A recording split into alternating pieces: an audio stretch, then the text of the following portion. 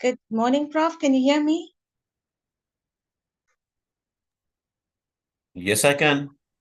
And I can see Good you. morning. Good morning. Sorry, I just lost connection on my PC. That's okay. I'm glad to see that you've using the PC when your laptop's gone. I you know, I use lots of devices. Yeah, sure. I can imagine. So are we all set? We all said, I'm just checking. I've asked, I've just emailed. I said, I've asked the other speakers to also join just in case Faris is Sure. late. So I just want to check. Is he on? I can't seem to see whether he's on. I don't think he is. We have Dean, of course. Good morning, Dean. But I don't see any other speaker yet. Hi, hi. Welcome to day two. Morning. So we can wait and figure if I the think we can speaker wait. will. I think we can wait a few minutes. I've actually phoned Sure. Faris. He's in Michigan, so I've actually called him, and I've Yeah. also called Virginia is in Puerto Rico, Okay. and Vishnu is in Indonesia. So I've Yeah. actually messaged all of them. So yeah, so basically, whoever comes first, we can actually let them go. Right. That's good. So we have some students on standby. We can roll them in as soon as we have the speakers. Okay, fantastic. We can do that. Sure. Good morning, Dean.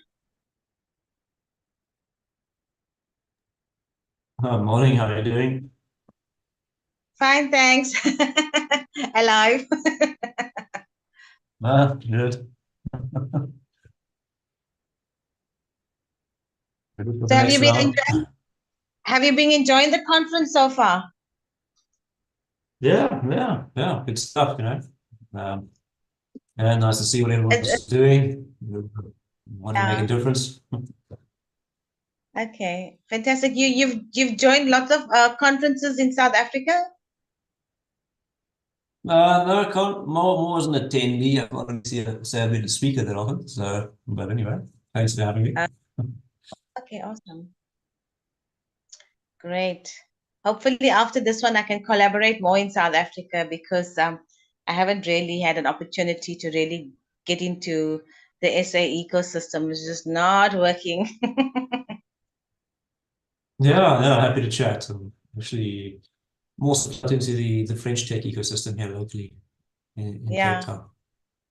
So yeah, there could Yeah. be scope for various things. So, Shobhan, Awesome. which is the biggest challenge you face in getting the startup ecosystem going among education institutions in South Africa? You know what, it's okay, so the first thing was that is that the entrepreneurship was literally dead for many years. It's only just kind of like started sprouting up over the last 2 or 3 years, and the only reason for that is because we've got the highest unemployment in the world, and especially amongst youth. So there have been lots of collaborations. I mean, with the Wadwani Foundation, with Charles here running the Africa ecosystem, trying to get into universities, incubators, very difficult. When Charles and I started, or should I say, when I joined with Charles from Wadwani 5 years ago, I think there was literally two incubators only.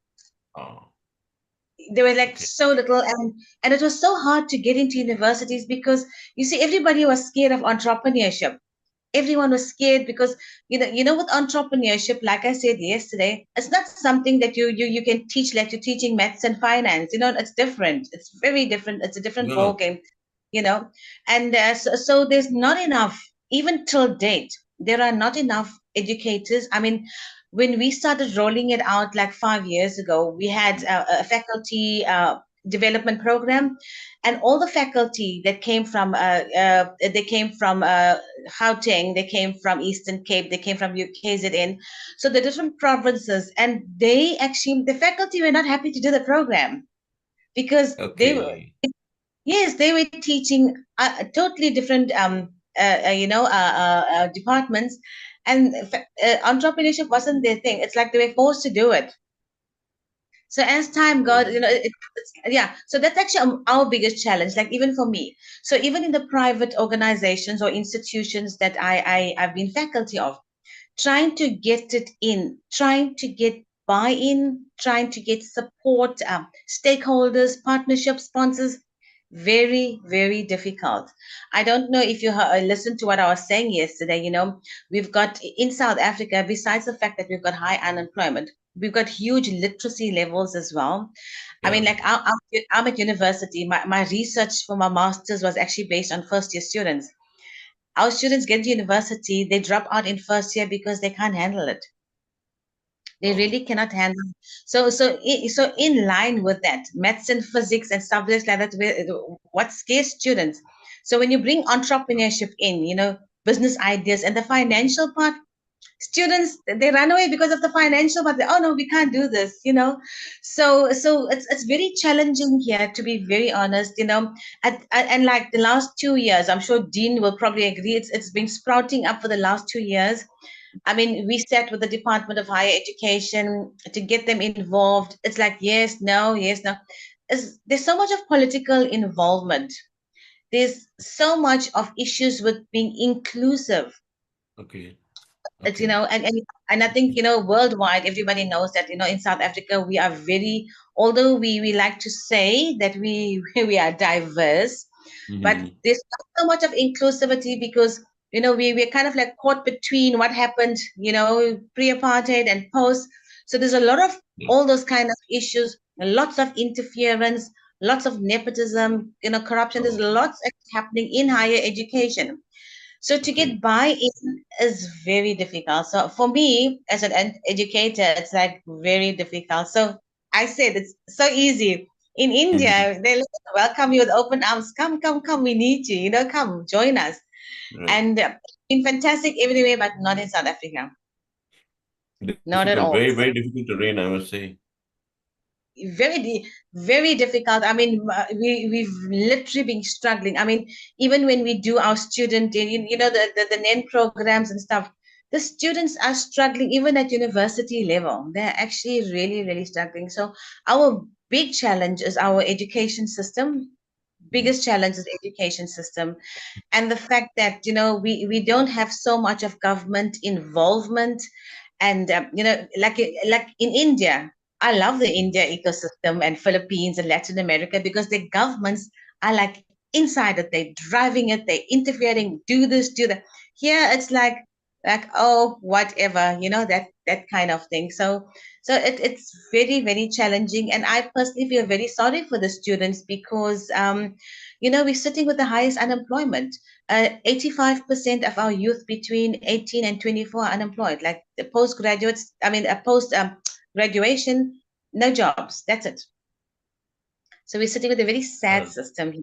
Yeah. that's actually the right situation where entrepreneurship should be encouraged because you have high employment.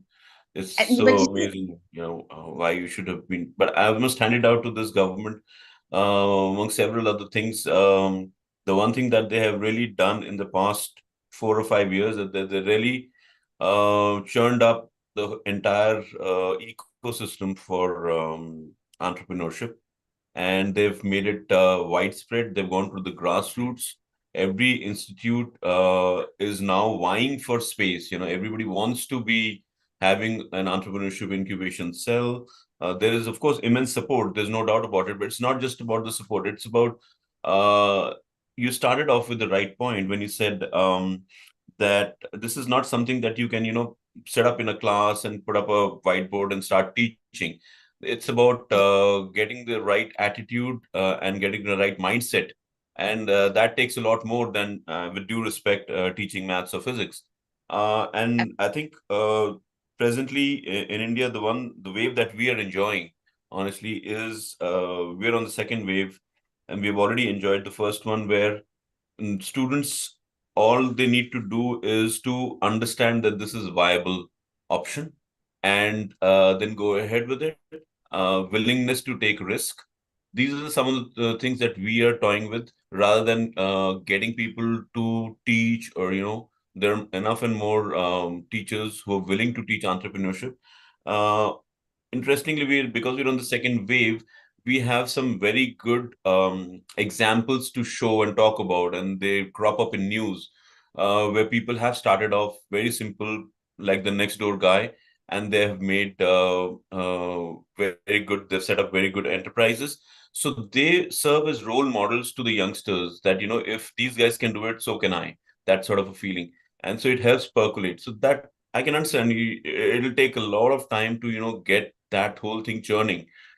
But yeah, the right place to start is getting teachers to be encouraged enough to see, Yeah. to invest in something that they believe their students would eventually succeed with, and then bring back, into the ecosystem. So you're at a very tough cusp of shifting into, big Absolutely. entrepreneurship numbers.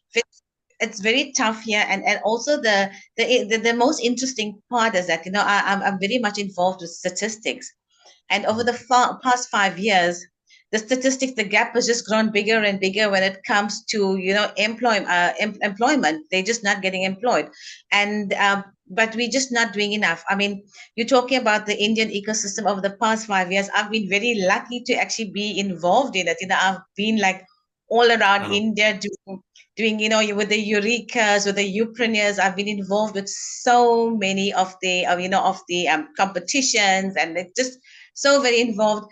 And at that time, we were struggling. We were literally struggling to even get universities involved here. So Yep. very, very, very difficult. So but I'm actually hoping that something happens. And then also, like I said, it's not very inclusive, because you will hear of something like yesterday. I was hearing that there was a congress right here. I mean, I'm living in Cape Town. There was a entrepreneurship congress right here, and I just said, wow, yeah, I'm doing all of this international work all over the world, and I had no idea that there was something actually happening in South Africa. And I thought, like, How oh does that wow, happen? that's so great. And yet, actually, when Charles did research 5 years ago, Yeah. I was actually the only registered entrepreneurship educator that could actually develop the Wadhwani program for the whole of the African continent. Oh, As wow. as an independent trainer. Yeah, Right. absolutely. So just also now, at least increasingly, universities, like, you'll find that one or two are coming on, but the general perception is that it's not everybody that wants to teach it. Mm-hmm. And I can you see, understand. because they don't have the business background as well. So they can apply, they can just give you pure theory, but they cannot Mhm. apply the concepts, and that is actually what you need. You need to apply the That is it. concepts, and that's not actually Absolutely. happening. Yeah, If you haven't been through it, you can't really teach entrepreneurship because it's not absolutely. like some of the pure sciences. Yeah, I totally agree with that. Right. Yeah. So, are we waiting for someone to kick this I, off I, right now? so actually, so I said to Rocky, we will have to actually hold on because none of the speakers have joined. I've just Okay. sent them a text, so we'll just check if the speakers have joined, and then only we can We had begin. Faris Alami joining from the US. Is he joining? I know, I'm just looking at the schedule. I hope Yes. someone's in touch with Faris Alami. Yes, so Rocky was just texting him, and I also tried to call him. Okay. So it was Safaris is from Michigan, and we've got Virginia from Puerto Rico, and we've got Yeah. Vishnu from Indonesia. So I've sent them all messages. I'm actually waiting for replies. So yeah. Okay. So in the meantime, I think we can just wait. We can just put up a Sure. slide, and we can wait in the meantime. She can just play a video. Yeah, we can play yesterday's video if there's one. Uh, Absolutely. We'll check with Rocky. sure.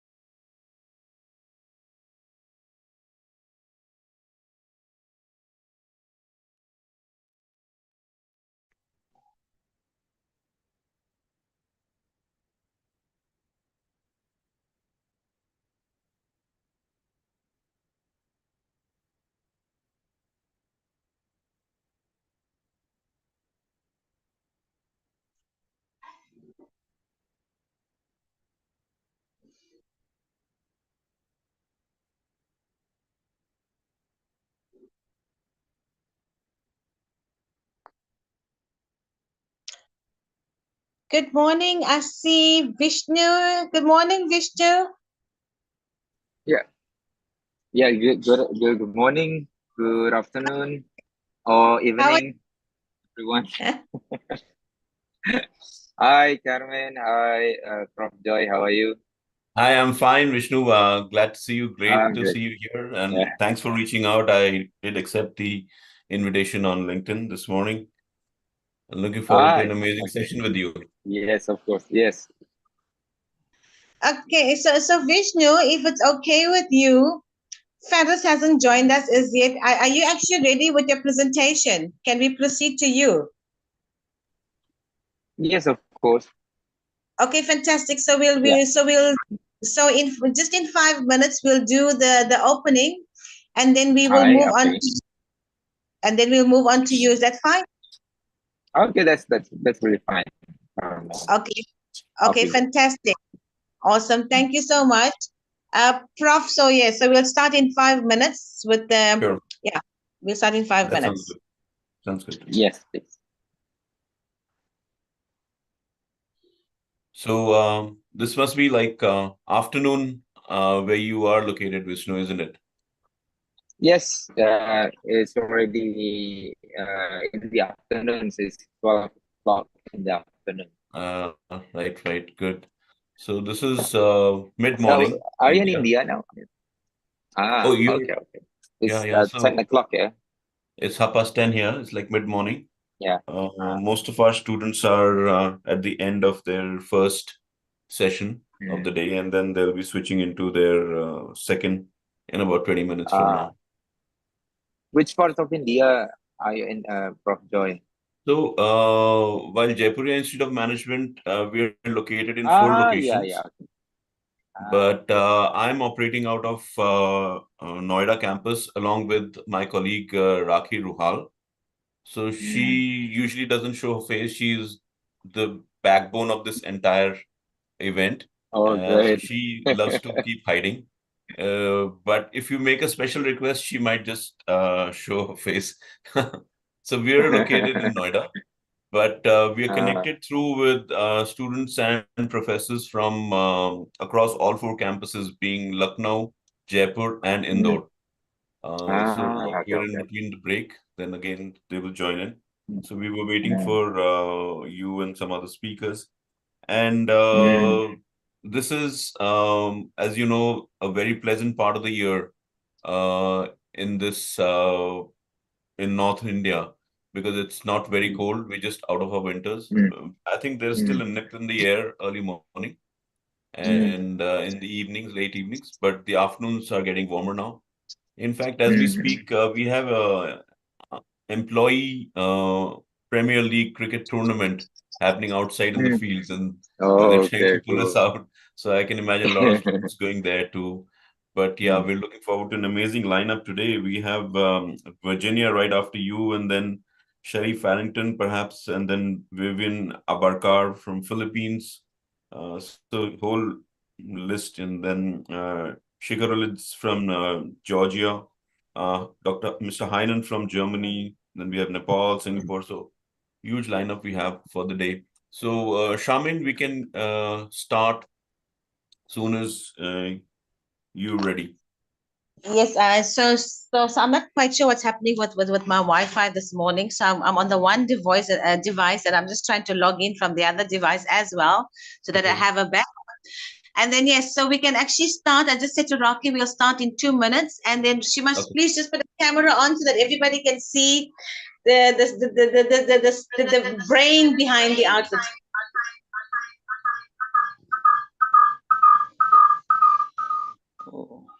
So Rakhi, everybody's waiting for your curtains to go up. Oh, there she is. Yeah, you're on mute, ma'am. Hi, Raki. Sir, good morning, everybody. Good morning. Morning. Great. So Vishnu was wondering, why is it that you wanted to hide your face all the time? Working on the background, sir. Yeah. Good He morning, takes center stage Rafi. sometimes. Okay. Good morning, ma'am. Morning. She's really, truly my backup because when I can't sleep at night and then I forget that, oh my God, it's actually it's past midnight in India and I'm busy working in different countries doing stuff and yeah, I'm WhatsApping her and I say, oh my gosh, I've actually forgotten. And early in the morning, she's actually up, she's answering. So, oh, it's so awesome, Rocky. Thank you so much. You're just a blessing. I think my next conference, I'm going to invite you because you're like just absolutely amazing. Thank you, ma'am. Thank you so much. So just let us know, ma'am, whenever we have to start. So we'll begin. Yeah, so we've just so it's my side at 6:59, so we've just got a minute, so we can actually start. Vishnu is here, so we can start with Yes, Vishnu. yes, I'm Sure. ready. The lamp lighting. Awesome. Morning, Vishnu. Let's start. Ladies and gentlemen, esteemed guests and distinguished speakers, a gracious good morning to you all. I'm your host, Pranjal Chauhan, and I welcome you all to day 2 of the event, Third Global Entrepreneurship Catalyst Symposium 2024, presented by CGM and Jaipuria Institute of Management, Noida. Yesterday's sessions on application of SDGs entrepreneurship education, going global and partnership, driving entrepreneurship both a university, and many such sessions set the stage for a truly enriching experience.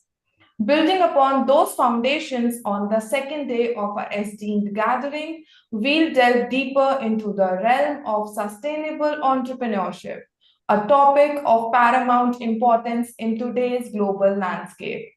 Before we start the insightful discussion lined up for today, let us commence with symbolic lighting of the lamp.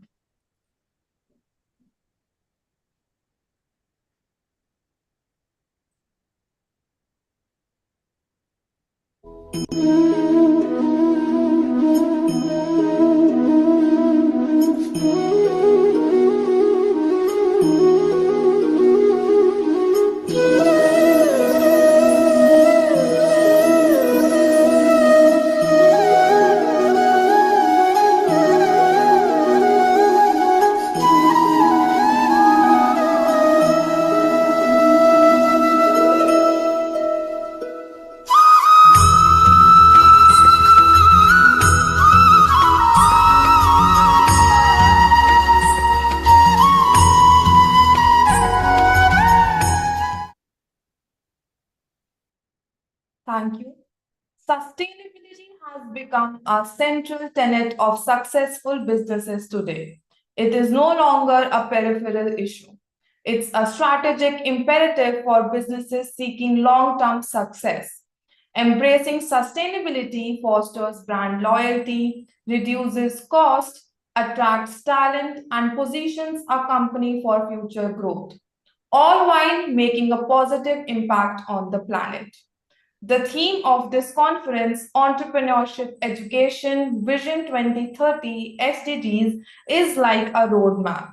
It helps us explore our areas of expertise and find connections that lead to fresh ideas and ways to make a difference. Now, by moving forward, I would like to invite our first guest, Professor Vishnu Dubroto, Dean of Entrepreneurship and Business School, Podomoro University, Indonesia, to address the symposium with the topic Achieving Indonesia's Entrepreneurship Goals.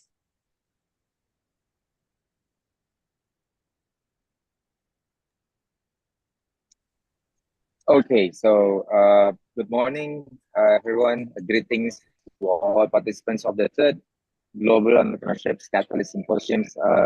First of all, thanks to Chairman and also the team, CGM, and also Prof. Joy, Jaipuria Institute of Management.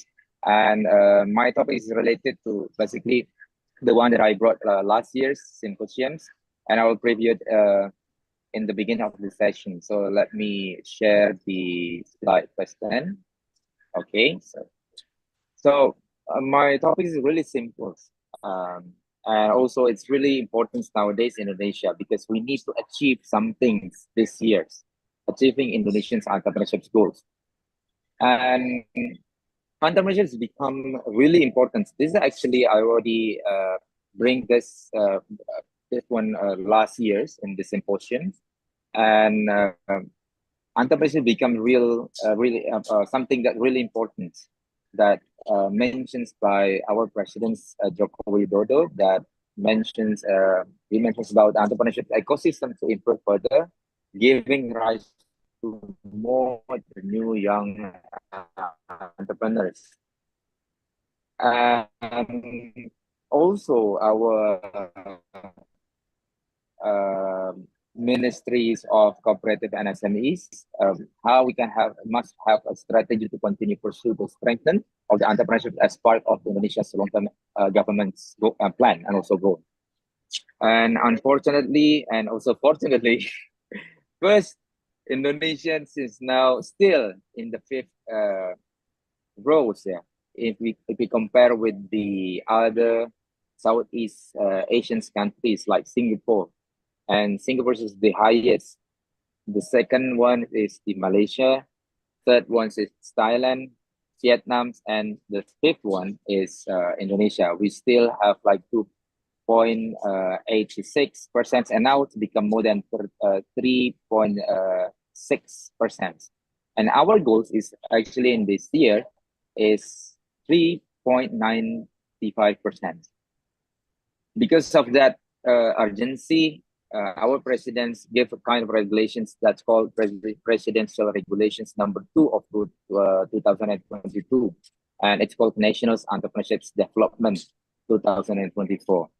And one of the interesting point is we define the entrepreneurships, because we know the other nations trying to, there are so many definitions of entrepreneurships we know. And Indonesians trying to define the entrepreneurship. So because we have a lot of religions, we have a lot of race and also cultures, we trying to have the same views of entrepreneurship. So we define that as an entrepreneurial mindset. Okay, there are 3 words: entrepreneurial mindset, innovative, and also sustainability. And this rules is basically as a president's trust to establish entrepreneurship ecosystem, and it's unified the guideline for the 27 ministries institutions regarding entrepreneurship, strengthen synergies between institutions and ministries, accelerations to achieve the national entrepreneurship ratios target, which is 3.95%. And the last one is regulating the duties and the functions of each ministries. There are like 27 ministries and also institutions. And we become 3 steps: the prospective entrepreneurs, novice entrepreneurs or early stage, and the established entrepreneurs.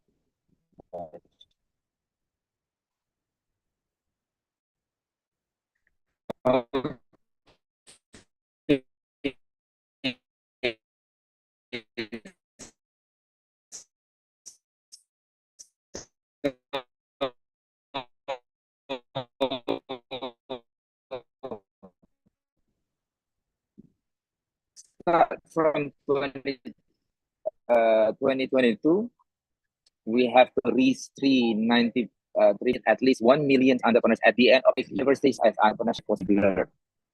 We push universities to become the ecosystem enablers. We push them to collaborate with all the stakeholders, entrepreneurship stakeholders among the regions, like competitors, like media, and so on.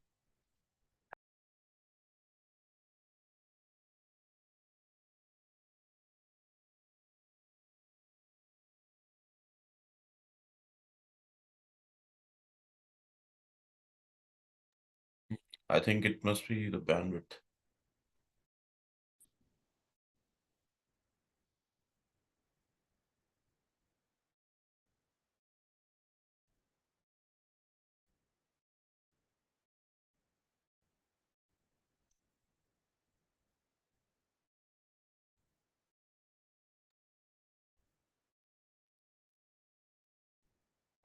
Yes, I'm really sorry, guys. Yeah, a bit lost connection. So, am I audible?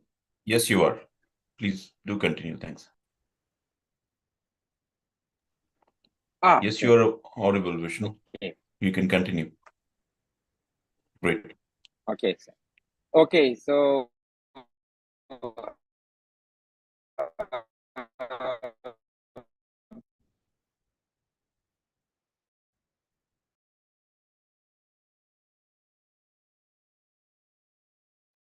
Oh, that's such a shame. We dropped off. Let's wait. I'm really sorry because I think something wrong with the connections. Okay, so let's continue then, yeah. Sure. Okay, so as you can see from the pictures, is actually the process of the entrepreneurship development in Indonesia. Start from the mindset, uh,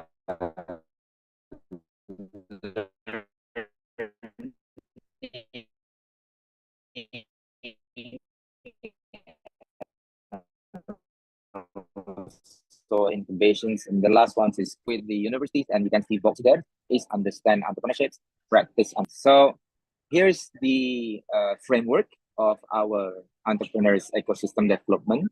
So basically, you can see the pictures. The steps is first, we collaborate with the stakeholders, and we make a kind of programs in some regions in Indonesia, and that what we call entrepreneur hubs or entrepreneurship ecosystem development. And mainly there are three phase of the program. Step one, that start from the entrepreneurial mindset. Step two, that's for early stage entrepreneurs, and step three is for the grow entrepreneurs, to grow the business. And some activities that relate to the step ones is like enriching, empowerment, like workshop, training, and that kind of things. And the second one, the activity would be like accelerators, mentoring, and coaching. The last one is matchmaking, funding, and also link and match between the entrepreneurs and also the stakeholders.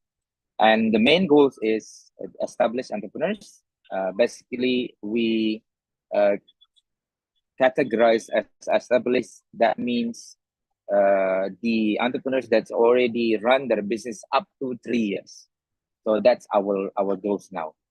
Now we're focusing on the quantity first, and after that we working on the quality. So between 2022 up to 2023, we focusing on the first step.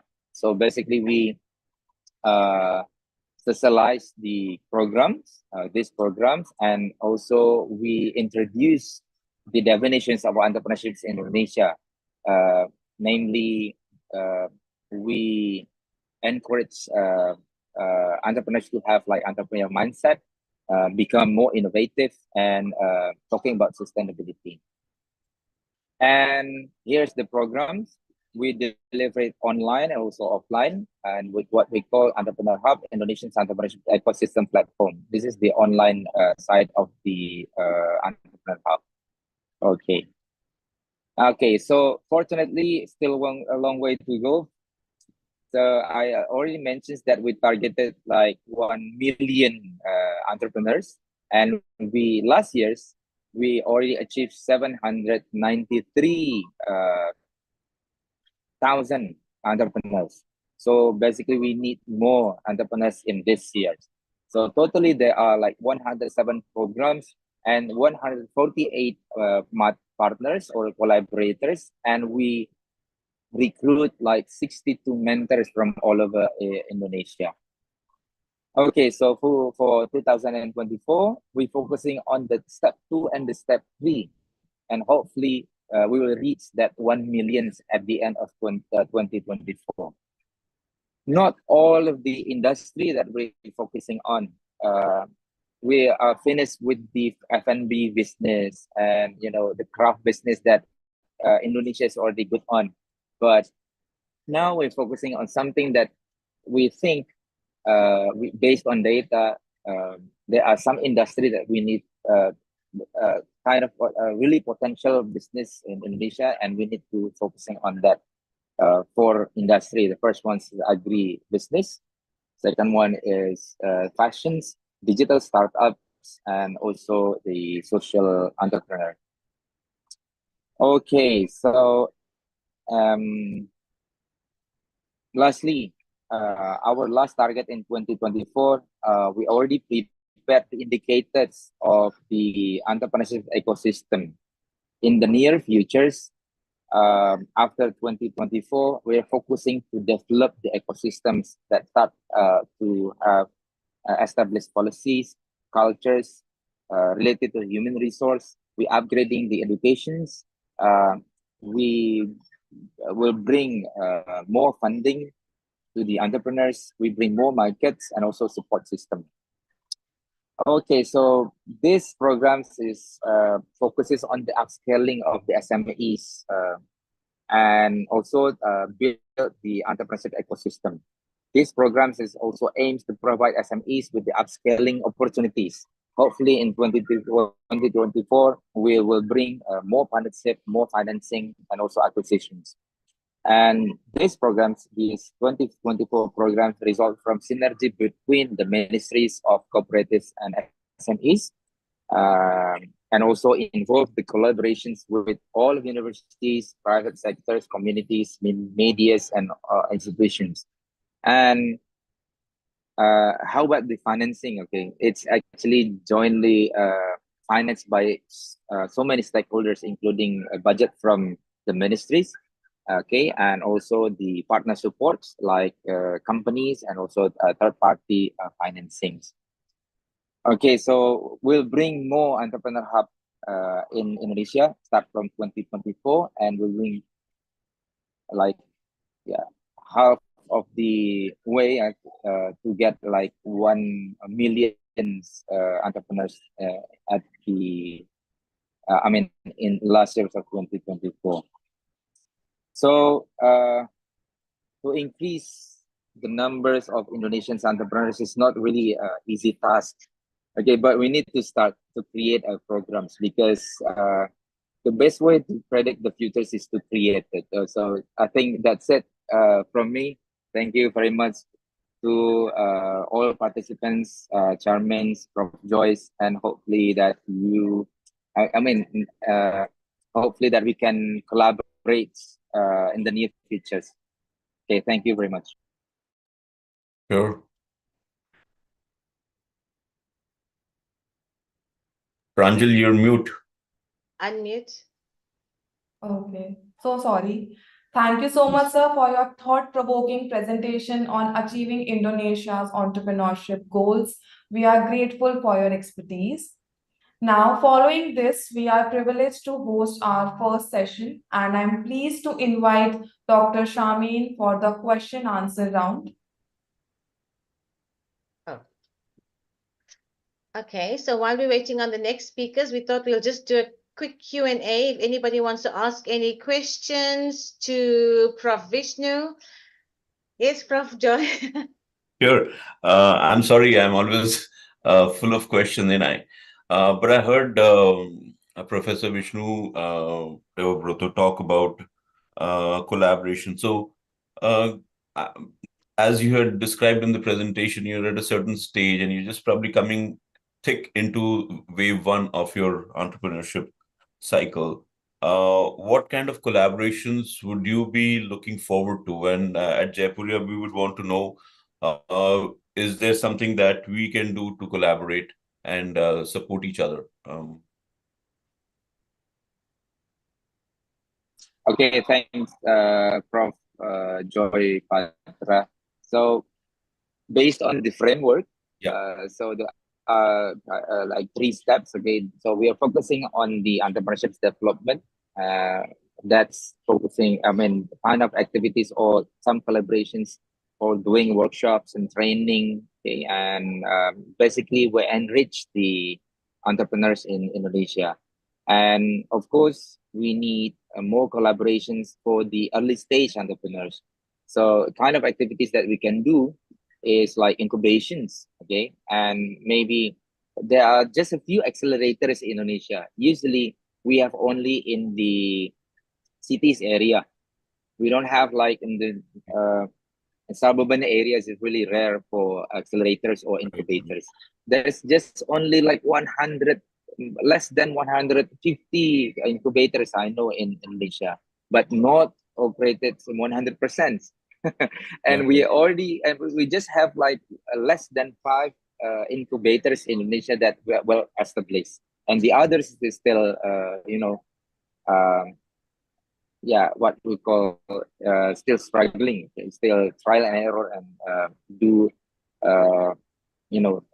not really well established.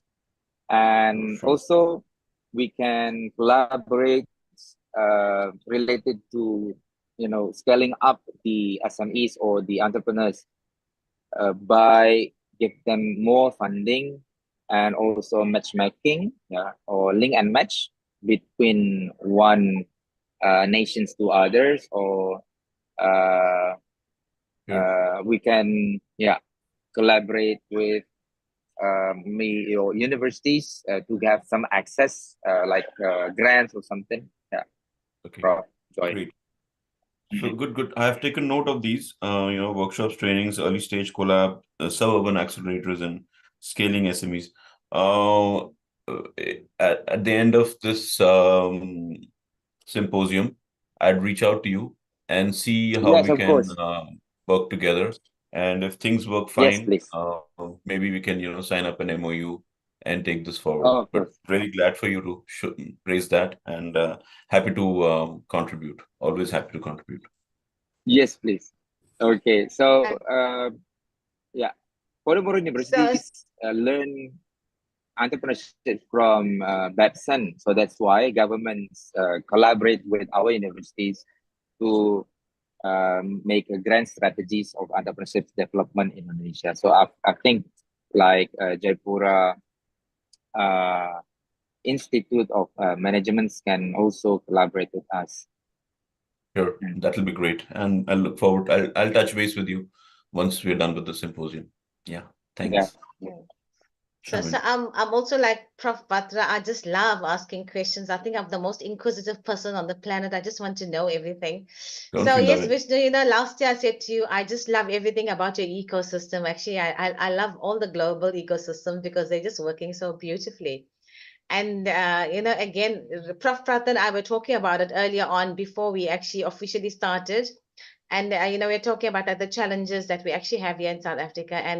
And the one thing that I found in common with like India and now with you is that you actually got amazing buy-in from government.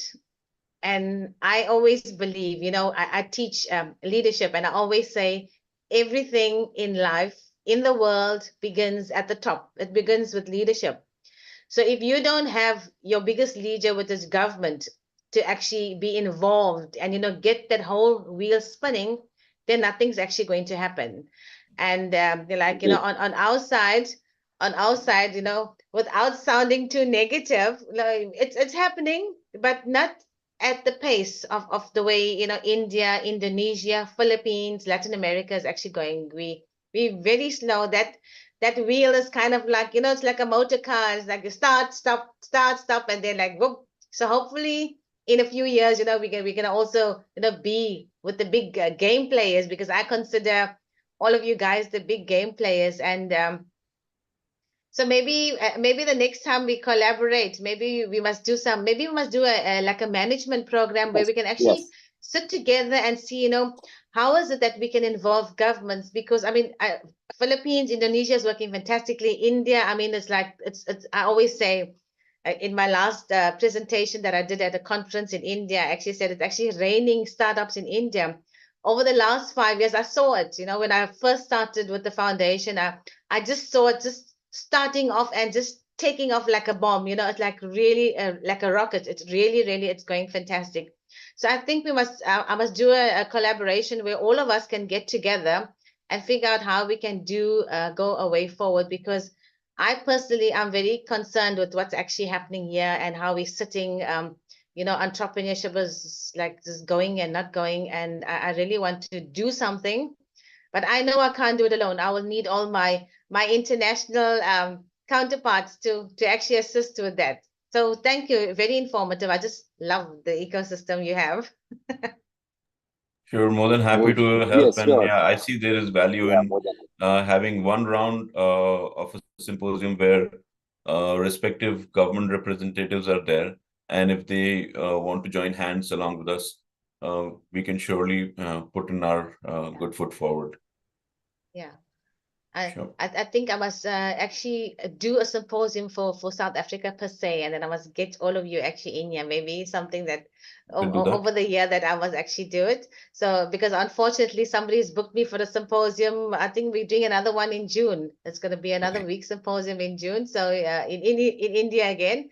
So yeah, so I'm going Wow. to definitely put something together for South Africa. I mean, we're such a tiny little country, you know, we've just got 9 provinces, or like in India, you say 9 states. So we just very small, and we can do a lot. I mean, Prof. Shelley will be coming on later on, and she's also running a very nice incubator in Nelson Mandela University. Lana will join us later. They're also doing something, but it's not as fast as we'd like it to go. I think yesterday, Prof. Shanta from Botswana, he did a very nice presentation of actually what they're doing there. But you know, there's so much more that we can do on the African continent. You know, we just really need that buy-in. So thank you so much, Vishnu. Oh, thank you so much. Thanks a lot, Charmin. Thanks a lot, Prof. Joy, and Thanks. also, Thanks. yeah, Virginia. Yeah. So we have Professor Shelley joining in and Virginia joining back. So Welcome continuing, to the symposium. Hi. Yeah, please, Pranjan, do carry on. yes, sir. Continuing with our discussions, I would now like to invite Miss Virginia Rivera, President of World Education Policy and Vice President of Piyush Group, representing the United States, to delve into solopreneurship. Thank you. Can you hear me? Am I Yes, audible? ma'am. Great, wonderful. Am I also able to share my presentation? Yes, ma'am, it is visible. Okay, thank you. First of all, I want to thank you for inviting me. I'm very excited to be here today. My topic, solopreneurship, contrary to solopreneurship, is really empowering women with the power to really be entrepreneurs. We'll be talking, and it's a very simple presentation, and the reason why women make great solopreneurs. I'm going to go ahead and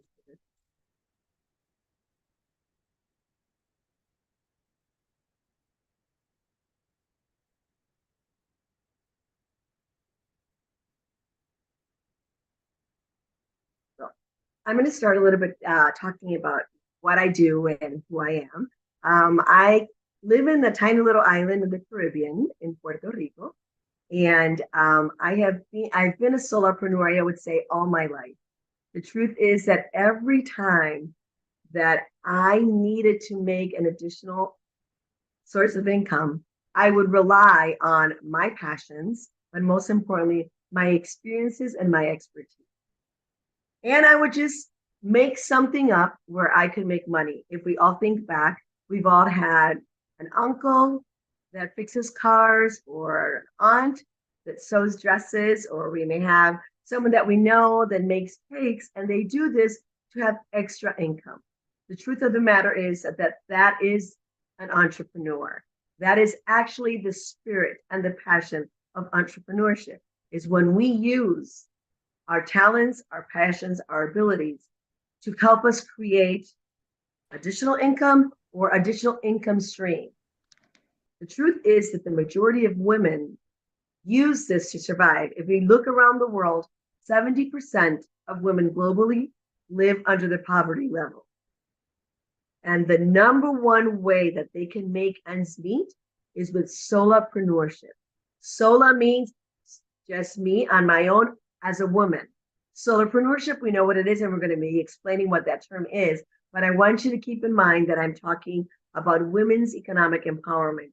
And I'm an advocate, and I'm a certified coach, and I actually help women open their businesses. That is my job. That is what I do every single day.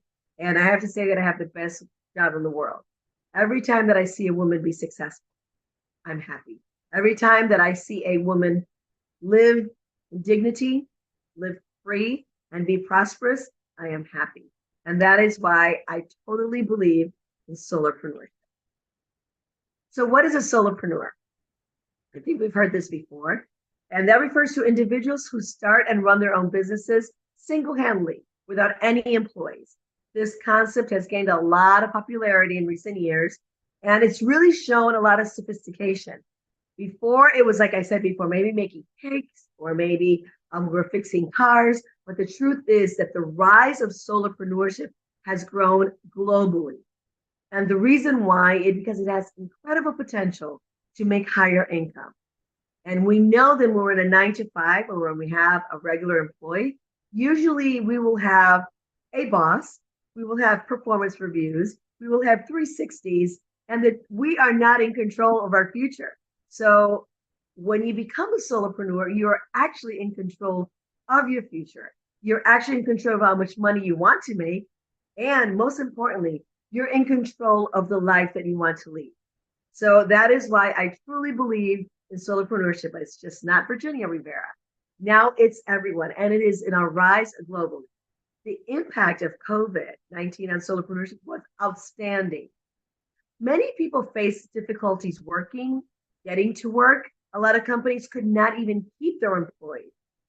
But solopreneurs were able to adapt, and they found new opportunities.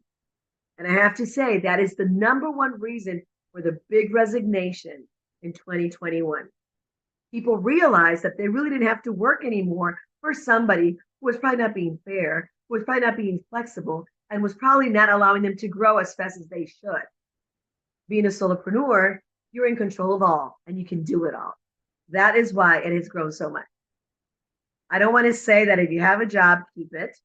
Obviously, it probably has benefits. So, keep the job, but just keep in mind that even if you have a full-time employee, and you are a full-time employee, you can actually have a solopreneur gig on the side. I am from the United States of America, and we truly believe in the gig economy. We believe that if you're not making enough with one job, you can do 2 jobs, 3 jobs, and make the money that you want. And I truly believe in that. And not only that, I am a true testament that you can have 4, 5, 6 different income streams. That way you don't have all your eggs in one basket. And not only that, you don't have to just stay with one business. You can actually see which one works best so you can scale that business. So what's the definition of solopreneurship? It refers to the practice of running a business independently, typically as a one-person operation. A solopreneur is an entrepreneur who takes on all the responsibilities of starting, managing, and growing their own business. What are the characteristics of a solopreneur? Well, let me tell you something. You don't need anything special. You are perfect just the way you are, but you need to be self-reliant and self-motivated. If you really need somebody to tell you what to do, go be an employee. Multi-skilled and versatile. That means that maybe today you may have to do something completely different than tomorrow because you're the only person in your enterprise. You need to be able to make quick decisions. Is this good for me? Is this good for my company? Am I going to be able to handle this? Well, I have to hire freelancers. These are all decisions that have to be made by the one person who's running this enterprise. You need to be passionate and you need to be dedicated to your work. Remember that when you're a solopreneur, your reputation is actually the only thing that you have. So we need to make sure that we're always working towards being the best that we can be, not only being the best, being number one, because that is what it entails when you are a solopreneur. You need to be comfortable with taking risk. And I always say, the bigger the risk, the biggest the reward. So when you are a solopreneur, you're not going to be in your comfort zone. We leave that for employees. You need to really think outside of the box. You need to really face challenges head on, and you really need to be really good at problem solving because this is your mainstay. This is what you do. If you have these characteristics, I will say you are definitely a great candidate to be a solopreneur. So what are the advantages of solopreneurship? Well, first of all, full control over decision making. Nobody will be making decisions for you. Nobody will be telling you that you're not enough, that you need to do something different. You totally have control of everything. Flexibility in work schedule.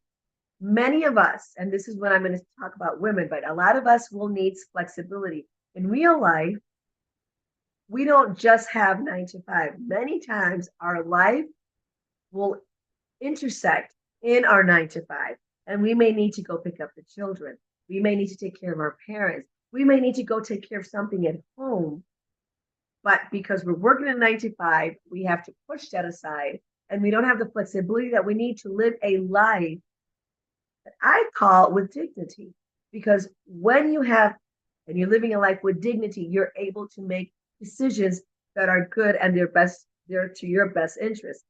When you are trying to do something and you can't because a boss will not allow you, because policy rules say that you can't do this or you can't do that, many times it really infringes on the dignity that we have as human beings and at work. So I think that one of the most important things is flexibility in the work schedule. Direct interaction with customers. You are it. You are going to establish that relationship. You are going to be the big guy. You are going to be the little guy. You're going to be the person that's going to be able to resolve all issues and situations with your customer. So you will be the hero every single time. Lower overhead costs. Many times when we need to go to an office or corporation, a lot of us commute an hour or more. We are in horrible traffic. We wake very, very early because we have to be somewhere else physically. When you're a solopreneur, you decide where you want to be. And this will help you save on everything, on everything. You can work from home, or you can actually work from a co-working space, right? You could actually work very close to home if you're not working from home. You can actually walk to work. You don't have to stand in the metro. It's super full and really be affected by all these outside things that can impact you when you can make the decisions on your own. And this is going to help you lower overhead costs everywhere. You can probably use your cell phone or your mobile as your computer, as your instrument to work with. So there's so many things that you can do when you actually are in the driver's seat of your career, your professional career, and most importantly, your life. And it also gives you an opportunity for personal growth and learning. We are lifelong learners. And one of the things that we see again and again with women, especially when they're working in a corporation, they will work from Monday to Friday or Monday to Saturday. And the time that they would need to actualize, to update their skills is usually the time that they would set aside for their children and their family. So we ask women, unfortunately, to choose between family or being updated, when the majority of times an employer could definitely take the time to update that employee in particular during work hours, but the majority of the time, it doesn't work that way. You have to do that on your own time, and that infringes on your family work balance. So solopreneurship can be a great option for women, and these are several of the reasons. Number one, we talked about flexibility. Solopreneurship allows women to have flexibility in managing their work schedule, which can be really beneficial for balancing work with family responsibilities or other commitments. One of the things that I think that is really important is that if you really want women to succeed in a corporate environment, we need to start thinking that women need to have flexibility no matter what. We need to start thinking that public policy should really address the issues of women and the responsibilities that they still have as caretakers. And that is not happening fast enough in any country. So in order for us to be able to do all the things that we are supposed to do, like bringing home an income that will help us live a dignified life and taking care of families, a lot of times the best option is to be a solopreneur. Autonomy. As solopreneurs, women have full control over their business decisions, and they can pursue them with the vision that they have. They will also have control of work-life balance. Solopreneurship offers that opportunity to create work-life balance. Opportunity to be creative.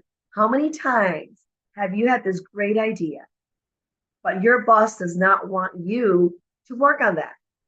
Although you know that it will resolve so many issues Because you have a superior or you have a boss, you do not have the opportunity to really use your creativity to innovate, because that's pretty much not your job. Maybe your job is something else. Community support. There's a growing community of female solopreneurs that provide support to others. You've heard about it. Women supporting women. It's not a fallacy. It is true. And once you tap into that, you would realize, why didn't I do this before? I'm not saying quit your job. I'm saying quit your job if you're not happy. I'm saying that quit your job if you're not being treated with respect. I would say quit your job if you're not growing as fast as you want. And most importantly, quit your job if you're not getting paid what you know you deserve. Now, in order to do all that, we need to definitely create an innovative product, service, or concept that would help us stay and do the work that we want to do, controlling our own destiny. It's not for everyone, but it's definitely a great option for entrepreneurs. And empowerment. Solopreneurship empowers women to take charge of their own professional and financial growth. So the difference, why is solopreneurship? This is really geared towards women. 1 out of every 4 women around the world experience violence in the home. 70%, that's out of every 10 women, 7 live under the comfort zone. 92% around the world, women are in charge of the caretaking responsibility. That means that out of 10 women, 9 take care of moms and dads and their children. So if you're listening to me right now, you, just like me, you're thinking, wow, this is really unfair. We want women to work, but we want women to work on our terms. We want women to work what works for me, not necessarily for them. So that is why solopreneurship is so important. Sola with an A is totally geared towards women. And I'm going to tell you what it is that's going to benefit you. Number 1, independent. Once you're independent, you are your own boss and you control the time that you spend at work and how you spend it at work. You no longer have to do favors for anybody else. You no longer have to find coffee for somebody else. You no longer have to try to help somebody else do things that are not even in your job description, because you have the independence to work on your own. Gives you the flexibility. You can actually dedicate more time to work, less time to family on some days, and more time to family and less time to work on other days. You decide how you are going to balance your life. That doesn't mean that you're not going to be a doctor. This doesn't mean that you should not pursue your PhD or your master's. It means that when you do that, it's more power for you because this is your business. It's not more power for your employer. It is actually for you. And then it takes me to empowerment. When you have your own business, you stand on your own feet. Nobody will ever again tell you what to do.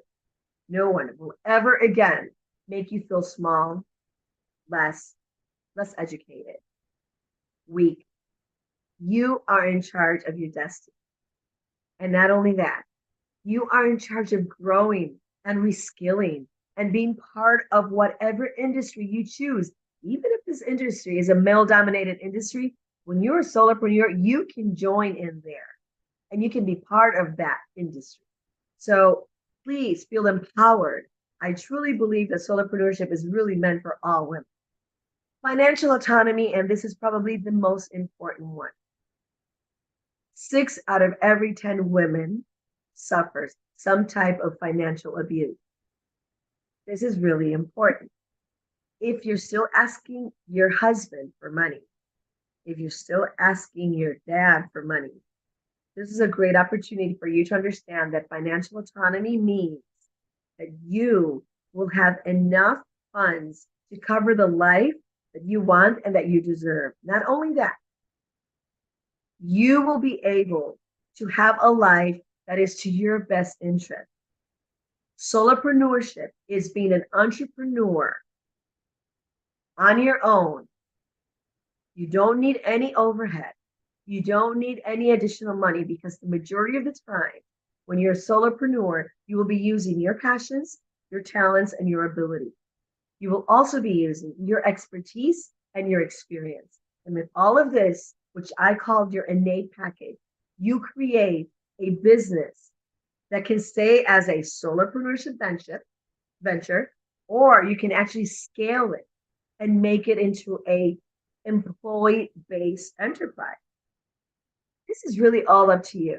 And this is why solopreneurship has grown globally. There's so many options. There's so many things that you can do. But I think one of the things that is really the most important is the financial autonomy aspect. You no longer have to wait for somebody to give you a raise. You know how much more money you need to make. So that means that that's how many more clients you're going to get. It sounds easy. You know what? The truth is that entrepreneurship is never going to be easy. We know that because it's usually your venture. But the truth is that when you are in the driver's seat, you make the decision. And that is the most important. And there's another thing. Women can and should pursue wealth. For the longest time, we've been saying that women should not be thinking about being ambitious or making money or just making enough to help out in the family. No, sorry. Women can make their own wealth. They can actually pursue wealth, and they should definitely be ambitious. So when you are really planning your life, make sure that you are taking into account what it is that you want, what it is that you deserve. And I would say that solopreneurship is really perfect for you. So solopreneurship, we know what it is. Sola is just that I am really focusing this on women because statistics show again and again that we're underrepresented and underserved in every aspect. There's not one country in the world, not one, that has public policy that truly protects women's rights, which are human rights. So this is why solopreneurship is so important, and it's so important to women. But why is it important for all of us? Because women are half of the population. And if we expect women to pull their weight, but we're not helping them in any aspect, then this is an option where they will have autonomy, will they have flexibility, will they will have empowerment. So if you're listening to me, men can do this, absolutely. But this is tailor-made for a woman that wants to become an entrepreneur, or a woman that has a special needs child, or a woman that has certain conditions, or any type of woman that has any type of limitation. Solopreneurship is the solution for you. Are they challenges? Yes, they are. Just like in any other entrepreneurship venture. There's isolation and a lack of collaboration, working by yourself. So you need to get integrated in a community. And there's so many communities that support solopreneurs. Work-life balance issues. Like I said before, there are going to be days that you're going to have time with your family. But there are going to be days you have to work more. So you're going to have to start developing a system, a support system. When you know that you have to be extra amount of hours working because you're the boss, then you can actually call in people that can help you. But there's something you have to work actually before you even start your business. Who is my support system? Limited resources and support. We need to work on that. That is just as important as anything else that you will do as an entrepreneur or as an employee. If you're an employee and you want to go home, you probably can't because you have a boss that says, no, you need to leave at your exit time. So don't think that it's that difficult. We just have to figure it all out. Managing all aspects of the business alone. This is why we have freelancers. This is why we have people that work as professionals on a contract. You don't need to do it all. All you need to do is know what you need, and then you can hire. And remember, you're not supposed to be an ace in everything. You should know what it is that you need, and then you find the ace in that you need. And in solopreneurship, many times we can find financial uncertainty and instability. And that it all depends on you. If you keep track of where you're at and what you need, if you know that you need 2 more clients by the end of the week, it's totally up to you to go out there and get it because you are in control. You are boss. You are the master. But I have to say, there's so many other things that we can do to help a solopreneur be successful. First of all, you need to set clear goals and priorities. If you know what your goals are, you will definitely put your priorities where they need to be. You need to develop a strong personal brand. I can't say this enough. Even if you work as an employee, you need to have a solid personal brand. How many of us know grandmothers, aunts, dads who've worked 25, 30 years in the company with a boss who took all the credit for their work? And nobody ever knew that they could do that because they did this for this person. So from now on, you need to have your social media professional and start working on your personal brand. Let people know what you can do. A lot of times they don't know what you can do. Offer yourself at work. If you work in an employee or an employer environment, let them know that you can actually participate in other things. Do it for free. You know why? They will discover your other capabilities. If not, you will always be the assistant. You will always be that supervisor. Let them see how you can really shine. And that is super important. Network and build relationships with other professionals. There's so many events going on all the time. I know networking can actually feel awkward, but you know what? There's so many tips on being a good networker. Go, do, meet. This is the only way your business is going to grow. Outsource tasks that are outside of your expertise. We talked about this a little while ago. You do not have to do it all. You can actually freelance, get somebody else to do it for you. Continuously learn and adapt to the market change. If you're always looking at market trends, you will be able to adapt on time. And I have to tell you, this is probably one of the major reasons why businesses go under. If we're not looking at how things are changing, we will never be able to innovate. And innovation is the key for anything that we do. So what resources do solopreneurs have? I think this is and we know online education is tough. You can get online courses and workshops for free everywhere. And I would say, look for us at IIU, International Internship University. Every single day we have sessions that are free for you. But there's so many others. Business coaching and mentorship programs. I'm a business coach. I'm a certified mentor because I truly believe in helping people, most importantly, entrepreneurs, do it the right way. Be successful. I've helped more than 3,000 startups, and I have to say that more than 75% of those are still up. A lot of them have pivoted. They've grown. They've scaled. But we started, and they're still there. And that is the key. Find good coaching and mentors. Networking events and conferences. Freelance platforms for finding projects. They're all over, all over. Tools and software for productivity and organization. Now more than ever, it is so easy to start your own business. Now more than ever, with AI, you can do anything. Whatever took you an entire day, you do now in 2 to 3 hours. The rest of the time you have to go out there and be a human, something that machines can do. The human connection will never be something that AI could do.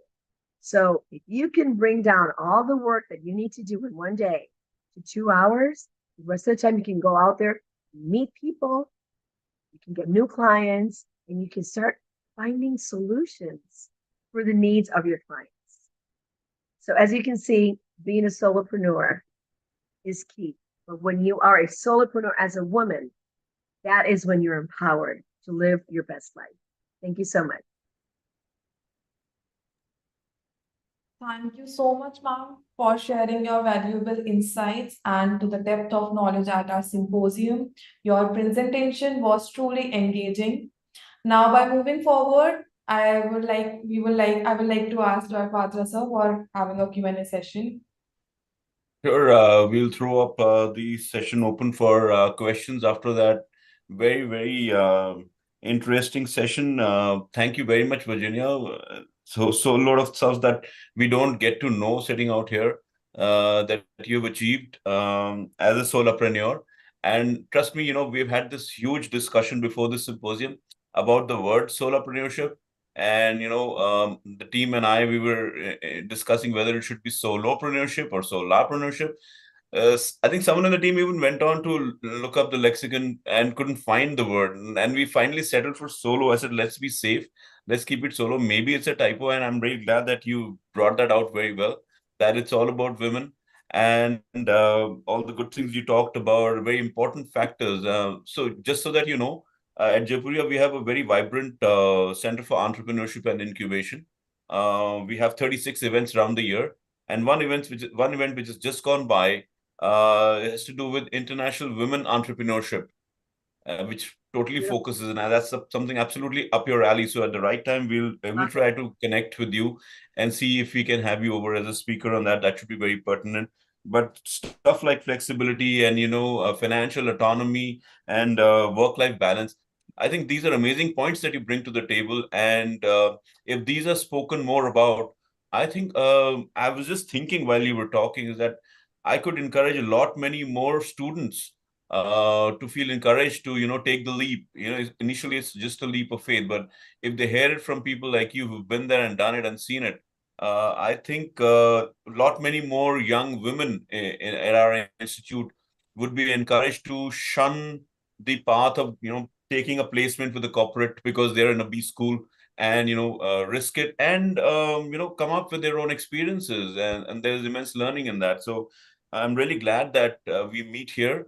I can't thank Charmaine Gangan enough to have created this galaxy of luminaries, and I'm meeting one after the other, but truly enlightened and elated to have had you here. So the floor is open for questions. Anybody, please, you may want to direct questions to Virginia. The floor is open now. So maybe while we're actually waiting for other brave souls to come on and ask questions, Virginia, thank you so much. What you have said is the pure definition of me, actually. And I'm just making notes here, and I said to myself, I'm actually going to be doing a woman entrepreneurship program. It's actually on my table. I'm busy working on it. So we're going to work together. But the interesting thing, sadly, is that throughout the globe, whether it's a developing country or whether it's a developed country, women are so sidelined.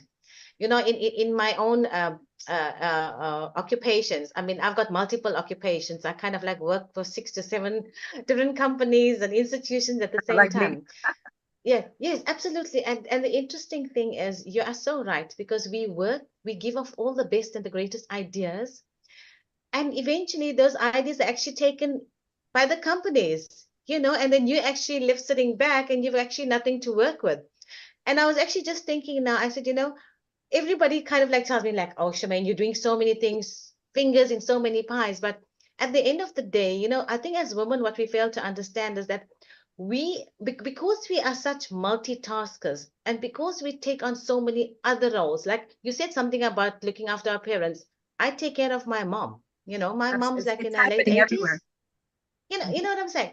So we do all of these things, and we actually forget what we actually have, how we are actually, I always say, we like the African continent. We're just so full of all these wonderful minerals. The gold, the diamond is like within us. We just need to just tap in there and actually take out what we have within us.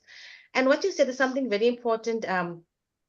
I was teaching health sciences last week, and I was talking to students about gender-based violence. And I was actually so happy that you brought it out. And that is why yesterday I also brought out Narissa. She's a clinical psychologist. I brought her on yesterday to talk about mental health as well. In the business world, we are so focused on profits and money and running here and running. We actually forget about these mental issues, which are becoming so huge. And I think countries across the world, first world, third world, whatever we call them, we really need to focus on that, because gender-based violence throughout the globe has hit an all-time peak. It doesn't matter. I don't care whether you're in the US, whether you're in India, whether you're in Africa. Everywhere. It's at its peak. And countries and leaders globally, they need to really grab that bull by the horns, because gone are the days where women used to keep quiet. I mean, I myself, and I'm an activist for women, so I'm very passionate about it. But why do we actually need a platform? Why do we actually need a platform like this to actually talk about it? It should be something that's coming out from every university, every classroom, every teacher, schools, businesses alike. Everybody should be talking about it. And I'm actually so glad that you actually pinpointed pointed that. And talking about us being autonomous also, because I believe that we are the critical thinkers. We can think. When you have a crisis at home, the first one that actually comes up with the idea is the mom. Dad is fine. That's He's right. sitting there. He's still trying to figure out, like, whatever. Moms are the ones that will come up, with the first ideas. So, we really need to engage with that. We really need to do this and take it forward. And so going forward, so thank you so much. And going forward, I know that we're going to collaborate much, much more on this. We want to make this not a woman thing, but we really want to bring out the solopreneurship in women, because women sit at home and they think, oh, this is my life. I'm going to sit at home, cook, clean, home executive. You can do a million things and get your own business going from home. So thank you very much for that. Thank you. I really enjoyed it. And I'm really, I think it said solopreneur, like to talk about it, but that's why I spoke about both and I made the distinction. And so, solopreneurship, I made it up, doesn't exist. I actually coined it. And my company's name is Solopreneurs. And because with the I am from Puerto Rico, so we speak Spanish. Sola means on your own, right? So, and I knew that solopreneur existed, but sola is actually a woman. So, so that's why I gave it the twist. But definitely thank you all. And thank you for your incredible, I'm really glad that you were listening, because I think it is important. I think that this message is an important message. And although we smile a little and we think it's funny, but the truth is that women do deserve to live in a fair and a free and a prosperous environment. We all deserve that. So thank you so much. Thank you. It's been a pleasure. Thanks. Thank you, ma'am. Now, moving forward, let's welcome our next speaker, Ms. Nana and Brady, our guest from South Africa, academic and mentor of Durban University of Technology, to enlighten us on design thinking as a tool for entrepreneurship teaching and learning. Good morning. Thank you for having me this morning. I'm just going to try and share my screen at the moment, put my presentation up.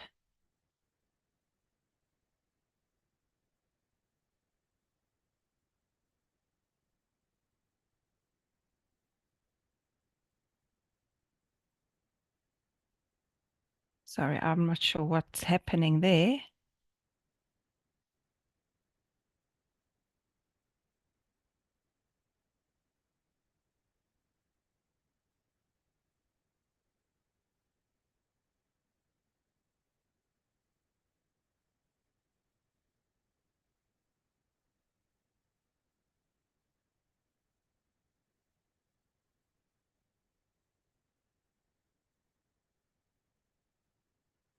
I don't know if somebody can tell me why I can't get onto a live PowerPoint. Rocky, please just check what's share happening. your screen. I've shared my screen.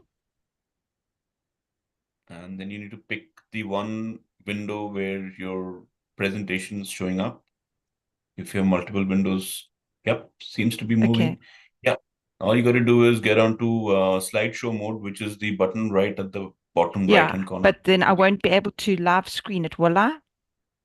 You sure you will? Right-hand bottom. Yeah. Yeah, good. That's looking great. Can you see me? We can see you. Okay. No, ma'am is not. Your video, if you will switch on your video, we will be able to see your face. As of now, we can only see your name tag. Yeah, Okay. wow. Sure, we can All see right. you. Awesome. Thank you, everyone, for having me. So the topic that I've selected today, something that I'm extremely passionate about, obviously, is entrepreneurship. But I'm also a very keen advocate for the use of entrepreneurship, and not just only in entrepreneurship, design thinking, and not only in entrepreneurship, but across all disciplines. But today I specifically want to talk about design thinking as a tool for enhancing the teaching and learning of entrepreneurship. So I'm just going to give you 2 seconds to have a look at the screen before I move on.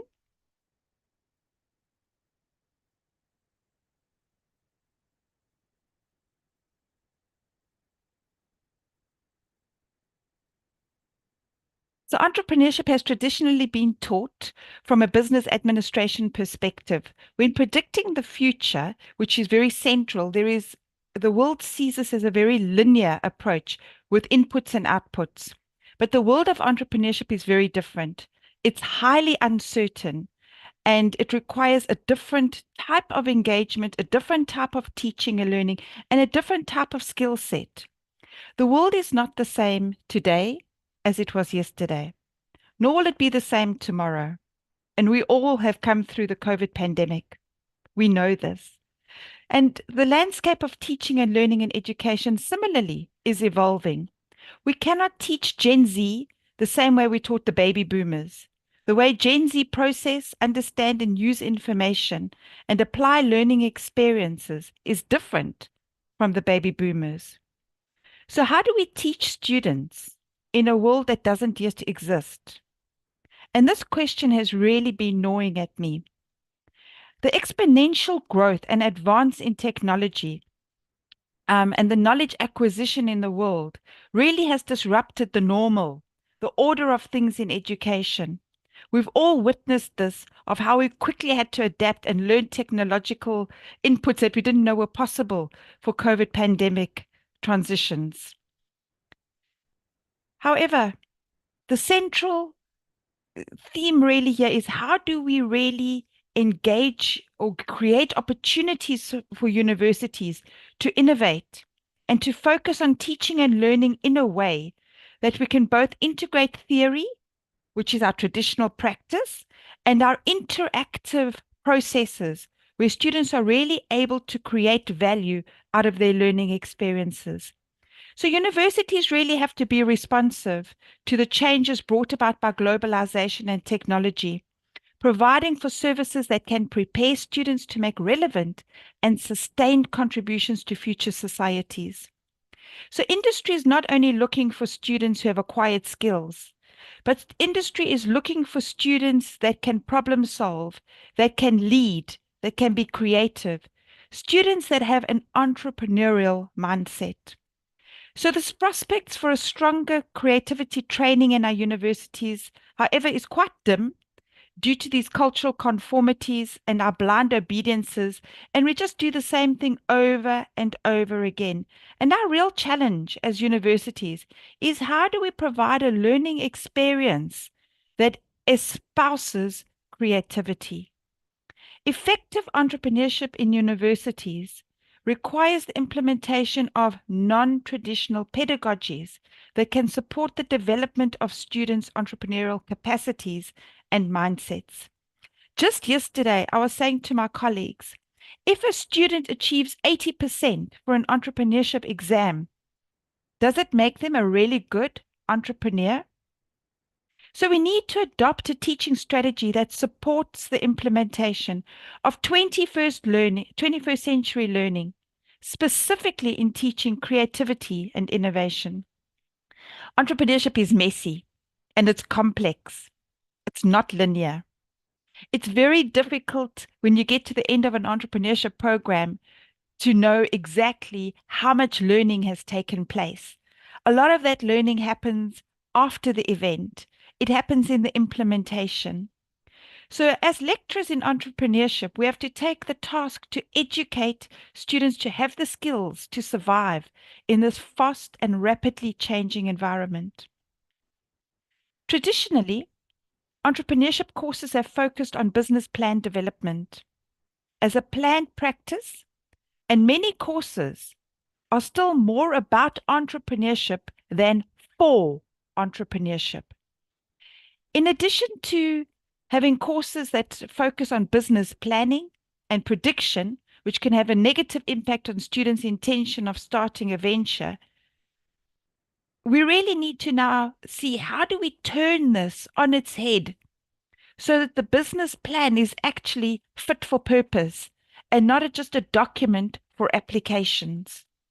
And we've become really frustrated with these traditional entrepreneurship teaching and learning methodologies that are largely based on developing this very business plan. The way the course is set up, students have developed a different part of the business plan over the period of the course. And quite often the different parts of the plan don't fit too well together, which frequently result in these pieces being forced together and really just don't make sense. I've been one of these lecturers where students have had to submit business plans because I'm embarrassed to say I'm one of them. We didn't know then what we know now. And the amount of plagiarism that students put in, that even forget to change the dollar signs or the name of the business of the companies that they were just plagiarizing business plans from. So we really need to rethink this pedagogy. How are we for entrepreneurship? This business plan in itself didn't encompass that kind of strategy. We thought we were doing the right thing, but to a great degree, we were very much ignoring this pre-stage and the actual problem-solving activity. And we were only briefly covering these commonalities in our entrepreneurship courses instead of actually exploring them, interrogating them, allowing students to unpack problems. And we realize now that a program in entrepreneurship can no longer just teach the aspects of business. It can no longer just be looking at marketing, management, accounting. We now need to be looking at a program that looks at what is possible, not predicting, but what it is possible. What is the status quo now? How can it be improved? What are the problems? How are these problems being solved? Where are the gaps in the market? So entrepreneurship, as I've said, is already a complex process by itself. It lacks this linearity of business thinking, and entrepreneurship students really need to master this uncertainty, these uncertain environments that they're currently in and that they will face in the future. And the business plan really is not the best tool for students who are studying entrepreneurship. It by no means brings out innovation or creativity. And so as we begin to really conceptualize entrepreneurial teaching through a method and a design-based approach, we need to start thinking about how do we deliver a program that is very student-centered. Unlike the business plan, which is very teacher-centered, lecture-centered, how do the students become more inclusive? How do they become part of the solution? And the program really needs to refocus on how we act, how we anticipate, and how we generate ideas for an uncertain future. And one possible way of doing this is through using the design thinking methodology. Design thinking is essentially concerned with human needs. It's about solving problems. It's not a linear process. It's a very iterative process based on specific milestones. And rather than the interaction that happens between the three spaces, it looks at how we interact, how these coincide, how they support and enhance each other. These three aspects of inspiration, ideation, and implementation, they can no longer be seen as separate things. And design thinking has evolved over the years and has become very relevant for business, for innovation, but very, very important to be recognized as a tool for entrepreneurship. It allows students to explore the real world. It allows them to see problems, to identify people who share those problems, to realize how big that problem is. It's not about just coming up with a product and going to find customers. It's all about having customers up front now. It's knowing who your customer segment is before the product is even developed. And these insights into the problems and these problem solutions are really constantly evolving. And once the student embraces this entrepreneurial mindset, they will also be able to continuously be reinventing their product, updating and upgrading their offering. So creativity in itself and innovation are mindsets that are central in preparing students for the world at work. For those students that pursue employment, employers really are looking for graduates that have an entrepreneurial mindset. And entrepreneurs and designers have a lot in common. Entrepreneurs think and to some extent even act like designers.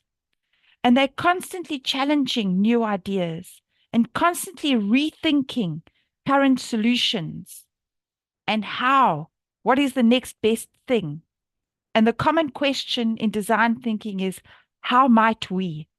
And this continuously drives improvement, continuous innovation. So against this backdrop of design thinking is a future that is possible for entrepreneurship education. A future that is possible for entrepreneurship education to be responsive to the needs of individuals, to responsive to the problems of what exists out there.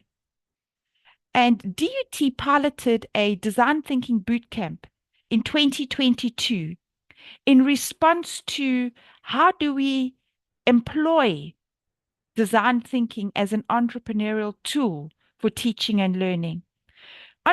Design thinking is defined as really a complex thinking process of conceiving new realities and expressing and introducing these methodologies into the field, such as business and innovation.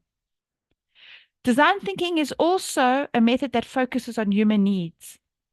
As we saw in the previous one, human needs are integral in designing solutions that are fit for purpose, enabling students to link these inspirations and these concepts with solving the problems. So this framework really helps us to apply iteratively what includes empathy, to understand and to observe from the customer's point of view, defining the perceived problem, ideating possible solutions, prototyping, and testing. It's a very, very different process from the traditional way of how we looked at entrepreneurship teaching and learning. I cannot believe that we used to write entrepreneurship exams. What were we thinking? This pilot program was well received by students. The interactive and doing program got students out of the building. They got to learn from potential customers, and they got to determine how they can solve real world problems with sizable market opportunities. So the students were more engaged in developing their ideas because their ideas were speaking to somebody who now had a personality, somebody that they could identify with. It wasn't this fictitious somebody that they were still going to find to buy a product that they've developed. The focus is somewhat switched in this pre-idea stage compared to only developing an idea that was always the thought of the traditional method. And several of the teams in this prototype continued developing their ideas after the prototype, after this program was finished, and we now have them in an incubation program. And just the spin out of this program into incubation has really showed how the approach of design thinking through this interactive engagement really changed the students' way of thinking of entrepreneurship. And the takeaways from this boot camp can really be summarized as a deep understanding of empathy, the why, understanding what is the customer's problem to be solved, generating ideas, and some of those ideas were really crazy and you're like, this can never happen. But out of those crazy ideas, they were able to refine them into something that was more achievable. It gave them a roadmap of how the business can be executed.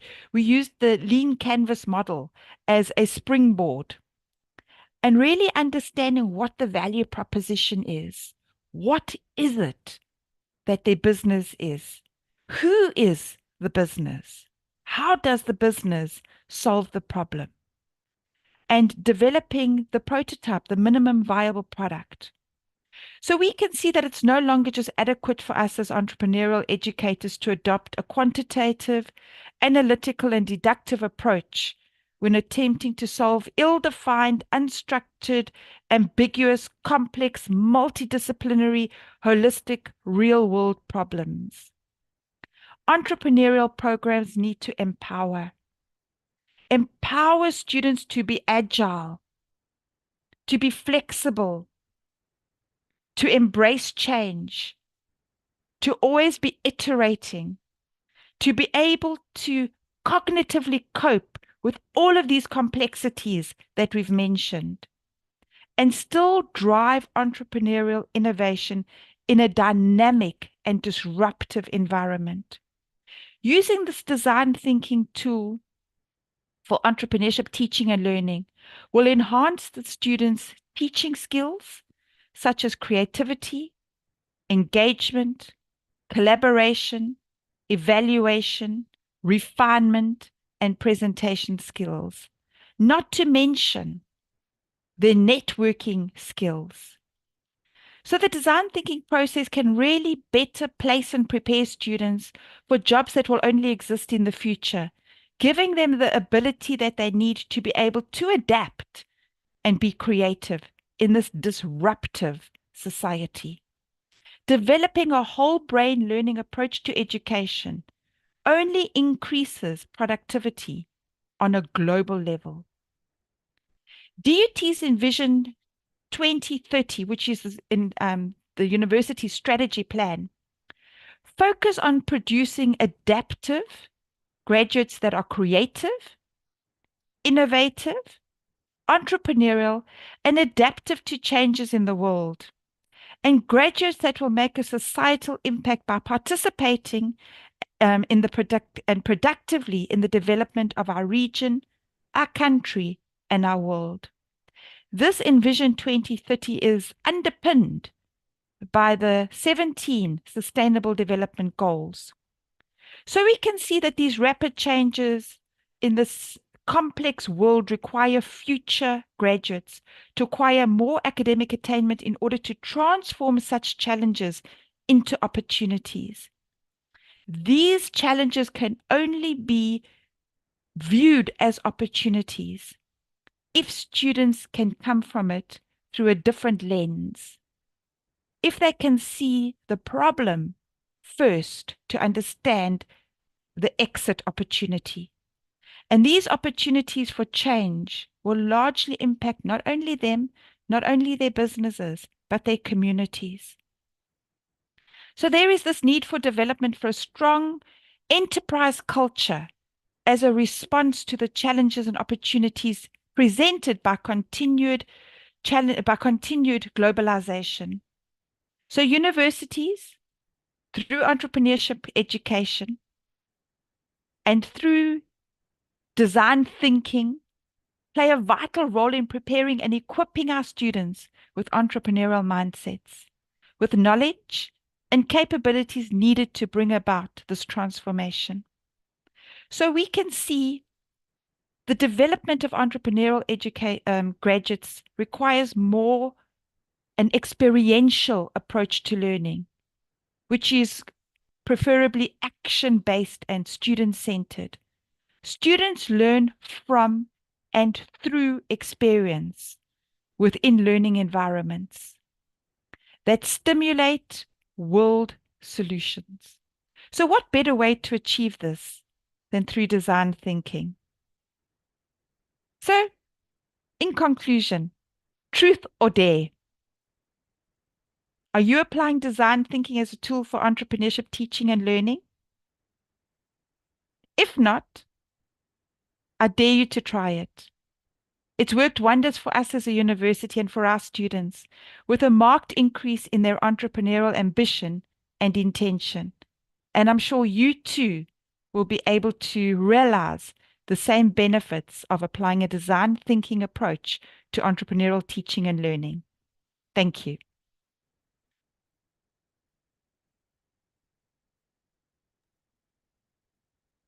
Marvelous. Thank you very much for that, Lana. This is really amazing.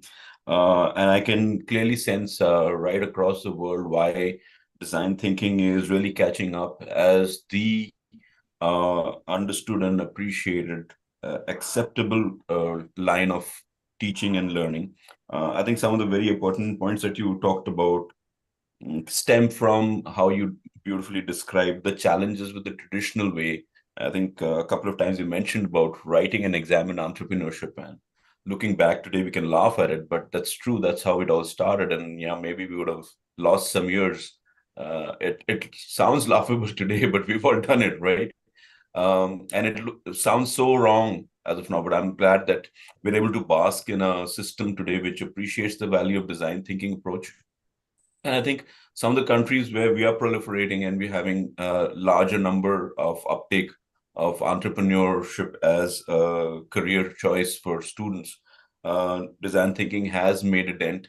It's made its mark. It's able to, and there is enough proof on the table that it works. So probably in countries like India, it's easier for us to propagate that to the next generation, because we have some proof of concept on the table. But I can see there's some other countries around the world which would still be, struggling with that because they haven't seen enough who would have succeeded with that as yet. They'll get there for sure. There are no two ways about it. But truly appreciate the way you framed this whole section and brought out the value of design thinking approach. Kudos, really well accepted, very well appreciated. Thanks. Thank you, ma'am, for your we are grateful for your expertise. Your insights will be valuable to all of us. And now we'll have a Q&A session. Dr. Sharmaini and Jaipuria, sir. Okay, so Lana, thank you again. And I love listening to you. I loved your presentation also that you did last year, like what the students are doing there. And Prof. Patra and I, we're always in between. We're always talking about South Africa, India, the global entrepreneurship ecosystem. Yeah. And when you said earlier on, what we did then and what we know now has changed significantly. And I can actually remember when I used to do global evaluations, I used to do them by the hundreds. And I could actually tell that the university students are just getting it on a pure theoretical background. Because when it came to actually doing the pitch decks, they were absolutely lost. They really didn't know what to do. Their business plans were just so long and tedious, And it's actually wonderful to know that how we have evolved and changed, and we've gotten smarter. We're doing things a smarter way, and that universities are taking a more practical approach. And what you said is so significant, because that is the key differentiation with entrepreneurship education. It is not a theoretical subject. It is an application of theory to practical. So it is very much a practical based thing. You've got to take the students, like you said, out the building. You've got to get out the building. You've got to go there. I remember 10 years ago, I used to take my students out to the big stores and the malls, with getting into lots of trouble, but taking them out there and showing them this is actually how it's done. You need to get out there. You need to see what the street vendors are doing. These are micro entrepreneurs. So it's very important what you said. And I'm actually so glad that, things are actually moving ahead there at DUT. We're going to have Professor Shelley later on, and she's also going to tell us what they're doing there. So I'm actually very happy that there are a few in universities. That's why I called you. There are a few universities that are actually trying very hard, and you are doing an amazing job there at DOT. So awesome. And thank you so much. We were going to connect again. Thanks, Charmaine. And I think what we're calling student-centered entrepreneurship, is something that's been around for a long time. But because we are so programmed to walk into a classroom and do chalk and talk. People are scared, and people are also lazy. They're lazy to change. So let's just carry on doing it the same old way. You know, I joined a technical college in 1999. And I took the students outside onto the grass, and I was playing soccer with them with some ridiculous rules to teach them SWOT analysis. I got a warning for taking my students out. Yeah. So that is still, and I mean, that's 25 years ago, but that is still very much this mindset, is that teaching and learning has to happen within four walls of students sitting down and being receptive to something that may never even they can never ever use. So I really hope that slowly we can start breaking these barriers. And I think also I said in my talk that this mustn't only be seen as a design thinking, as an entrepreneurship tool. Whether I'm doing a assignment for maths, I should understand what is the problem, who's having this problem, So if we can start engaging with who those problem bearers are and how big that problem is, it'll help us to really, engage better. So I hope that it's something that it'll become a phenomena across all the subject fields. Absolutely. Awesome. Amazing. Thank you so much, Lana. I just No, you're love welcome. the way you're so passionate. You reminded me of myself a few years ago. My Well, passions moved a little, but now my passions moved a little more to events now. Hopefully the next time I talk to you, I'll be able to give you some of my research. And I'm now looking at, Fantastic. as much as we've got these students and we've got the right methodology now, they're not becoming entrepreneurs. So I'm now looking at sociocultural. I don't want to look at pedagogy anymore. I think we've got our pedagogies right. So now we're going to look at how we engage with those sociocultural. So maybe that'll be my next one. Yeah, no, absolutely. Because for me, I'm always very passionate because, 5 years ago, our youth unemployment was 75%. 5 years later, it's 81%. So what are we actually not doing right that it's actually increasing? So where are we sitting with entrepreneurship education? And that is the key, the entrepreneurship education. But yes, like I said earlier on, there's definitely going to be more programs towards this year. And definitely we will engage. I will get you on board as well. So thank you so much. Thank you for having me. Thanks. Thank you Thank so you much, very ma'am.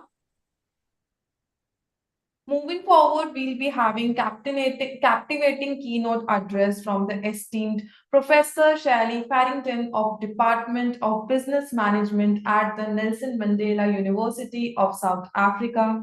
Her presentation titled Assessing Student Entrepreneurship Support in a Developing Country Context promises invaluable insights. Good morning, everyone. Morning, ma'am. Hi, good morning. I'm just going to share my screen. Sure.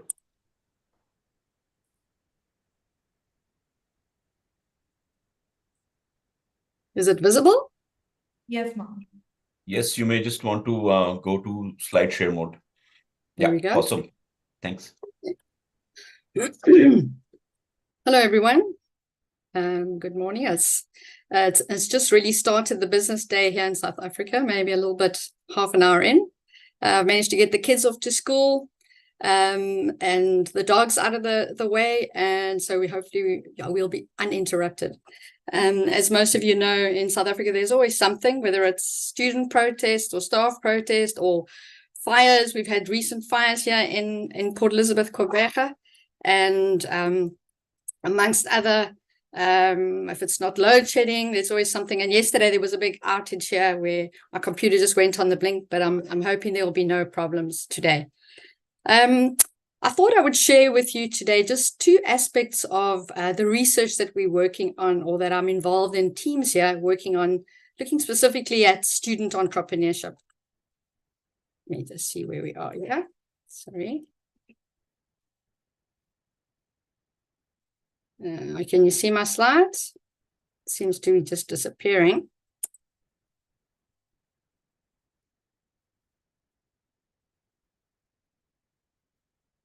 Can you see me? Is it moving on?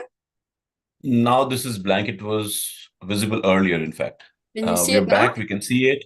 Yeah, we can, but you probably still want to pick slideshow mode yet. We can see your edited version. Yeah, now you can Yeah, see it. that's great. Awesome. Okay, now, but when I click on to next, it goes blank. You want to use just your arrow keys instead of right-clicking, etc. Does that work? Yeah, I can. Look, I'm just opening up again. Sure. Okay, And there. try So if using I your use arrow my keys. arrow keys, there we go. Oh, yeah, that Okay. works. Awesome. Okay, just a brief outline of the research. I'm going to just clarify a few concepts and then look at the role of students and universities in terms of supporting student entrepreneurship and why it's important. And also within the theme of aligning with the theme of the conference, how student entrepreneurship aligns with the Sustainable Development Goals. I'll look briefly at university-based ecosystems and the research that we're doing revolving around that, trying to find an ecosystem that specifically suits student entrepreneurs in our context. And then also look at a tool that we've developed through a project to support student entrepreneurship and actually assess it here in South Africa. I think it's clear to everybody what student entrepreneurship is, but just to clarify, sometimes concepts have different meaning in different contexts and for different people. But we're looking at individuals that are engaging in entrepreneurial ventures while they're studying. It doesn't necessarily have to be in a university context. It could be at any tertiary level. Whereas your student entrepreneurs are those individuals that are starting businesses, they already have businesses, but it's at the time that they are actually doing research. Whereas entrepreneurship as a whole, student entrepreneurship is this venture creating activity. Now, what we're focusing on is how can we support these student entrepreneurs? First of all, by looking at a student entrepreneurship ecosystem, what are the elements that we need to consider? And secondly, how can we assess those? But our student entrepreneurship plays a big role amongst others. When students are studying, they're actually acquiring skills and knowledge. I often use the metaphor of, it's the journey of life, and you have a backpack and you need to pack that backpack properly so that you can journey through life with everything that you need. You're going on a hike, you need to pack everything in. And it's at university that students can actually fill up their backpack with all the skills and the knowledge that they need to go forward. It's through participating in entrepreneurial activities that they also develop the thinking, the mindset, the attitude. And of course, confidence is instilled. It's through student entrepreneurship that we can actually change the lives of thousands of people. It's empowering the youth. It's just been mentioned, the high levels of youth unemployment. But if students, while they're at university, start learning to take advantage of opportunities and engage in entrepreneurial activities, the confidence is built up and they're more likely to continue from there.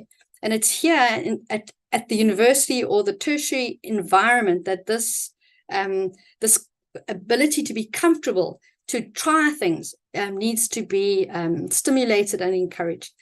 Another role of student entrepreneurship is, of course, all the camp businesses on campuses. We're finding more and more within our South African context that students are actually having businesses on campus. It's supported by the university. I know Durban University of Technology is doing a great job where that's concerned. And students are actually employing other students. Just yesterday, one of our student entrepreneurs was sort of promoted, and he has a driving school on campus. And it started with just one vehicle. He now has over 6 vehicles that he teaches driver training and a truck. And it's something that's grown. And I like to think one of the reasons he's been able to grow is because he's had the university sort of support some of the facilities, the encouragement through our student entrepreneurship centers to move in that direction. Ultimately, if we have student entrepreneurs that go out into the real world, it contributes not only to reducing the unemployment levels of graduates, but the population in general. And it's actually been found in the literature that it contributes to the economic development of the region around the university. Now, I'm not going to go through all of these, but I just wanted to show you how student entrepreneurship actually is aligned to several of the Sustainable Development Goals. If we've just mentioned here about poverty reduction. When our student entrepreneurs have businesses, it contributes to poverty reduction in the areas and in their communities. If they engage in continuous learning, it contributes to the goal of quality education. They're learning, developing skills, and contributes to gender equality. If we at our universities provide platforms for female students, encouraging them to start entrepreneurs, it contributes to that. Decent work and economic growth. We've mentioned about economic growth and how creating businesses leads to job opportunities. We also look, for example, at the number 9, by introducing new products, services, and processes, they're contributing to that goal. And then, of course, if students align their ventures, they'll contribute to the whole sustainability development agenda. Now, if we align our ventures, focusing on creating opportunities for disadvantaged groups, whether it's ventures that focus on renewable energy, affordable housing, enhancing all aspects of sustainability. If we look at number 12, developing eco-friendly products, embrace sustainable practices, and of course, develop products that are environmentally friendly and sustainable, like climate resilient technologies and so forth. So student entrepreneurship plays a very big role. And if we look at what is capable or what it can enable in terms of achieving these various goals and how it's aligned to that. But universities play a big role. If anything, they create an environment where students can play, can practice, can fail. And that's one of the biggest roles of a university. Yes, they provide all the information or access to knowledge, access to networks, people that they have can support them. It's a source of business venture. If you think of students studying in the fields sciences or in engineering or in IT, they're at the cusp of access to current knowledge, what's going on out there. And it's here where new ideas come to the fore. And as postgraduate students working on projects, often those projects come to nothing. Whereas if the students are just encouraged or given the support or an environment, those are projects that can continue and become new business ventures. So that's a big role of the universities or tertiary institutions to provide this almost like an incubator or an environment where students can thrive. Students need that, and universities provide students, or while you're studying, you actually considered a student, and you are allowed to fail and to play and to try. And that's one of the biggest things is universities need to provide this environment. And often this environment is referred to as a university-based entrepreneurial ecosystem. But what we're looking for is, well, how can such an environment actually support students? But if we look at what exactly this is, universities are important for developing a systematic process where students can go forth, invent, play, innovate, come up with and commercialize their business ideas. But they need support. So as such, it's a systematic process. But if you look at, what is a university environment? And this is a key word that sort of stands out here. It's a habitat. It's an environment. It's a place for the development of entrepreneurial activities and the creation of entrepreneurs. And it's really important that a university has everything in place to make this happen. All right. So if we look again, what is a university-based ecosystem? It's any part of a university that focuses on actively promoting and supporting entrepreneurship. Yes, it's among staff, students, alumni, everybody. But my focus specifically is a little bit on supporting student entrepreneurs, because it's within that context that my research lies.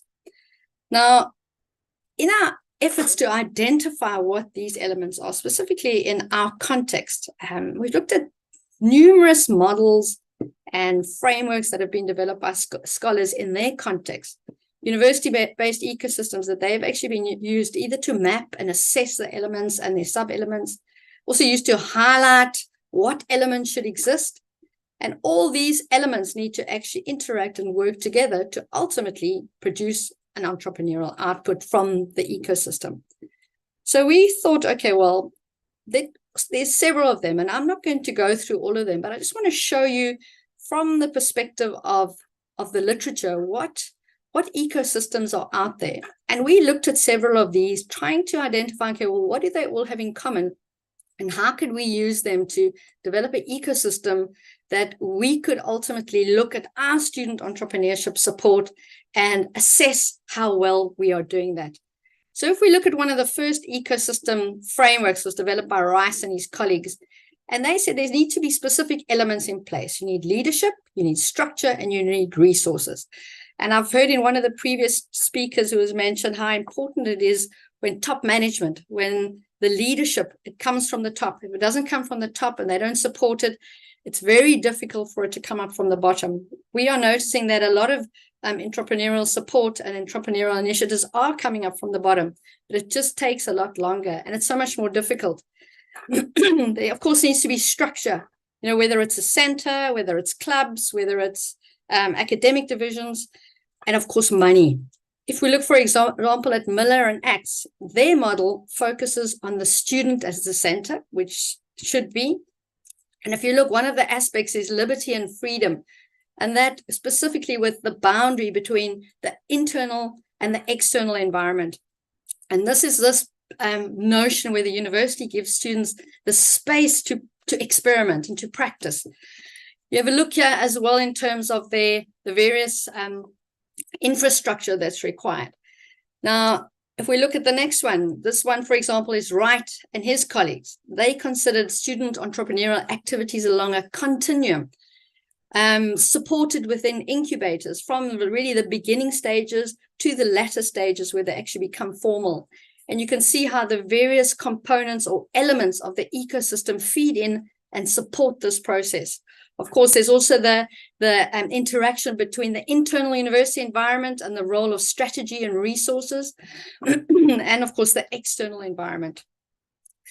Yeah, we have Sherwood's, for example. Once again, at the center is the entrepreneur, the various elements that are required to support entrepreneurship, whether it's the individuals, whether it's the education, the various co-curricular activities, and of course, your traditional TTOs, and also accounting for much of the informal interaction that takes place within universities. One of the things that we're finding is that there's so many little pockets of entrepreneurship activity taking place within our university, even in other universities around the country. And there's no sort of coordinated approach. And there's a lack of understanding of what each person or each different faculties are doing.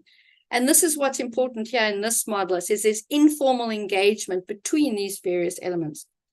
If we look at Tiemann's model, once again, it's along the same lines. You know, we can see the internal environment, the external environment, and how the institutional framework needs to support all the activities associated with new venture creation, whether it's the formal education, the research that's undertaken, or even the transfer of activities. Now, Novella, on the other hand, if you look once again, same idea. We've got your important actors in the ecosystem, the various entrepreneurial activities, what they consider as enablers, whether it's the culture, the finances, and then once again, aspects like policy, the outputs, and so forth. Now, when looking at all these frameworks, you know, we kind of ask ourselves, well, there's so many, and all of them are developed for different contexts and based on the experience and the environments in which the authors are situated. And all of them account for the university-based ecosystem as a whole. And what we were looking at is to focus more on student entrepreneurs and looking at all these elements to try and find, okay, well, what can we develop that everything is in common? And if we want to see how we're doing in terms of supporting our student entrepreneurs, what are those elements that we need to look at? And to come up with what we can refer to as a university-based student entrepreneurial ecosystem, where the focus is on student entrepreneurs. So going back to the literature and taking an organizational design approach, we ask ourselves, okay, what are some of the elements or principles of organizational design? What is necessary in terms of people, infrastructure, what do we need? What are these elements that we use to design? We went and looked, for example, in the literature, looking at all these models, and these are some of the elements that we've come up with. This is nothing new. It's really just putting it all into context so that we can have a university-based entrepreneurial student ecosystem that we can then look at and assess how we are doing as a university to support our student entrepreneurs. So based on all the models and the literature, you can see that people play a really important role in supporting entrepreneurs, whether it's your faculty, whether it's your research, alumni, coaches, investors, of course, infrastructure, your facilities, your IT facilities, incubation facilities. Not all our universities have funds to be able to set up things like this, like science and technology parks, which you find in many of the overseas universities. But we are moving in that. Most of our universities have tech transfer offices. We have physical infrastructure and spaces. We have some type of entrepreneurial center. Funding is an important element. Most of our universities don't have funding, but without funding, does tend to limit your ability to support your entrepreneurs. A very important thing is, of course, leadership and governance. Your top management, you need an entrepreneurial champion. Someone needs to be able to drive the whole process and coordinate it. We need an entrepreneurial vision, planning, various activities, whether they co-curricular or curricular. Collaboration is important, both internal and external. And this is where, especially internal, we need to collaborate between the different faculties, and that's really important. External collaboration, this is where the funding can come from, a lot of the support. Very important is evaluation. If we don't evaluate how the ecosystem is supporting entrepreneurs, we can't make improvements. Some of the literature and the study suggests there needs to be some kind of reward system, not only for champions or entrepreneurship stakeholders in terms of, for example, support staff or academic staff, but also for students. An ecosystem needs measurable outcomes, specifically, if we just carry on supporting entrepreneurs, but we've got no idea how many of them are actually going forward and starting businesses, we don't know whether our system is actually supporting them correctly. And then, of course, an organizational culture within the university. There's certain universities like Babson College in the United States, for example, their whole culture revolves around entrepreneurship. And this needs to be felt. Of course, the role of various stakeholders is important in terms of that coming about. So if we have to sum it all together, taking on, we know that a university-based student entrepreneurial ecosystem is a system. So on the one hand, we need inputs, we need processes, and we need outputs. But taking an organizational design approach, we know that there are certain aspects like people, infrastructure, organizational culture, processes. Those need to be in place. So if we summarize based on what we found, we say highlight how important it is for people, infrastructure, and funding to feed into the internal environment so that the various processes to support entrepreneurship can take place. And yeah, like I've highlighted before, the very important role of leadership and governance that actually sets the stage. They make the money available. If the money is available, the resources follow.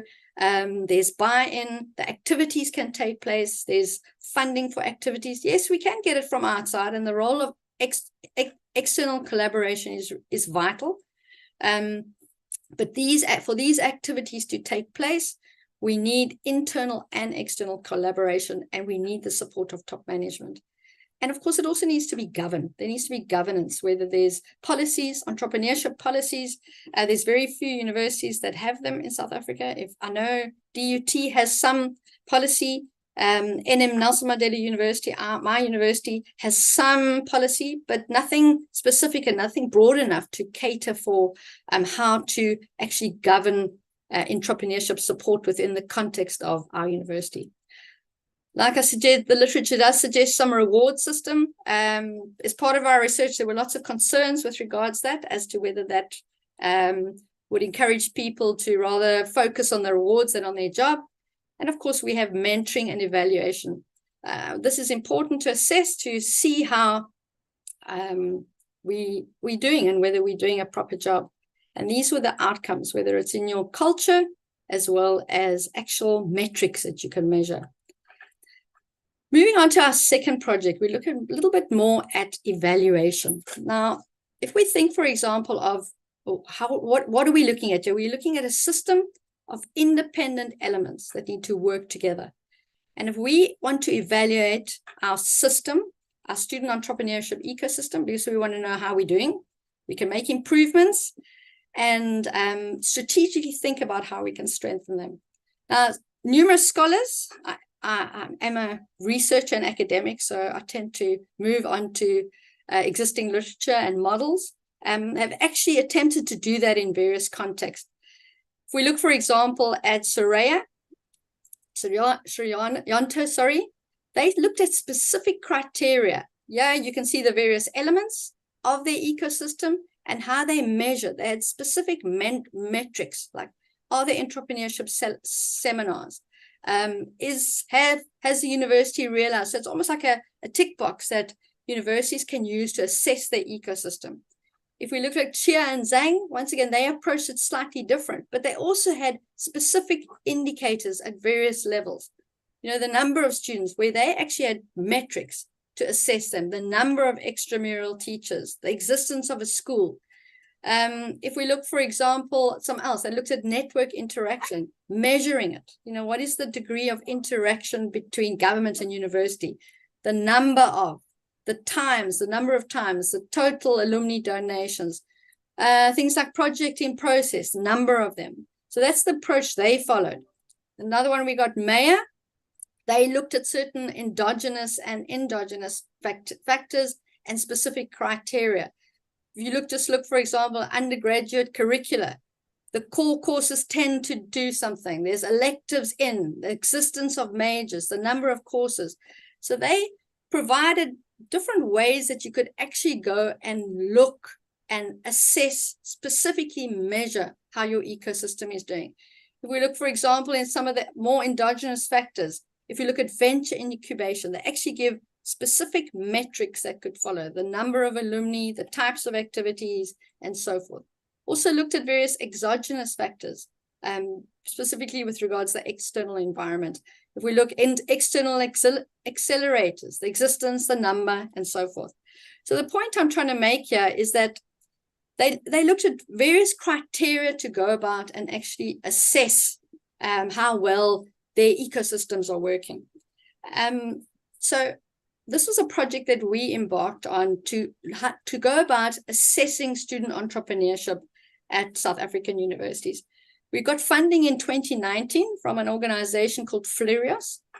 It's a Belgian organization that funds developmental projects in the global south. Our project was a collaboration between 3 universities, and it was really motivated by the high levels of youth unemployment and the roles that universities could play in supporting student entrepreneurship and reducing this unemployment. Our project was really aimed at 2 things. The first was to identify best practices in terms of student entrepreneurship support by looking at the ecosystem. And so that was our first one. So once we'd identified these best practices, we could then go and develop something to assess. Now, we did our research, making use of the ecosystem frameworks, finding best practices within each of these elements. We interviewed numerous universities and individuals, and we presented our findings in reports that were made available online to all the various universities in South Africa. Some of the key elements or findings that emerged is some of the shortcomings in some of our elements. And remember, that's the whole purpose of assessing an ecosystem, is so that you can identify, okay, which of these elements that are supposed to be interacting with each other, which of them are the weak links in the chain. And it was evident that we had obviously a top management buy-in as once again one of the main sort of weaknesses in our ecosystems, for lack of financial support, no policy, and also external partnerships that are not developed enough. So our second objective was then to develop some kind of student entrepreneurship assessment tool that could be used by our university and other universities to assess how well it's doing. And with that, we came up with this tool. And in a sense, it was response to a national baseline study that was done in 2020, where one of the first recommendations was that universities do something to find out how they are doing in terms of supporting their student entrepreneurs. So our study, in line with the importance of assessing the support given to students within the ecosystem, was actually supported by this baseline study. So what is our tool? It's basically a survey that we run every year. And the idea here is not only to assess the support that is provided, but it also creates a whole promotion. As students see the survey, they respond to it, they're aware of what's going on. It creates a bit of support. It's used by student stakeholders. Ideally, it's the student entrepreneurship champion that administers it, promotes it at the university. The surveys really takes a very short time, 5 to 8 minutes, depending on which category or position you fall. There are reports generated as done on a yearly basis. And we literally looked at assessing 7 different elements within the student-based ecosystem. And those are them there. Different respondent positions respond to different questions. For example, you can't have someone with regards entrepreneurship education. This group of people respond to certain questions relating to education and how it takes place at the university, whereas, for example, the technology transfer individuals don't.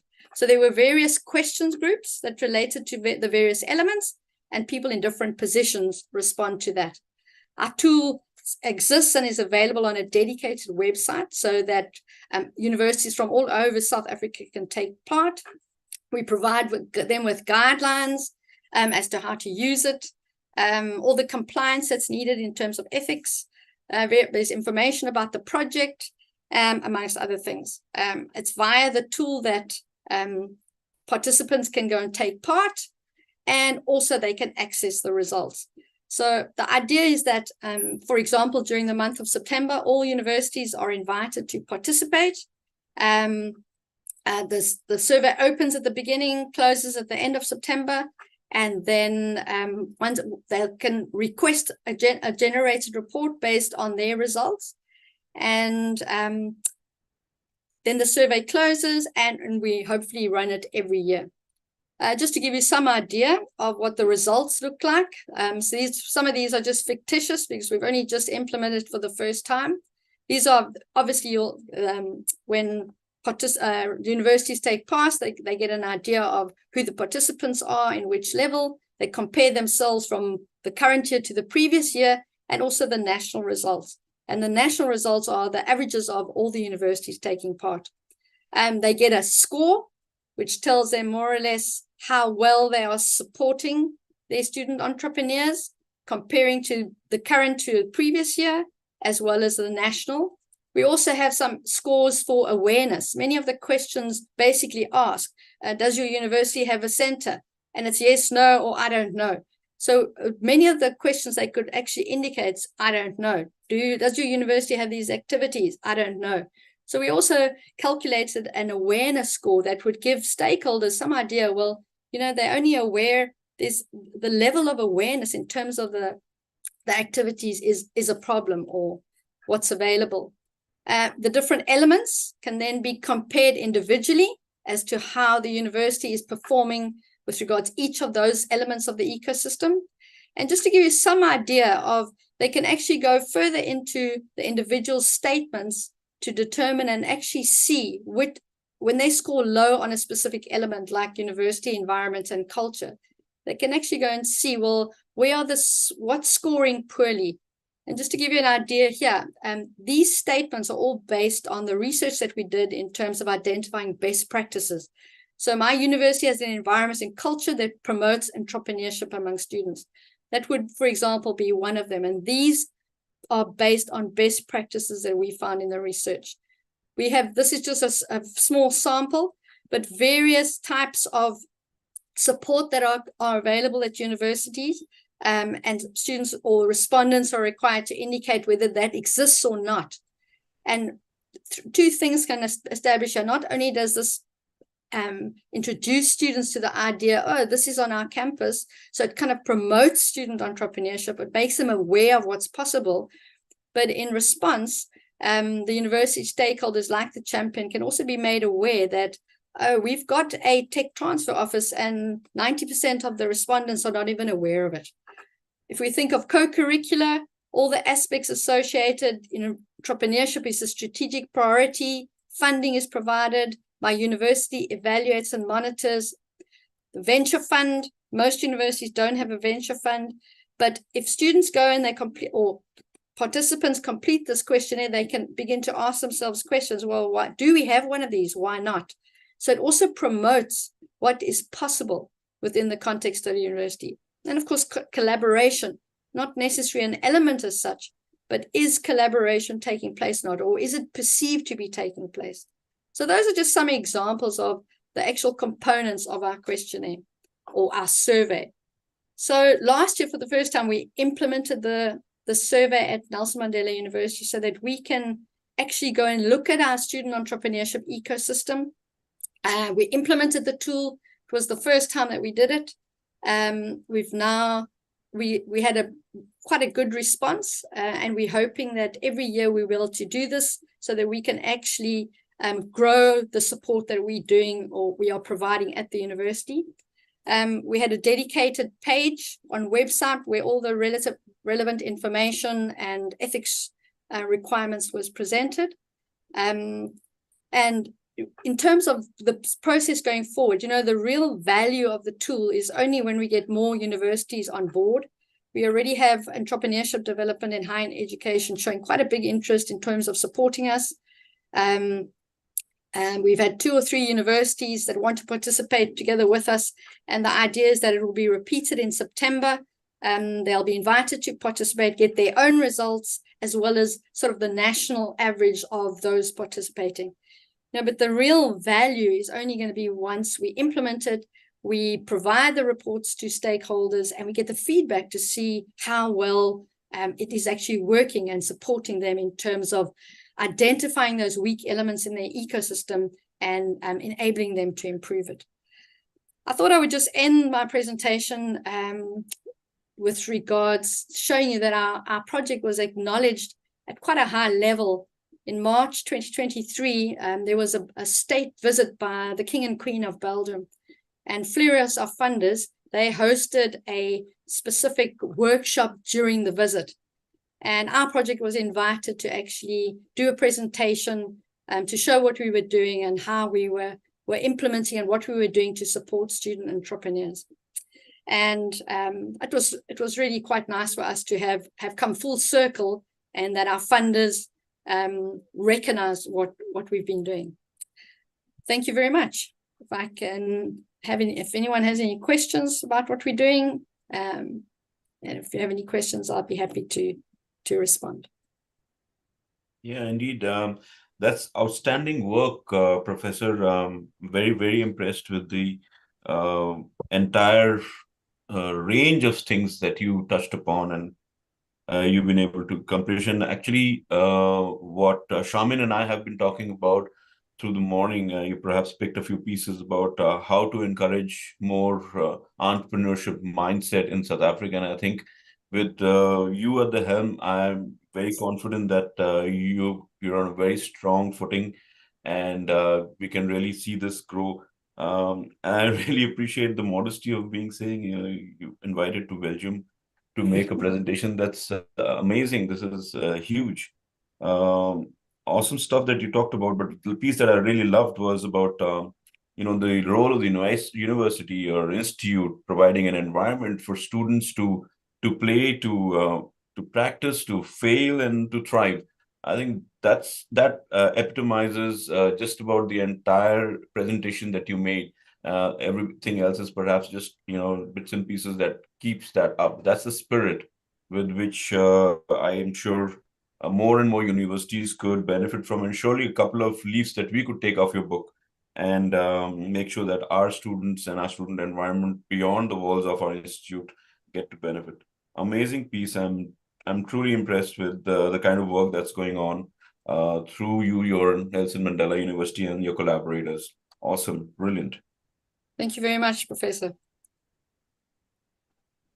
I think, the one thing, like I said, there was a lot of academics, a lot of papers, and a lot of factors and literature. But, what we're trying to do is to bring it to a simpler form so that we can, and then the value is also, and then taking that and actually providing a practical tool that universities, not so much at an academic level, but more at an implementation level, can actually use, and it's in a more user-friendly context. And it doesn't only serve the purpose of supporting the entrepreneurship stakeholders who are trying to promote student entrepreneurship, but also it's an awareness tool.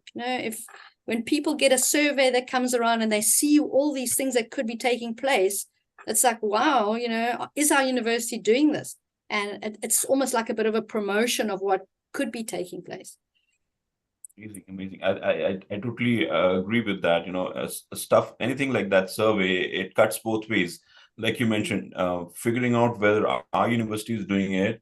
And I think when the results come in very clearly, if we think we're doing everything, what are the missing pieces? How could we make things better? And that totally resonates with what Lana mentioned just a while back, and how to measure the implementation.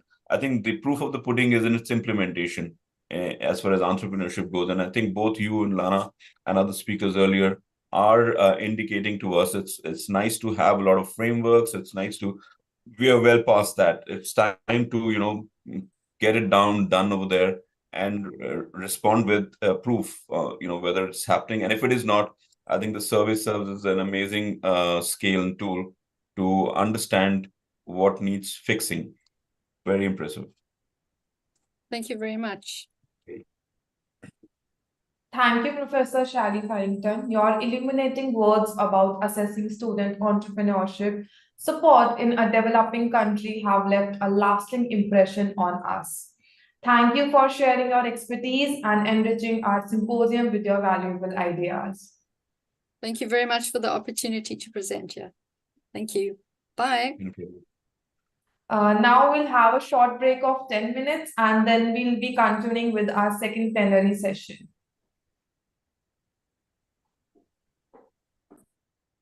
Awesome. See you on the other side, guys.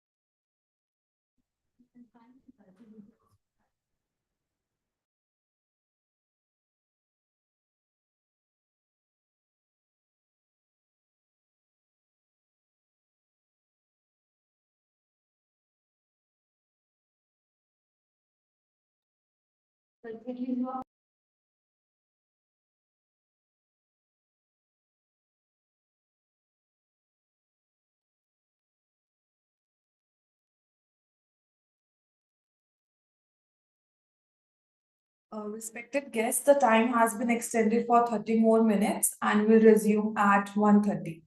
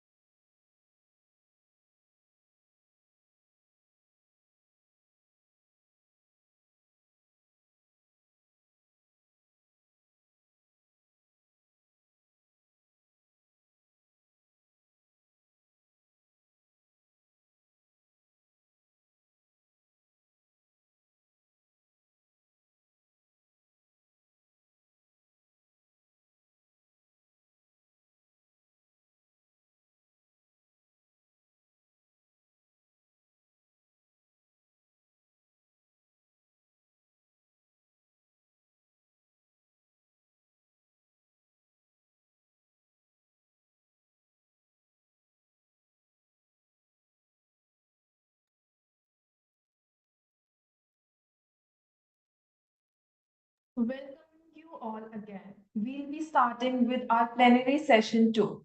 As Mr. Faris was unable to join this morning, this session commences with a captivating keynote address on sustainable entrepreneurship delivered by esteemed Mr. Faris Alami, who is the founder and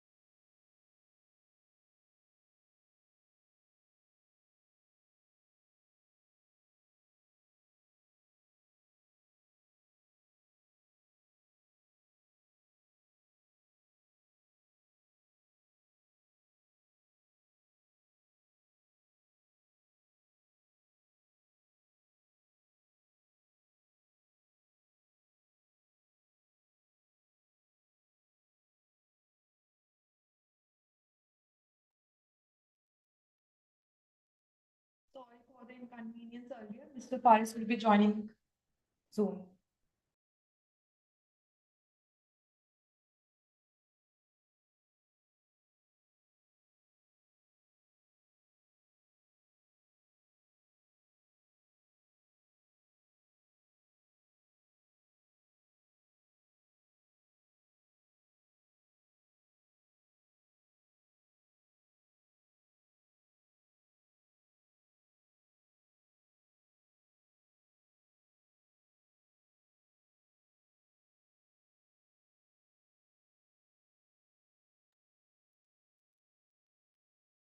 So, Prof, while we're waiting for Faris, he just contacted me. I think he's trying to join.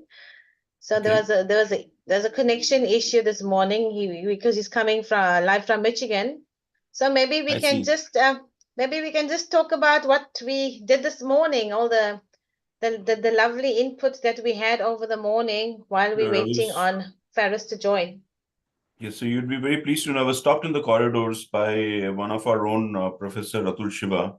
And he's been amongst several others who've been attending in and off because they have their classes as well. Yes, yes. And he was really appreciating the choice of speakers and the choice of topics that we've covered this morning, which I echoed with him because this is really impressive. We started off yesterday with Gary talking about how to make the best of yourself, be the best form of yourself, and then we moved on to talk about several other important pieces. Arijit, of course, talked about technology, which is the cornerstone of entrepreneurship today. The fact that we're able to operate with just 2 or 3 members, especially because costs are a huge pressure initially when you start up. Technology is coming to the rescue in providing inexpensive means of getting business operatives done. And then, of course, Mint spoke about her new rule thing, and Bayat was there, talked about the application of SDG, which connects very well with the topic that we covered this morning on sustainability in entrepreneurship. Amazing session we had about culture and how to take the students and make entrepreneurship the first choice. We heard that from Borovikov yesterday. We heard it from Vishnu this morning, and it was very well optimized in the session that was delivered by Shelley Farrington when she talked about how the role of institutes, where they come in, how they can facilitate an environment where students feel confident to take the risk, fail, and learn from those failures and move on. So until that happens, we'll have situations like we have in South Africa, and I see you've been lamenting for it, in that the situation will not change drastically because natural risk takers are far and few in between. The role of bringing entrepreneurship through design thinking, which Lana talked beautifully well, is to see to it that those sitting on the fringes, those who have the willingness but are not confident, start thinking that this is something that they can live with, and this, make it fashionable to fail is something that has to go around. And a lot of what Shelly talked about later in the morning absolutely resonates with this kind of stuff we are trying to do out here. You've seen it in several quarters in India. What has been your experience? You said you've been working with several entities in India. How do you see some of the topics that have been covered by our speakers since yesterday resonate with your experiences in India? Oh, there's so much I could actually talk about. So, doing the evaluations, the student evaluations, the pitch decks at campus level, what I saw was that, and that was a similarity that I found with South Africa, India, like the developing countries, Indonesia, Philippines. And I found that, initially when, entrepreneurship was kind of like sleeping. And then over the last 5 years, it rocketed. And then what I found was that students were actually, they were so theoretically inclined. So, they were doing it like the right way. They had the idea, they had, the business plan, the finance. So everything was very much in a theoretical component. So when it came to pitching, they actually couldn't apply the practical side to it. Everything became then also just pure theoretical. And that is something when I did the student evaluations, I actually found that with all the universities, whether it was India, South Africa, Philippines, but through that time, over the past few years, I can see now, even with the student evaluations, that has actually changed. So much in the criteria has changed, so much in the curriculums have actually changed. And that's something, Shelley was talking about. But I myself, so actually going forward, I was actually going to hook up with one of my professors, and I was actually I want to try to develop a new generation entrepreneurship education model that can be adaptable, especially to all the so-called, developing countries, because irrespective of the fact that, like India always says, raining startups. So while there's over 100,000 startups, there's still almost 2 million that's sitting that actually needs to get off the ground. We're sitting like in an idea stage. So that's actually kind of like the general consensus with all of them. And I really want to sit, and I actually spoke to my professor this week. I really want to actually get that research actually going, and, to put a proper curriculum together, because currently most universities work with curriculums from the first world countries. We work with curriculums from the UK, curriculums from the US. We need to adapt it very much to our to home ground, to the challenges that we have, to the opportunities that we have, and also to the most important thing is to the resources we have. We need to make do with the resources we have, because what I found that is, everyone's so busy looking for funding, and something I learned 10 years ago is that some people are very quick, they will get funding immediately, but majority will wait forever to actually get funding. So that's actually what I found with the entire consensus of the research and the work that I've been doing. But if I do a comparative analysis, if I do an analysis, I mean, I keep saying this, I think someone's going to actually kill me, because I just keep saying this. I'm like, always saying that South Africa, we're doing this and that. But the thing is that, with leadership, good leaders also, you work out, you point the faults, and you literally go in and you dissect it, and you start addressing all the challenges and the faults. So that is what I'm actually hoping to achieve whenever I go into conferences and debates. And I keep saying South Africa, and I did I did a conference, African continent conference, like a few weeks ago, and then again I was talking about like South Africa and the African continent, and then the professor says, but like, you're saying all of these things. I said, yes, I know. I must always watch out when I walk outside. I must wear a suit of armor just in case somebody gets me. But it's all for the cause of entrepreneurship, because I see it every day. I see it every day, driving to campus, back to campus, going out. I mean, I live in the most beautiful city in the world. but I can see the unemployment out there. I can see that the robots, the stop street, and I can literally see it. I can see the youth literally doing nothing, you know. I've done work in the community, I can see it. So I'm so passionate about it because irrespective, you know, whether it's South Africa, India, you know, the Asian countries have got high populations. We in South Africa, our population is low. However, our unemployment is high. So we can all, you know, get together and try to address this in better ways. And you see these platforms that we are creating, like I love doing the entrepreneurship platforms, and I want to do more. I want to bring academics on board, industry experts, everybody who can actually contribute and try to make a difference. Because we all know that funding is an issue. So, you know, if we can't get funding, so let's make use of the resources that we have at hand. And that is actually one of the first rules of entrepreneurship. You know, I remember many years ago when I started, Prof. Rajiv Roy always says, you make do with what you have, you know, your rules of absolutely. effectuation. So yeah. So yeah, so that's Very actually my important point. take on it. And then I see Daniel has actually joined us. So yeah, so maybe if we can get Daniel's Sure. slide up and Daniel can actually continue. Yeah. So that's what I found, Prof. Nice. Also, what I've done is so I've joined the American entrepreneurship ecosystem. So I do work with UNODL, and I've also been very fortunate to join the American Black Ambition startup system. So that's the system that actually is sponsored or fully funded by Pharrell Williams. Apparently, so he's a singer or he's a rapper. Actually, he's a rapper. I didn't even know who he Okay. was when I started.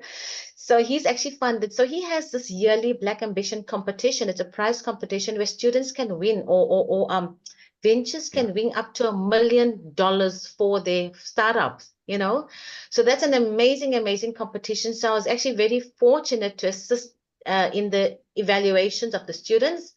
And also they invited me twice in a row to actually to be a semi-finalist judge. So I think, so my email says that the next round is actually happening in May. So that's also a very different perspective. However, I saw the challenges of the Latin American people or the students. I've seen the challenges that they have, and the challenges that they have is no different to the ones that we actually have here in our developing countries, you know. So yeah. And then, of course, while Daniel gets ready to come on, I'm also hopefully soon going to be, I said, Daniel must be my, hi, Daniel. I said that Daniel must be my, my power bank behind CGM. And then, of course, I also, I'm hoping to partner with Russia, with the Moscow. Dimitri was on yesterday, so I'm hoping to partner with them. So all of that is actually happening in the background. And then as far as South Africa goes, I'm going to continue doing these entrepreneurship symposiums, invite international, local guests on, and just try to make a difference. You know, a little difference is better than actually nothing at all. So yeah. Yeah. Okay, so I see Daniel is almost ready to actually come on. So yeah, so we can actually stop our discussion, and I think Daniel can take over. So Welcome, Daniel. I'm yeah. struggling So a bit with background. It's a bit if you weird. can just hold on, Daniel, if you can just hold on, our anchor will introduce you. Yeah, no worries. Okay, awesome. Sure, take it away. Ladies and gentlemen, it is my distinct honor to introduce our esteemed keynote speaker, Mr. Daniel Henn. Hailing from Germany, Mr. Henn serves as an innovation consultant at the prestigious German University of Dresdenberg-Essen in Germany. Today, he is going to talk about the topic German startups. His profound expertise and invaluable insights are poised to enlighten us.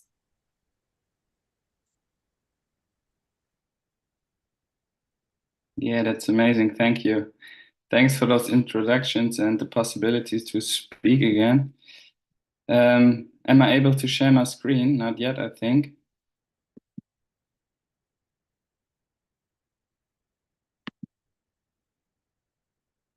Now it's working. Yes, amazing. Okay, you should see it, right? You can see the screen? Not Can yet. you- Not yet. Not We're yet? just waiting. Yeah, we're just waiting. Really?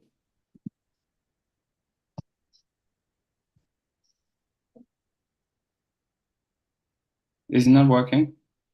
Rocky, please check. Try again.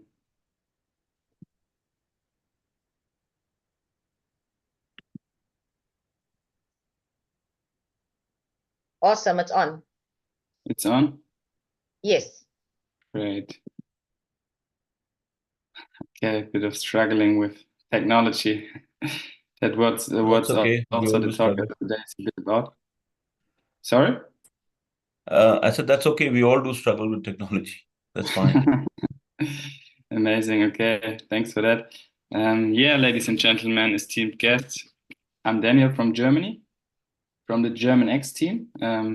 I will explain you later on what that's about, what we do in daily business. First of all, thanks to all the organization to make that event happen and the possibility to speak again on the third Global Entrepreneurship Symposium. I've known Jermaine from like kind of a bit networking throughout our organization. Thanks for that. Yeah, many speeches today I saw, but also in the agenda are talking about SDGs, really accessing innovative problems to like local solutions, global problems. Our approach to sustainability is kind of, we face local problems somewhere and want to solve them through cooperation, through partnerships, through innovation.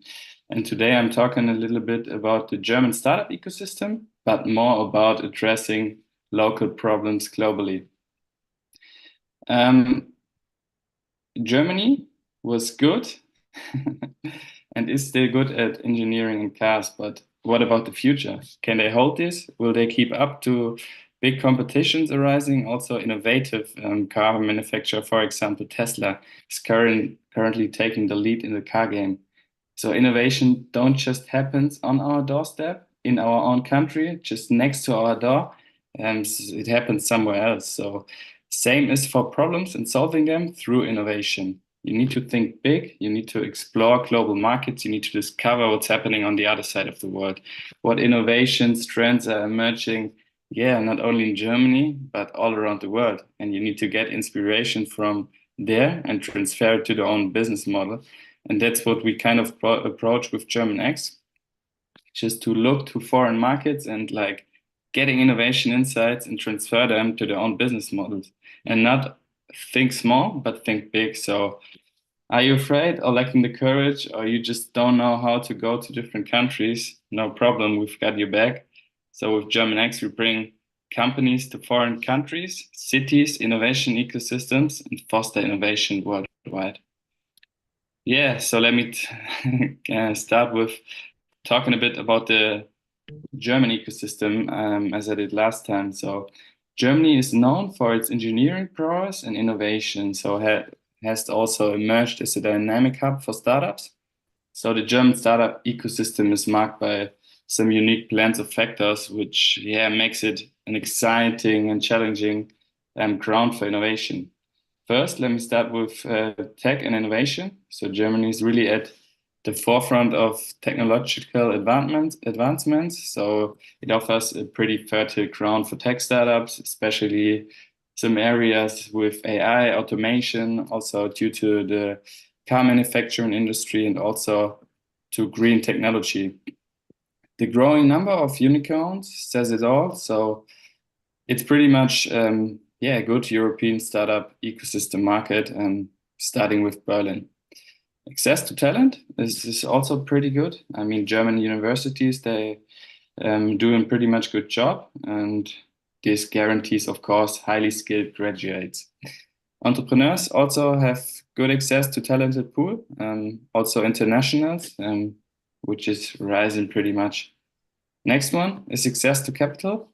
Germany has a flourishing venture capital scene with both local and international investors. They're looking for support innovative startups, especially like around SDGs, also green tech startups, So that's pretty much good base. Because Jermaine, she just mentioned that like other countries are struggling pretty much with getting funding. Germany isn't that big like US, but it's still it's back pretty good. There are also government-backed initiatives and grants, which also push entrepreneurship. And in 2021, German startups got like around 10 billion venture capital. So that's pretty decent. Just always to mention when it comes to Germany, they have a strong industrial base. So Germany's reputation for high quality manufacturing and engineering, is known worldwide. Market size and location, also a big surplus. Is the largest economy in Europe. Germany provides also a good and big domestic market for startups, and also offers a central location in the European market, and that's of course an advantage when it comes to like expanding countries all around there. But of course, also to mention are the hurdles of Germany, of the people, and of course of the ecosystem. The first one is the bureaucracy. It's pretty famous here down in Germany. I don't know if it's that famous internationally, but Germany has some problems with bureaucracy. I mean, I could give the example when it comes to going to a musician, to a concert, to a concert. Sometimes you just get the ticket online, but you need to print it out to show when you enter to the location. And that just stands a bit for the bureaucracy, which also like slows, for example, founding companies. And that's just really known here. Next one is the risk aversion. So Germany's culture tends to be really cautious and risk averse, which can make it also difficult for startups to attract early adopters, investment, and especially when it comes to unproven technologies. Market fragmentation is the last point. So Europe is full of countries, and each of them has their own regulation. That's also important when it comes to internationalization. Okay, let me jump to the next slide. Given just some basic insights, hurdles and chances when it comes to internationalization, because expanding gives you the possibility to avoid some of the hurdles we've seen in the home market and use chances of global markets which they provide.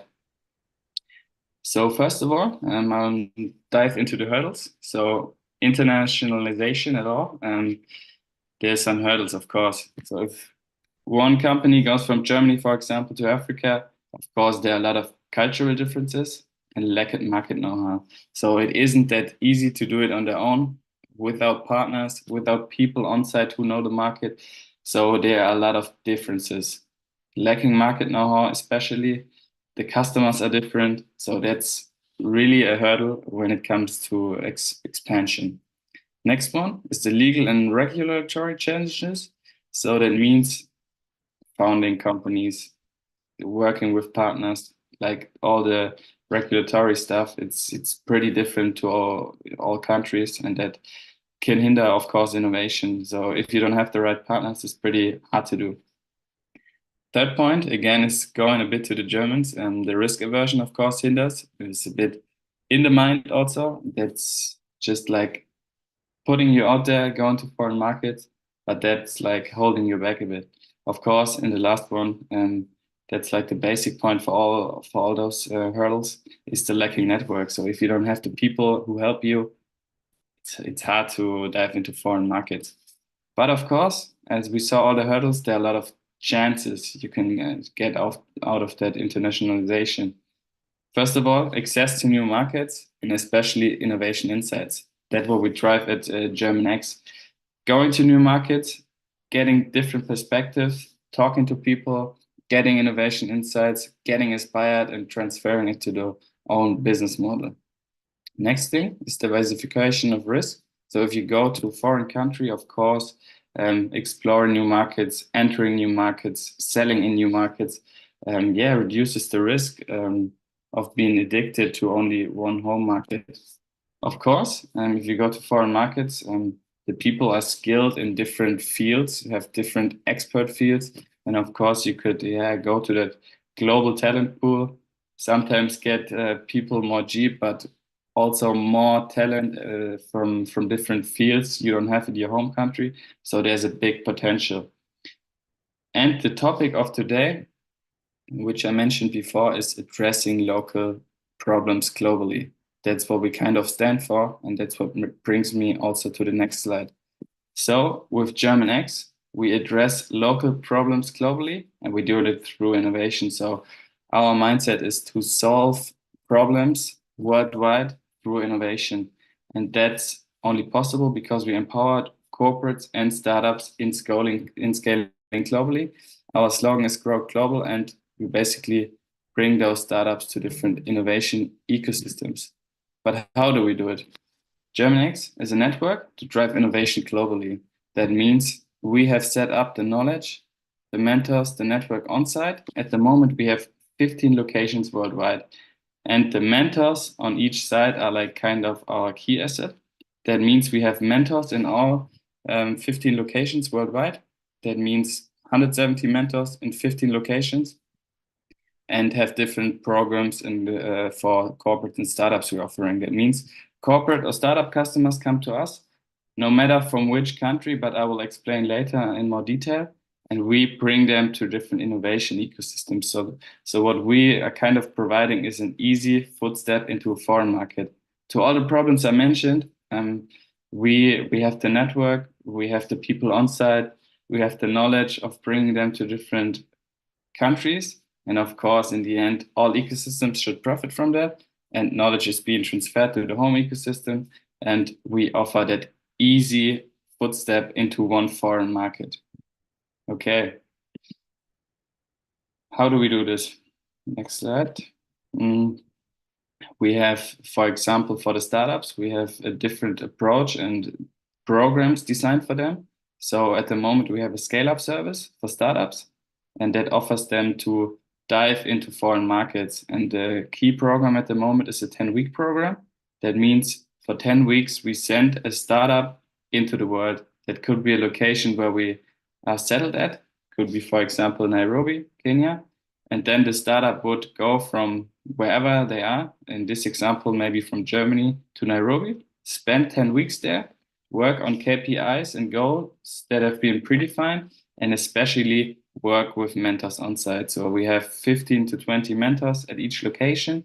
Then the startup comes to that country, gets in first easy step into the market, works with the mentors, gets mentorship, the mentors doing workshops. And after that, also like end of the 10 weeks, the startup can pitch in front of investors. So that's like really an easy footstep into a foreign market. So easy scaling journey for the startup. They get to talk to people, they network, and in the end, they can decide, okay, is this a market to make sense to expand to? Maybe take some innovation perspectives back home and to foster collaboration and innovation between these markets. Okay, giving you some insights about what we're doing and why we're doing it. So short term, our goal was to send German corporates and startups into the world, to the 15 locations I will show you on the next slide. That's why, because we are a spin-off of our mother company Upstart, which is an innovation consultancy. And that's why we're starting Germans into the world route. But long term, of course, we don't only want that German companies profit from that. We want that companies from all around the globe profit from that. That's why we want, and what we're doing at the moment is also the long-term vision, to send companies in all directions, to really like push innovation worldwide, solve problems through innovative approaches.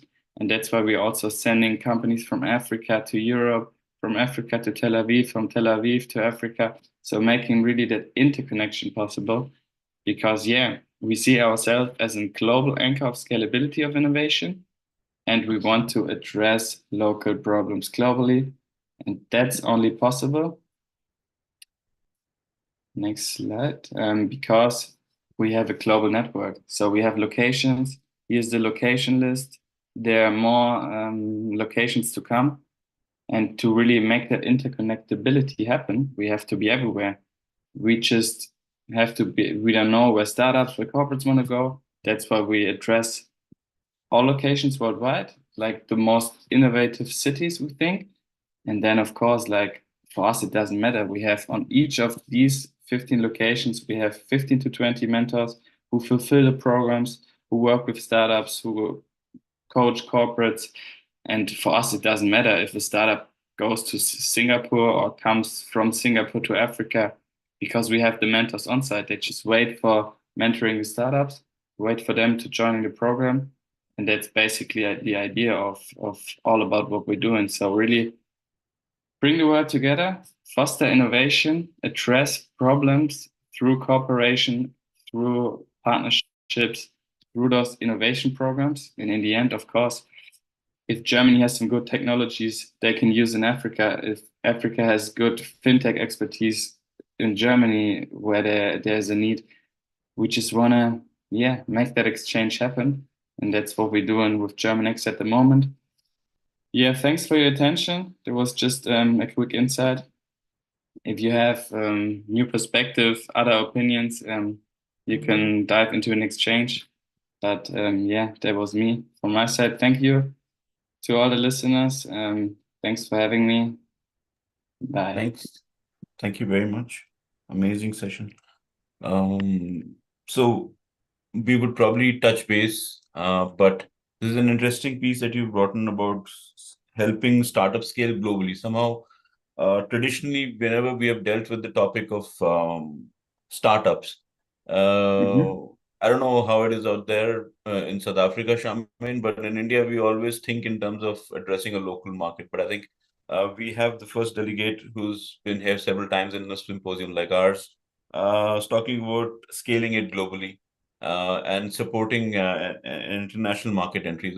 I think this is something very unique, and I can't think of any other entity around here which does that kind of work. So amazing stuff, Daniel. I'm sure there is stuff that we can work together. Thank Awesome. you. Thank you.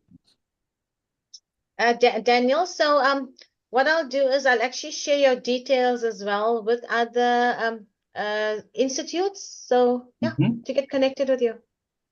Thank you. Thanks a lot for your time.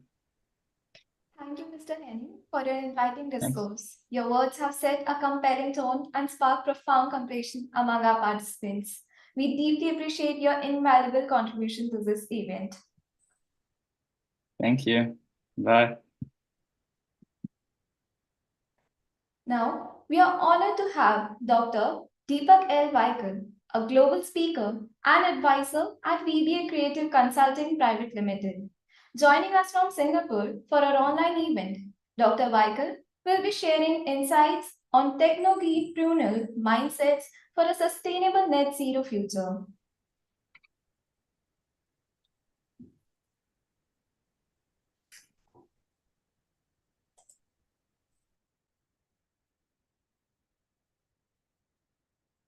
Yes, good evening. Are you able to hear me? Yeah, the volume is very low. Volume is very low. Now, how is it? Let me try. That is why I wanted to speak. Hello, how is it? This is slightly better. Yes. Slightly better. Okay, means I have to adjust my flow. Okay. Thank It's you probably very the much. strong breeze because you're speaking from the beach. That's probably causing the volume to be Drift. Yeah, taking my Let's see sound how it all the goes. way to the sea. Okay. Yeah. Okay, I will try my best to increase my sound level myself. Okay. Is it better now or still? I think it's Slightly the better. earplugs. It's the earplugs. When you hold up the Oh yeah, I earplugs, think if you want to hold it up to your then it's mouth, it would louder. probably be better. Hello, hello, hello. Yes, better now? Probably. Yes or no? Okay, I will just check otherwise. Otherwise, I might have come directly through my notebook. I will try that otherwise. Okay, what I do is I disconnect my head. Now tell me now, how is it? Yeah. Is it better? Yo, this is much better. Wonderful. Okay, so now I will go without headphone then. Awesome. Not without head, but without headphone. Okay, thank you very much. I think you have been very kind to send invitation to us, reminding us. So thank you to your team. And therefore I joined early.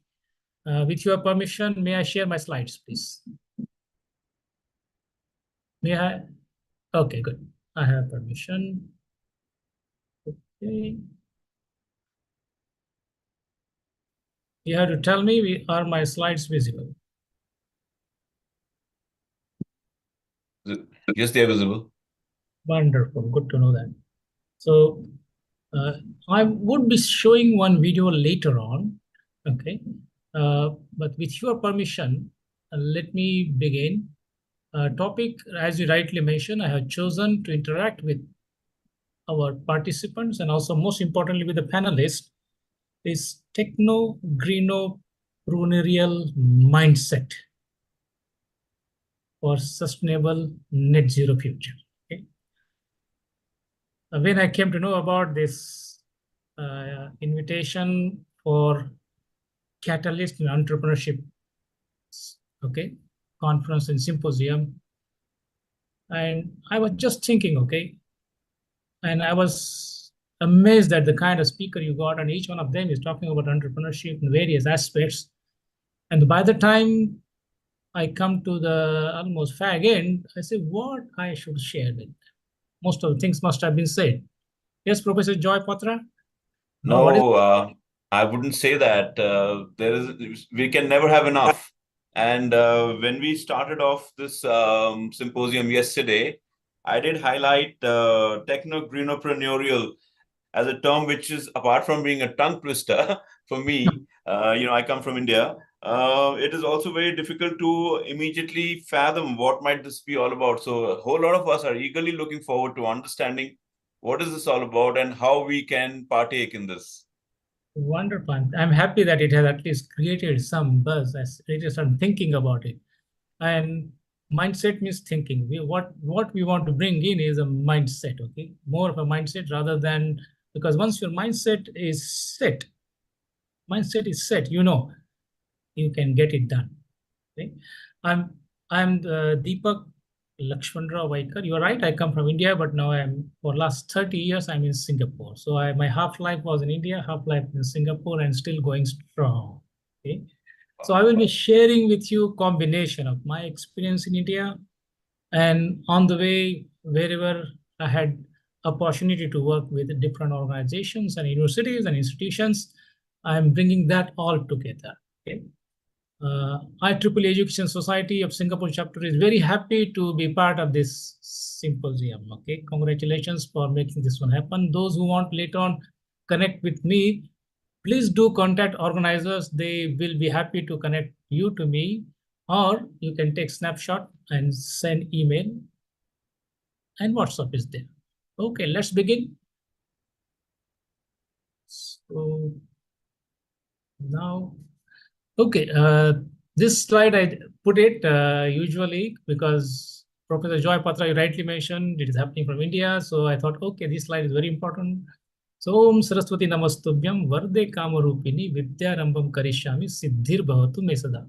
Okay, for our international participants, usually we take the blessing of Goddess Saraswati, who is the seat of knowledge. Whatever the innovation ideas are going to come to us are through her. And not only that, I'm invoking blessing of her and for my presentation, but also to this wonderful entrepreneurship summit. Okay. And this is predominantly for Professor Joy Patra, who is a conference chair, agenda, because they will say, what is your agenda, correct? So introduction has been done. Sustainable development dilemma. I'm going to dwell on this one. Most of you may be knowing about it. Then smart, clean, and green spaces, okay, which will lead us to the term which we have coined, techno-greenoprenarial mindset. Okay, so this will take you there. So I know a little bit of curiosity must have been gone now, but not to worry. More things are coming, okay, more than summary and conclusion. I'm sure, I think Professor Patra and other team members will summarize it for me. Okay, are you able to hear the sound or something there? Yes. Wonderful. Okay, so current scenario. Wonderful. Yeah, okay. Deliberately I kept it because session is in the afternoon. After lunch, you mentioned very difficult to keep somebody focus on this screen, okay, and your stomach is full, then it is different. And it will be with me also, okay. So what is current scenario? Now I'm going to ask this question. Most of you may be knowing it, okay. So doctors and scientists are saying that whose lungs are weak, okay. And those who can understand Hindi, I put in Hindi also. वैद्य वैज्ञानिकों का कहना है कि जिनके फेफड़े कमजोर है. Now what you here you can see is on this side, left hand side of mine, okay, or okay, healthy lung, pran, healthy. There is on the right hand side of my side, okay, your maybe left is on your screen is the lung which is being affected. Okay, that's why then your lungs start becoming weak and weak because of all this one. Okay, then for what? Okay, definitely it is happening because of the air. Okay, and all of us know that we measure air by air quality index, particulate matter, and most of the time we want this one in the good range, sometimes moderate, okay, but in many countries it has crossed unhealthy, very unhealthy to hazardous zone, okay. It is a fact. It is not I am telling, okay. You look at it, this is what the researchers are saying. Researchers are saying that out of 100 most vulnerable cities, 99 are in Asia, okay. And 37 are in China, 43 are in India. So India has beaten China here, okay. We have beaten China, okay. That's now what you can see is once our air quality becomes very unhealthy, our lungs start getting affected. Now, if you must have heard so far, entrepreneurs means they solve the problem, correct? They solve the problem. Now, this is the major local problem. Once there is a major local problem, then all of us have got opportunity. We from faculty members, academics, we can do, okay, teaching about it. We can do research about it. And those who are entrepreneurs, they can start finding the solutions about it. Hey, what we can do about it, okay? Ideally, okay, yes, we need. So question arises, do you like this kind of old normal and current normal one? Even after pandemic, you can see it. When you go to traffic, it is traffic, not only traffic jam, but also pollution. Industries are humming and they are polluting. We are generating huge quantity of garbage and then we don't know what to do it. We are dumping it and burning it. Would you like to go back to the same old normal? You can put in chat box, okay, panelists, whoever, put in chat box. Do you like to go back? Okay. And the question is how to solve that problem. So one of the ways to solve that problem, we might say, yes, wear the mask. We know all of us were wearing masks during this pandemic, correct? All of us got used to, but this is a very sophisticated mask. And I can tell you, if you design this one, and there could be a market because according to United Nations, our emissions have increased in last 2 years. We're supposed to go down, but it has been increased. Number two, not only it has increased,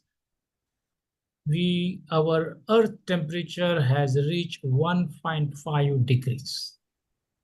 That is why you are seeing the heating effect. Somewhere heat, somewhere cold, somewhere flooding. So this is the one, if you can design, you have got market. Or what we say is, okay, yes, outside one, we are not able to control.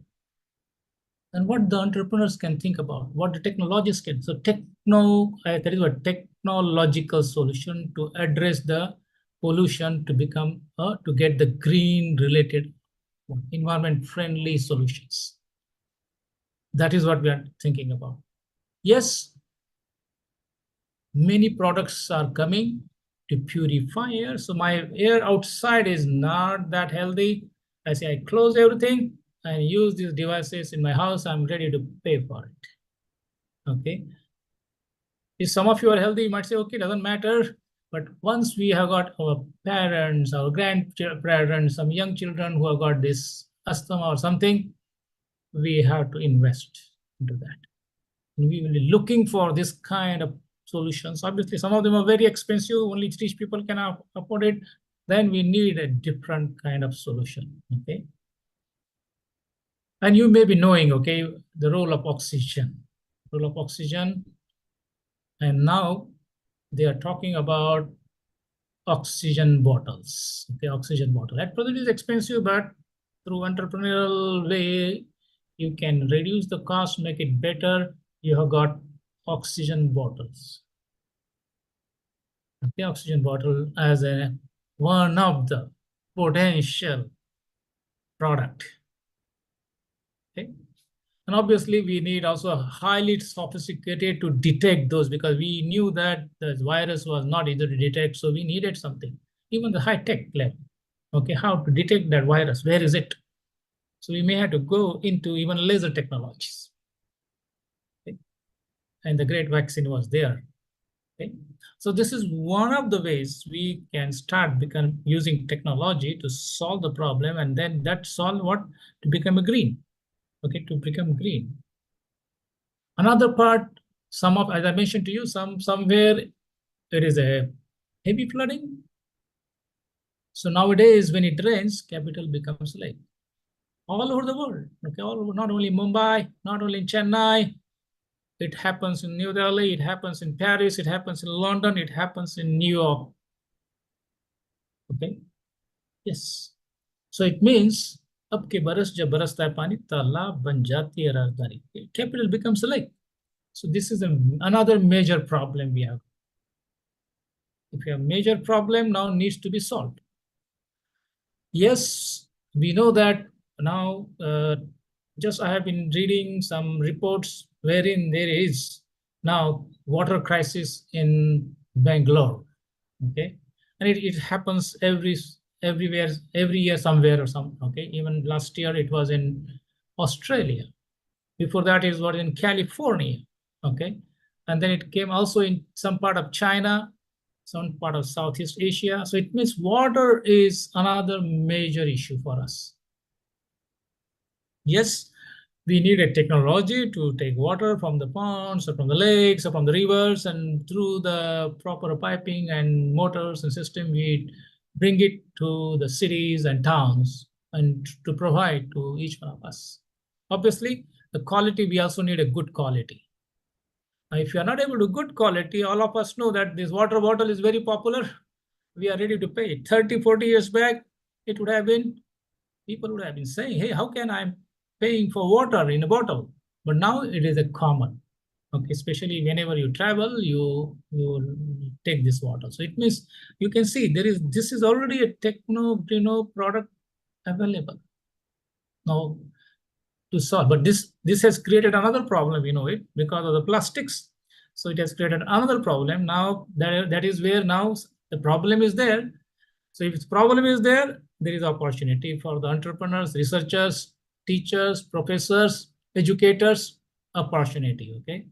So now some of them have come how to recycle it and create a products out of it, products and services out of it. So that is also using technology to convert these plastics into usable form, recycle it, reuse it, if possible, remove it. So this is also a entrepreneurial mind.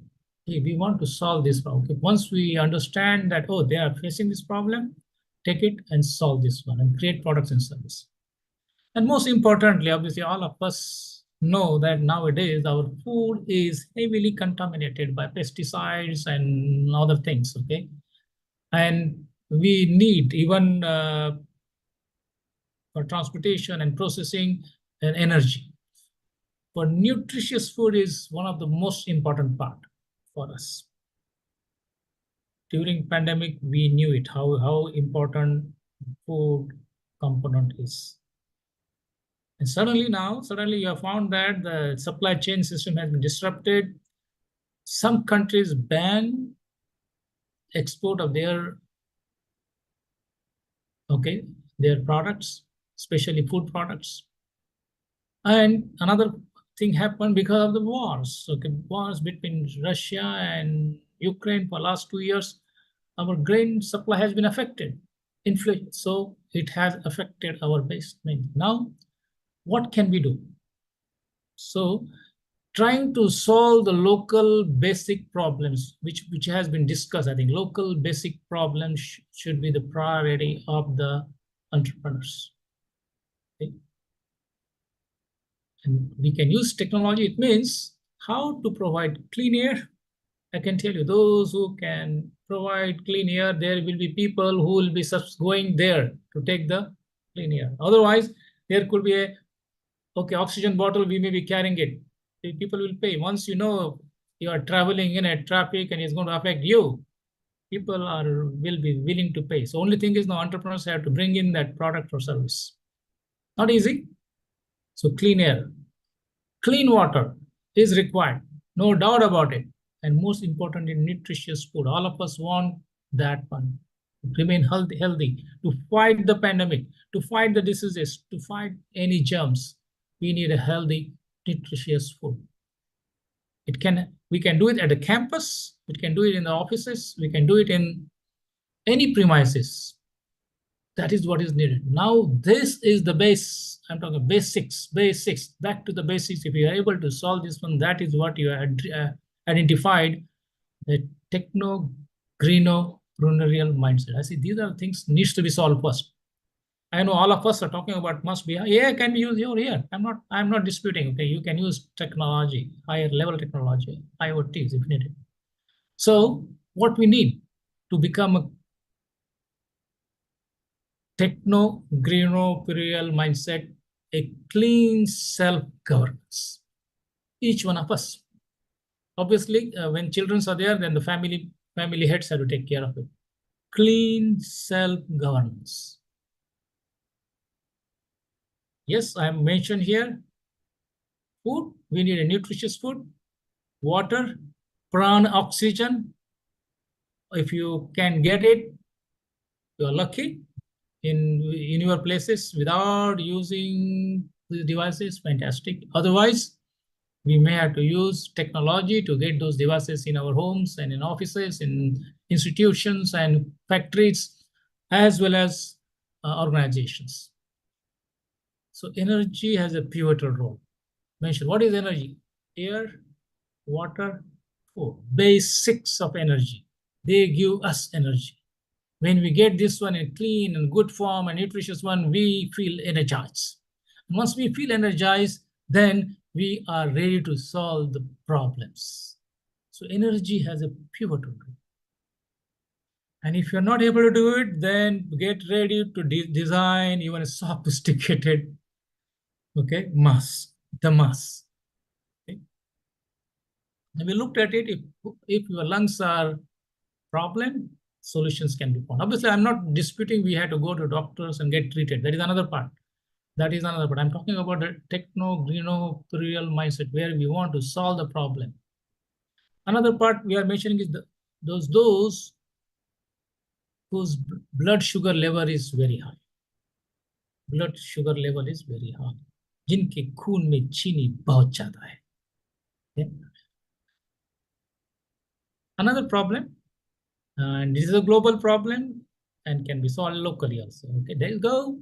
So what we can do? Okay, there are various solutions. One of the solutions, and you must have heard from, I think Nitin Gadkari talks a lot about the converting your farm products into the ethanol. Okay, so if you have got sugarcane, from sugarcane we create sugar, and because of our lifestyle had changed and when it use this processed sugar, then what they have found is that there is a diabetic tsunami.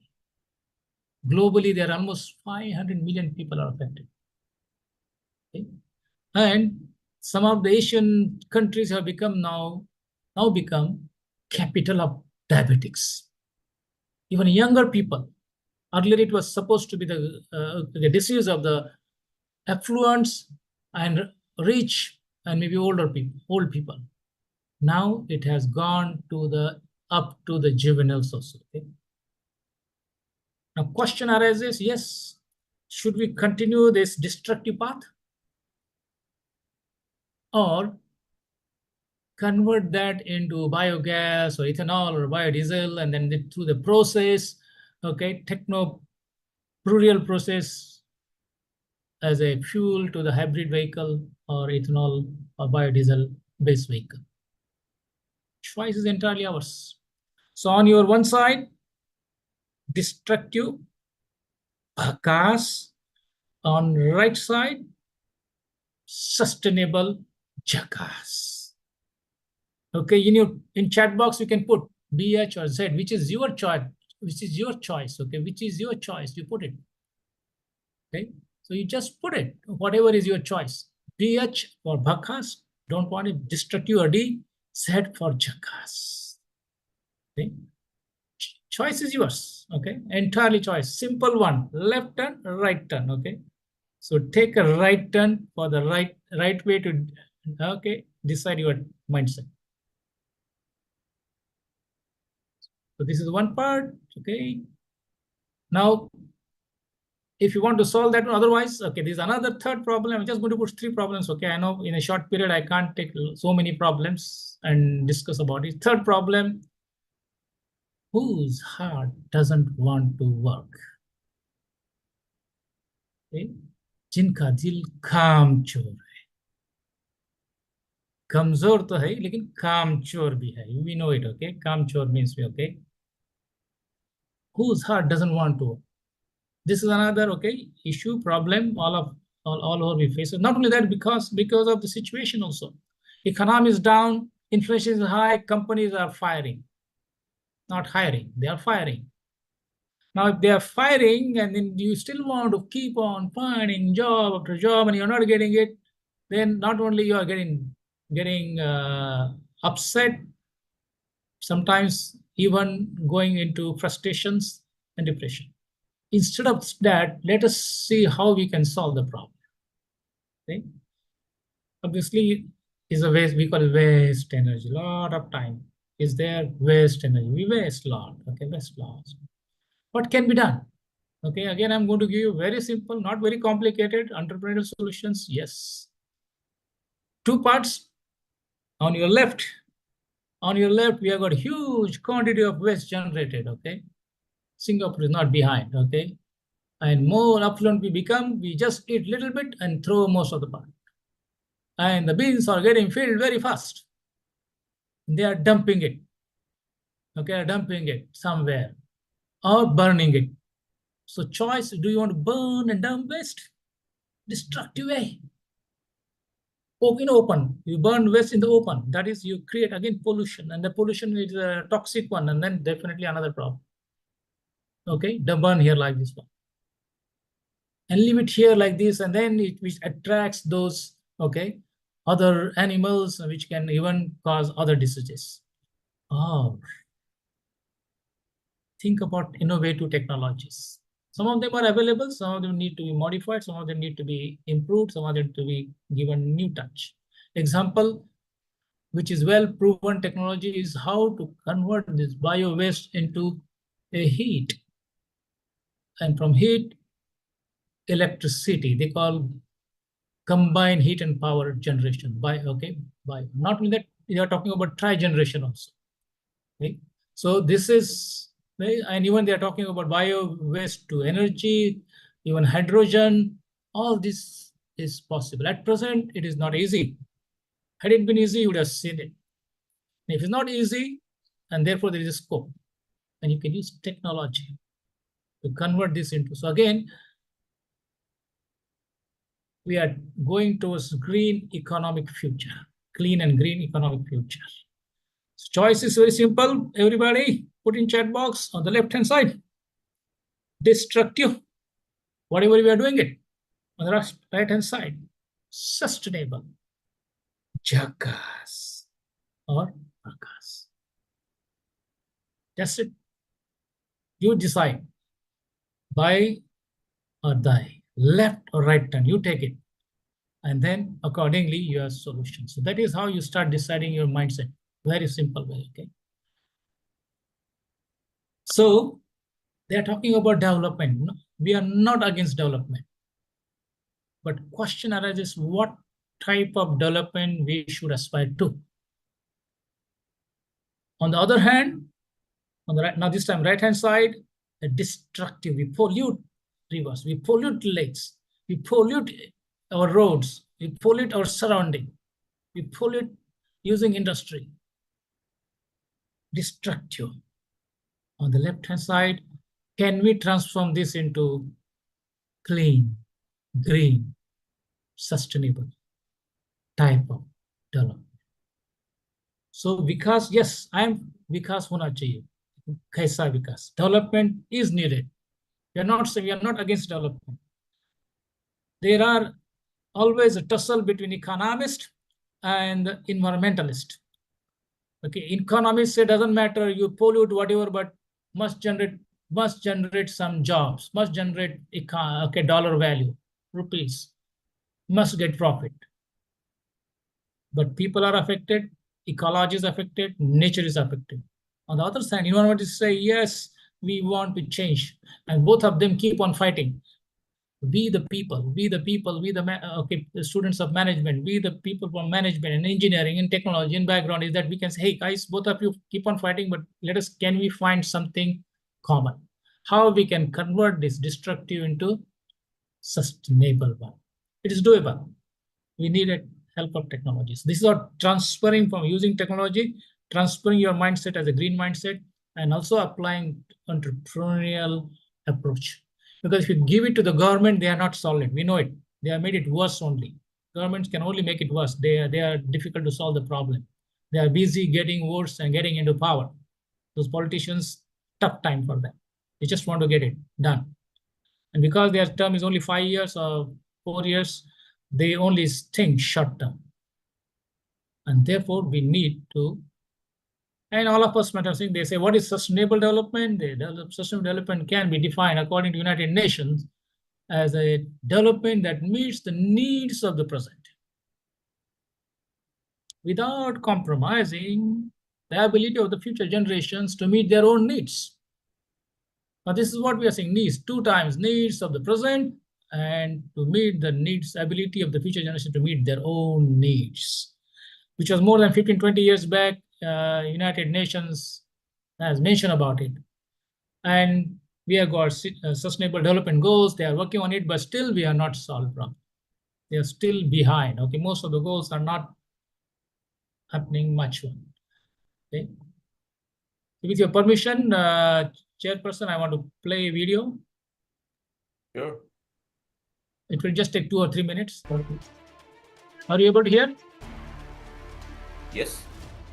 Strategies for accelerating energy transition towards net zero vision.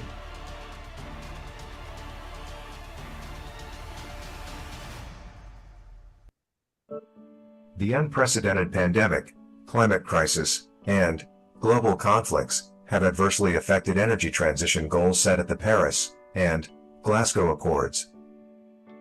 The top 3 most significant greenhouse gas emitters, China, the United States of America, and India, have, in principle, set a goal for net zero emissions by the years 2060, 2050, and 2070 respectively. As the world economy attempts to recover from unprecedented pandemics, demand for energy is increasing, and is expected to increase further. Consequently, energy prices and inflation have been rising. While attempts are continuing to address supply-side constraints, they are predominantly focused on fossil energy. In view of almost negligible greenhouse gas emissions and energy security issues, proponents are once again promoting nuclear energy.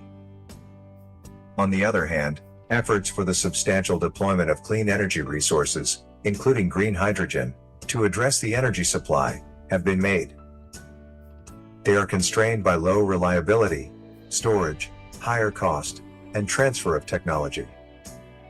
Measures such as energy conservation, energy efficiency, and clean and green energy technologies in the entire energy supply chain have to be adopted as advocated in the International Energy Management Standard, ISO 50001. In addition, research, development, and deployment of smart, clean, and green energy technologies need to be accelerated. Smart grids, microgrids, smart meters, data analytics, artificial intelligence, and digital twins have a crucial role in the efficient management of the power and energy sector. What strategies can, therefore, be adopted, adapted, and accelerated for an energy transition towards net zero vision is the theme of this presentation.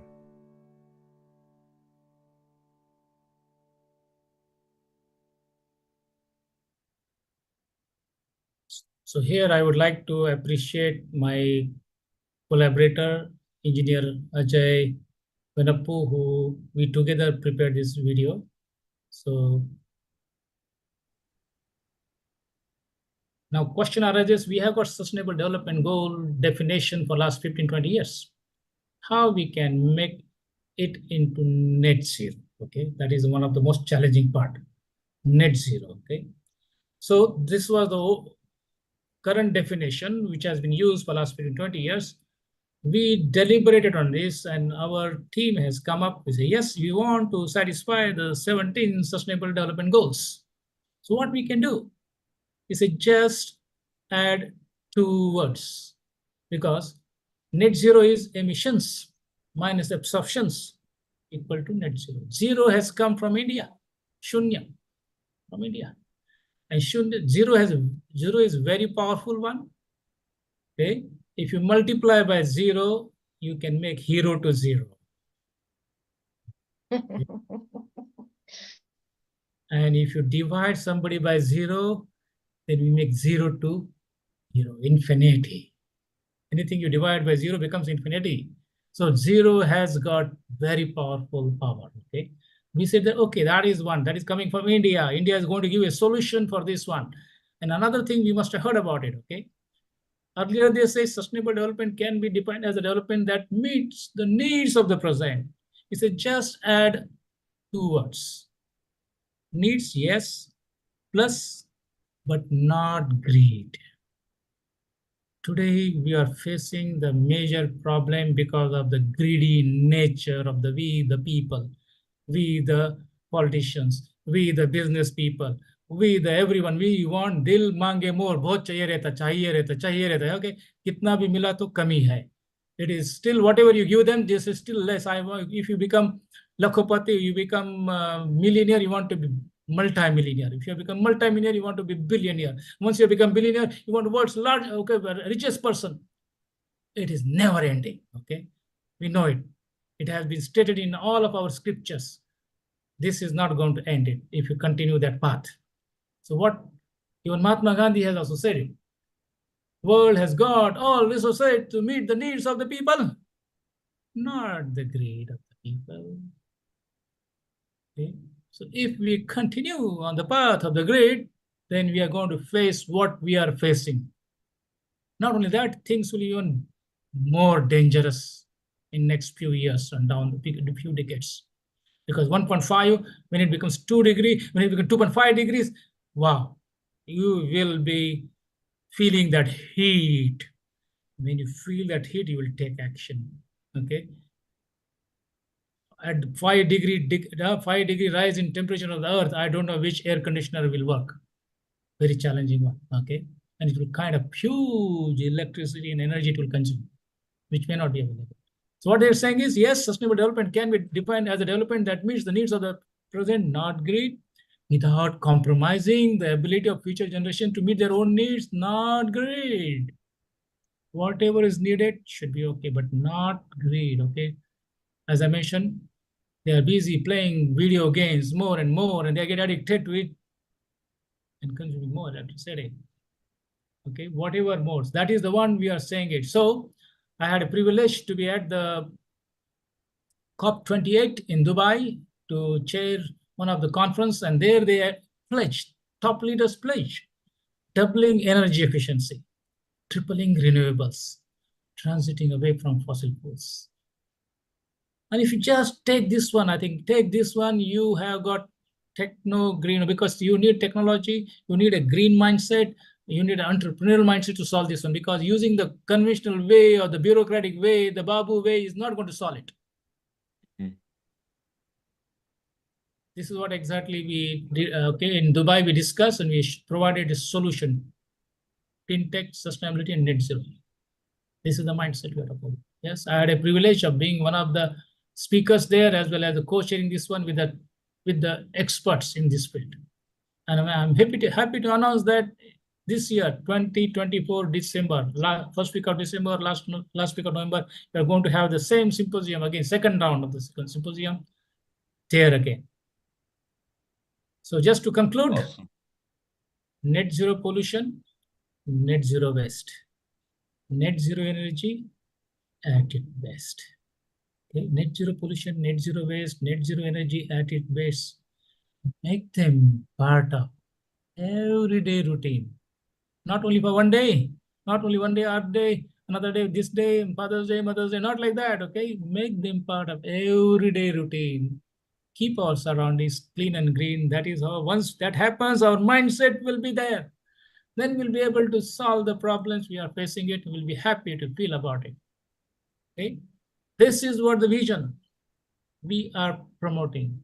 Okay, this is what the vision, because synergizing green tech, sustainability, and net zero. And once we got that mindset, we can solve the problems and achieve. We invite each one of you to join this movement. We'll be very happy to everyone. You can join me on my LinkedIn profile if you wish. This LinkedIn profile is there. Most welcome. And to conclude, again comes from wisdom of the past. Okay, shloka. Om asatoma sadgamaya. From ignorance lead me to the truth. Tamasoma jyotirgamaya. From darkness lead me to the light. Whatever I just mentioned. Okay. Mrityurma amritma. From death lead me to the immortal. Reason is now our lifespan will be getting down and down. You must have heard. Okay, in Delhi, what is happening? Your lifespan has been reducing. With new ways to do it, we can expand our lifetime, because we have got clean air, clean water, and nutritious food. Will be better. Thank you very much, Dr. Vaikar. This is an amazing piece that you brought in. How beautifully you've connected the real world problems, despite the high podiums where you are delivering and you're discussing and championing our cause for a better life. We appreciate that. We also appreciate your being able to bring it down to the level how to find opportunities, entrepreneurs. Every nook and corner we should be able to find. That's really an amazing piece. We really love that. And personally, I'm keenly interested in SDGs. Some of my works are now in the on the anvil. So I definitely be in touch with you, and I welcome everybody else to please join in. So take it away, Himanshi. Yes, just a minute. I'll stop sharing. Sure. And just while you're still around, I thought I'd be remiss not to mention I'm actually the co-host along with Dr. Shamin Gangan, and this whole event has been designed collaboratively. So I'd be remiss not to mention, because I thought somewhere it was understood that I was the chairperson. That is not true. Thank you very much. It has been a privilege to have you with us, Dr. Vaikar. Thank you very much. I know it is a teamwork, and I'm part of your team now. Okay. I would like to extend our sincere gratitude to Dr. Deepak L. Vaikar for his insightful speech on techno-green funeral mindsets for a sustainable net zero future. Sir, your expertise has offered invaluable perspectives on a sustainability in entrepreneurship, profoundly encouraging our event. Now, ladies and gentlemen, it is with great pleasure that I introduce Mr. Faris Alami, the esteemed founder and CEO of International Strategic Management, INC headquarters in Michigan. Although unforeseen circumstances prevented his earlier participation, I'm delighted to announce that Mr. Alami will be addressing us on the pivotal topic of sustainable entrepreneurship. Okay, thank you. He will be continuing on that theme. Wonderful. Thank you all. Thank you, Charmaine. Thank you, Joy. Thank you, all of you. And of course, nice talk, Dr. Walker. It's very interesting. I will share my screen as well, if that's okay. Sure, go ahead.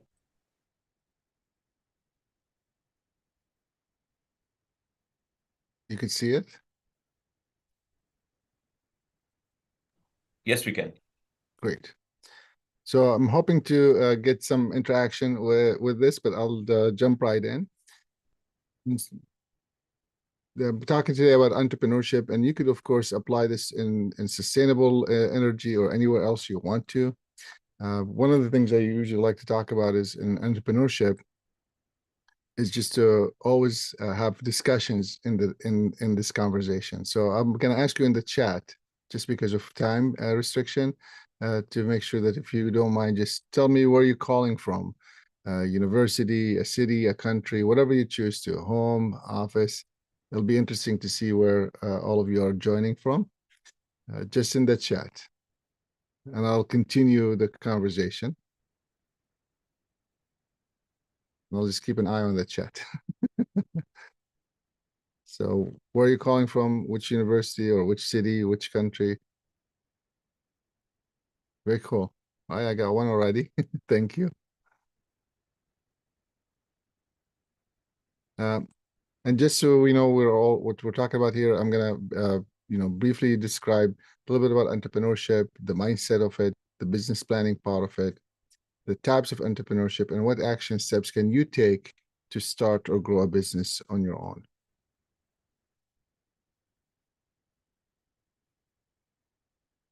If anyone is interested, I'd love to just in the chat again, just write what would you like to gain from this session. I will keep an eye on it to try to cover it, but I already have, as you could tell, I already have a few slides prepared. But if you want to go ahead and put that in the in the chat, please feel free to do so. Just a little bit about how I got here. We do entrepreneurship and small business development programs all around the world. I'm not saying that to brag, I'm saying that to share that the information I'll be sharing from you is from the learning of what we have done through the work that we have done globally. Our work has been really done in the ISM umbrella. There are a few different brands. We have a podcast, we have a nonprofit called Connecting Dots, and we have a resilient entrepreneur campus that we have been facilitating. On the other hand, we also represent, as well as work under the umbrellas of Global Entrepreneurship Week, Growth Wheel and Fast Track and Startup Grind and Kiva and a few others to explain how these different brands come together. My work has been really in what I call 2 tracks work. One track is working with the organization launching entrepreneurship, and the other track is working with the actual entrepreneurs. I mentioned that because some of the insights I'll be sharing is gained from the work that we have done in these 2 different, I'm going to call them world or ideas.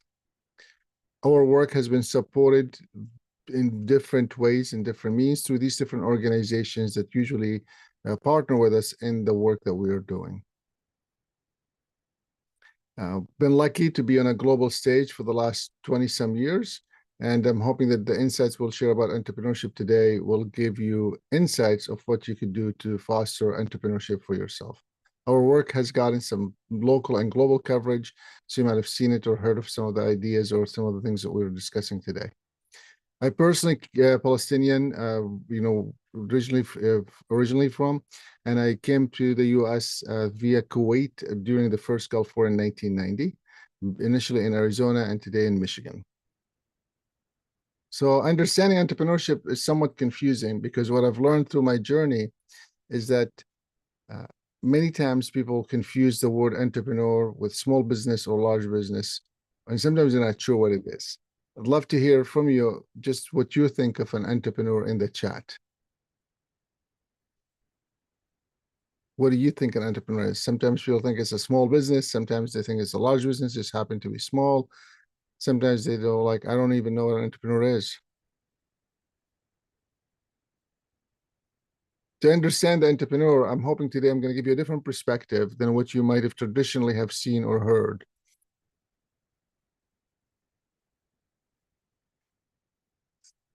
And I call it's a journey, And I usually will spend, almost 10 weeks going through the 4 phases that you're seeing here, or 5 pictures that you're seeing here, of what an entrepreneur is and what they have to do to get there.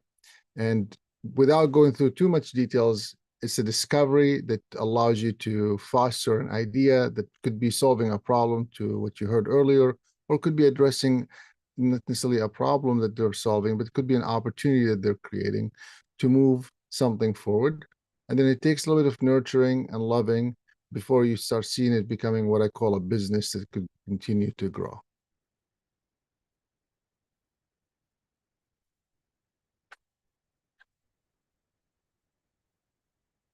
So from my perspective, entrepreneurship is a mindset. That's what entrepreneurship is from my perspective. It's not necessarily right or wrong. It's not necessarily small business or large business. It's a mindset.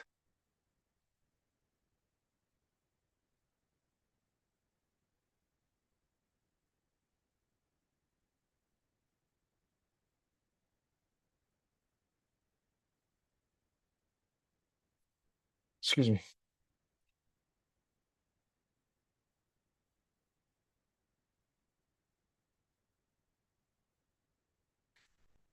There are many myths about entrepreneurship, and there are many great books about it. One of the things I like about the E-Myth Revisited, which is one of the books I usually like, is the whole idea that a lot of times entrepreneurs, I call it, they get the bug of entrepreneurship, but they're really more of a technician, and they're a little bit of a manager, but they're not necessarily an entrepreneur.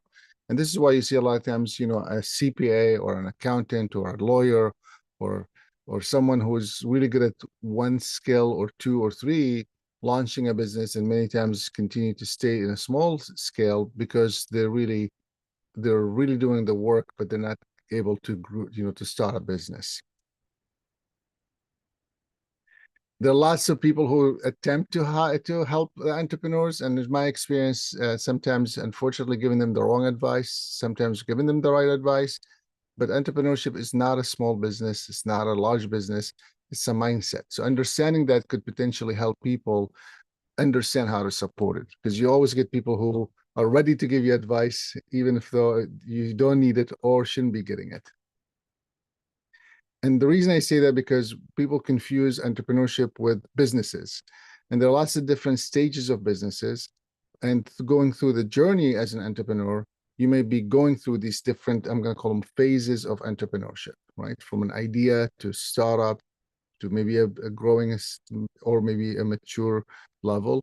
And there are lots of different support systems that could potentially support you based on where you are. From my perspective, running the company here is really, we have different ways to look at entrepreneurship. So we're looking to say, okay, is it a place-based? Is it a tech-based? Is it immigrants? Is it someone with a minority background? Is it someone who's underserved community? Is it someone with, to the general? Is it for what? That usually help us understand how to support them in a better way. And we look at it in this kind of format, not necessarily, step by step, but in kind of idea of understanding the background, what they're launching, why they're launching it, and where they're launching it, that allows you to think about your business as well. So those who are thinking of starting or growing a business, think about your own personal background. What is it that you're really launching, why you're doing it, and where you're doing it. These things could potentially matter as you start or grow the business. And for those who are supporting them, this also matters how you support them, when you support them, and the type of support that is given to them. I want to talk about startup versus scale up, because sometimes people confuse the two. So just understand that there's a different mindset for scaling up the business than starting up the business. Now I'm going to go move to the business, because this is where people want to talk about. They're like, well, I have a business. And I'm curious to hear, by the way, thank you for those who continue to answer the questions on the chat. They're coming slowly, but I'm moving to so many questions. My next question to you is, what are the main factors of a business? And you're welcome to put that in the chat.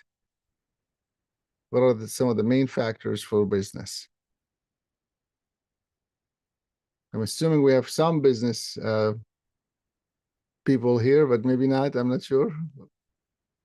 What are the 3 main factors, or 5 main factors, or 10 main factors, or whatever you think of a business? Just put in the chat, whatever you think. No right or wrong. I'll continue. From my perspective, there are three really main factors. I'm calling the three M's, right? It's the money, the market, or the management. That's the basic, I'm going to call traditional model. And from my perspective, money under it could be pricing, funding, cash. There's so many things could go under it. And our market is the customers, the demand, the competition. There's just so many things we could talk about there. Under management, there's the team, the partnerships, and so on and so forth. I mentioned that because as you starting a business or having this entrepreneurship mindset, it's important to understand that a lot of times you want to jump into business planning.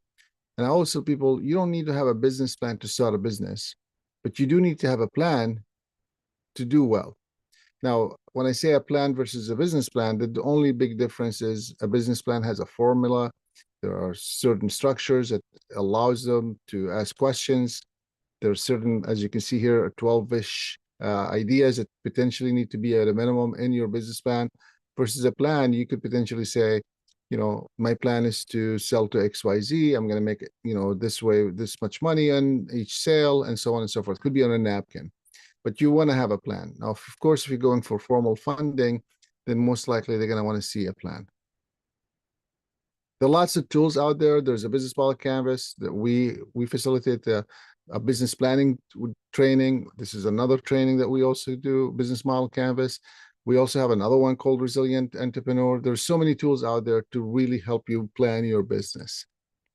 But I want to go back to the mindset, because what we're talking about today is entrepreneurship mindset, and entrepreneurship in a bigger level is the way of thinking. And I'm hoping that our model here could potentially help you rethink how you look at entrepreneurship by identifying a problem or an opportunity, by looking and seeing what you have to leverage it, by understanding what you could do to fill the gaps of what you need to do to get there, and by starting, because you don't want to be just talking, and really by testing and adjusting and continuing is really where you keep this business or idea going. So I'm sure you already know how to start, so I'm going to just move on to the next item here, which is really quickly, you want to frame your idea or your opportunity. You want to frame how you're going to go after to your customers, and you want to start peeling the onion, I call it, to understand what needs to happen to move to the next steps. And please understand that there will be always mistakes. You'll never be perfect.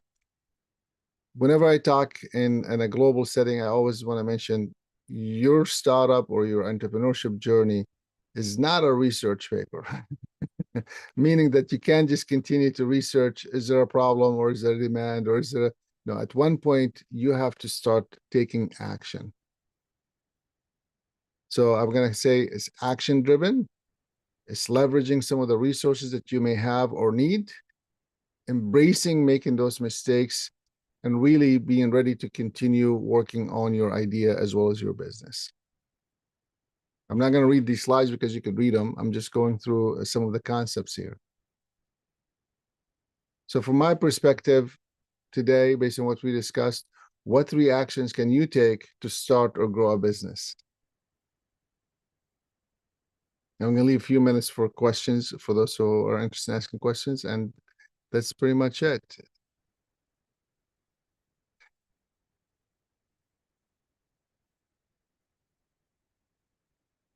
Those who are interested in staying connections, you're welcome to LinkedIn with me, and this is my contact as well. Awesome. Thanks. Clearly, I could talk about this for hours, but I thought give a quick overview and or days. No, I think some of the best pieces we've had throughout the symposium have been really succinct, unless it was something that really required elaboration, and that is most welcome, because that's the nature of what you're trying to convey. But I think some of the most powerful pieces we've had has been in a small capsule, very potent, and pregnant with a lot of ideas and potential to deploy. I think that's where we are getting at. We've had at least, we know in India, about 5 or 6 years of talking about it, planning for it, creating the infrastructure, getting the funds around. That phase is gone.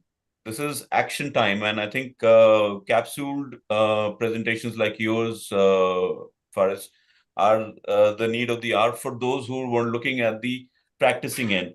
but those who's trying to identify areas and opportunities and, need to understand the layout. I think there are some of the presentations we've had before this where we're trying to understand where the problem lies, so that we see how sustainability can be connected with opportunity areas, because somehow the word has gone around that sustainability is something really huge. You need to travel to Europe or to Dubai to be part of a big conference, and unless you do that, you can't contribute. I think Dr. Vaika's presentation breaks that down into little pieces and shows you can do it, you can be part of it. And it's just fortuitous for us that, you're right behind him and saying that, okay, if you got that piece right, dude, here is it, how do you go about it? And let's get some action on the board. So really love that and appreciate the brevity. Thanks. Thank you. Thank you so much, sir, for sharing your valuable insights with us today. You are truly an inspiration for all the young entrepreneurs out there. We are grateful for your time and expertise.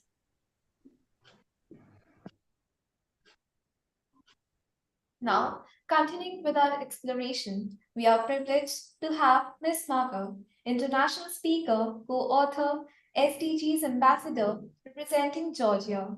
Ma'am will be sharing her expertise on sustainable entrepreneurship in Georgia. Okay, welcome, Georgia. I am so honored to be today with a great panelists. Welcome, Prof. Joy Patra. Welcome, Dr. Chairman Chairman, and welcome to our team. Thank you very much.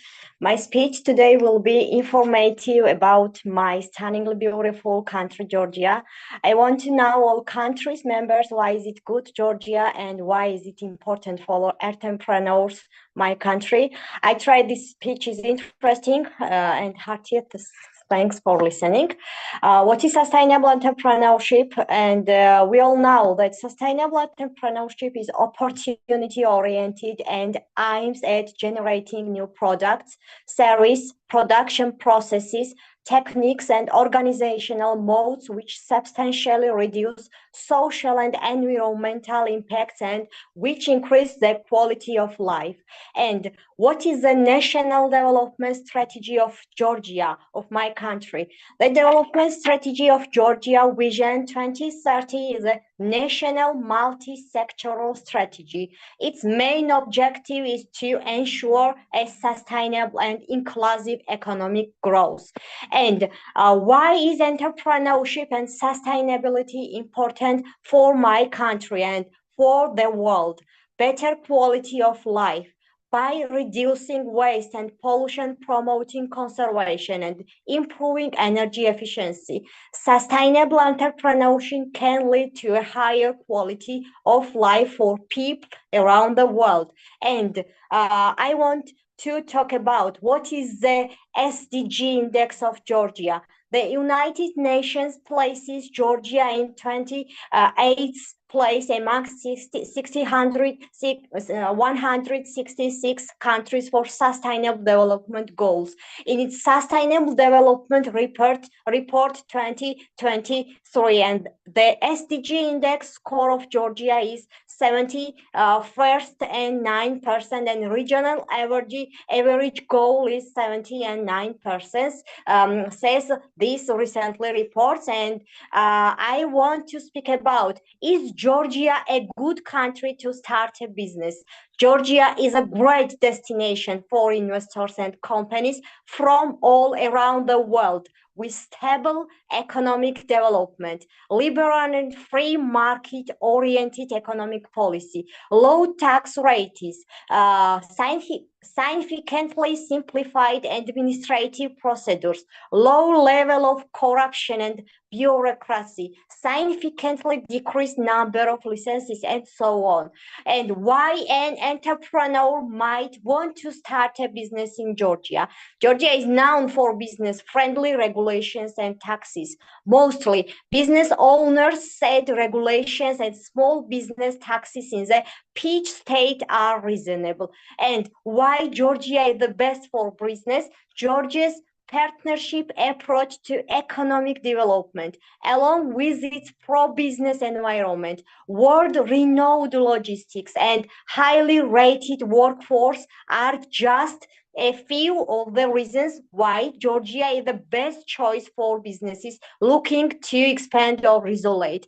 And why is entrepreneurship and sustainability important for my stunningly beautiful country, Georgia? Better quality of life by reducing pollution, and entrepreneurship can lead to a higher quality of life for people around the world. And what is sustainability in entrepreneurship? Sustainability in entrepreneurship refers to the integration of environmental and social responsibility into the operations and goals of a business. It involves finding ways to minimize the negative impact of business activities on the planet and its communities, while also ensuring long-term viability and success. At its core, sustainability in entrepreneurship is about creating value in a responsible and ethical manner, taking into account the impact of business decisions on people and the environment. This can mean implementing eco-friendly practice, using sustainable materials, reducing waste, and supporting local community, among other things. And in today's business world, consumers are improvingly conscious of the impact their purchases have on the environment, and many are willing to pay more for products and services that are environmentally and socially responsible. For this reason, sustainability has become a key consideration for entrepreneurs who want to build successful and responsive companies that will thrive in the long term. And with the world changing, many businesses are conscious of change and are trying to maintain corporate sustainability by developing responsible strategies. A healthy environment plays an important role in achieving the sustainable development goals and transforming society and economy. And to mitigate and adapt to the risks posed by contaminated environment and climate change, companies are thinking about creating more innovative and creative products of service. And I want also to talk about green entrepreneurs create products and bring social and environmental value to society, and contribute to sustainable rural development, preserve natural resources, responsible consumption, atmosphere, and help strengthen local markets. And finally, I want to finish my speech today. And the relationship are like building bridges. They require time and effort, but they are built. They look strong, stable, and beautiful. Put effort into the way, connect and communicative, and build bridges, not walls. I am so honored to be part of this amazing and wonderful and result-orienting symposium today. Thank you very much for your kind listening. Thank you very much. Before the anchor comes on, Maka, I can actually hear the passion in your voice when you talk about entrepreneurship in Georgia and how you have got all of these opportunities available for people to actually start their business. It's absolutely fantastic to actually know that, because everyone's always looking for opportunities abroad. Yesterday we had a speaker who was actually talking about going global, with your business. So fantastic. Thank you so much. Very, very vigorous and very, very passionate. Thank you. Thank you very much. Thank you very much to all. Congratulations for this great and successful symposium today. Heartier thanks for everything. You're welcome. Thank you so much, ma'am. We truly appreciate you sharing your expertise with us today. Now, it is with a great pleasure that I introduce our next speaker, Mr. Dean Dejong. Hailing from South Africa, Mr. Jong is not only a distinguished global speaker, but also the esteemed founder of Chameleon Tech. Today, he will be addressing us on the topic, Learn as you Go Tools for Entrepreneurs. offering profound insights into innovative methodologies for navigating the pathways for entrepreneurship. Let us extend a warm welcome to Mr. Dean Dejong as we eagerly anticipate his enlightening discourse. Hi, everybody. Thanks for having me over. Let me just bring my screen up. Is it coming through? Yeah. Awesome. Let's try and move this out of the way. Okay, let's zoom this in.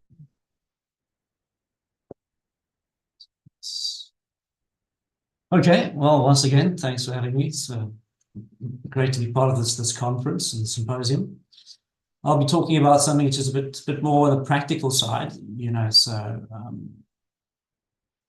what our tech is about is it's really about taking, you know, it could be new R&D, new research and development, about you know, new frameworks or new approaches on how to tackle business problems. But then what we're trying to do is actually just turn that into practical everyday tools, which we can use to upskill entrepreneurs. You know, a lot of the time, entrepreneurs just simply don't have the time to go back to school and, you know, go through a whole big learning curve. And business is typically all about speed. You know, and there are two places where you can often slow down in business. It could be you don't have the right stuff, you've got inefficient equipment, or you just simply don't know what to do, or where to go, and then you have to go and find out what to do. So everything slows down. So that's the approach that we're coming from. So it's almost about, you know, learn as you go on while you're doing what you need to do. So first up, just so that you know, what I'll be showing you, that this technology, it is free to use.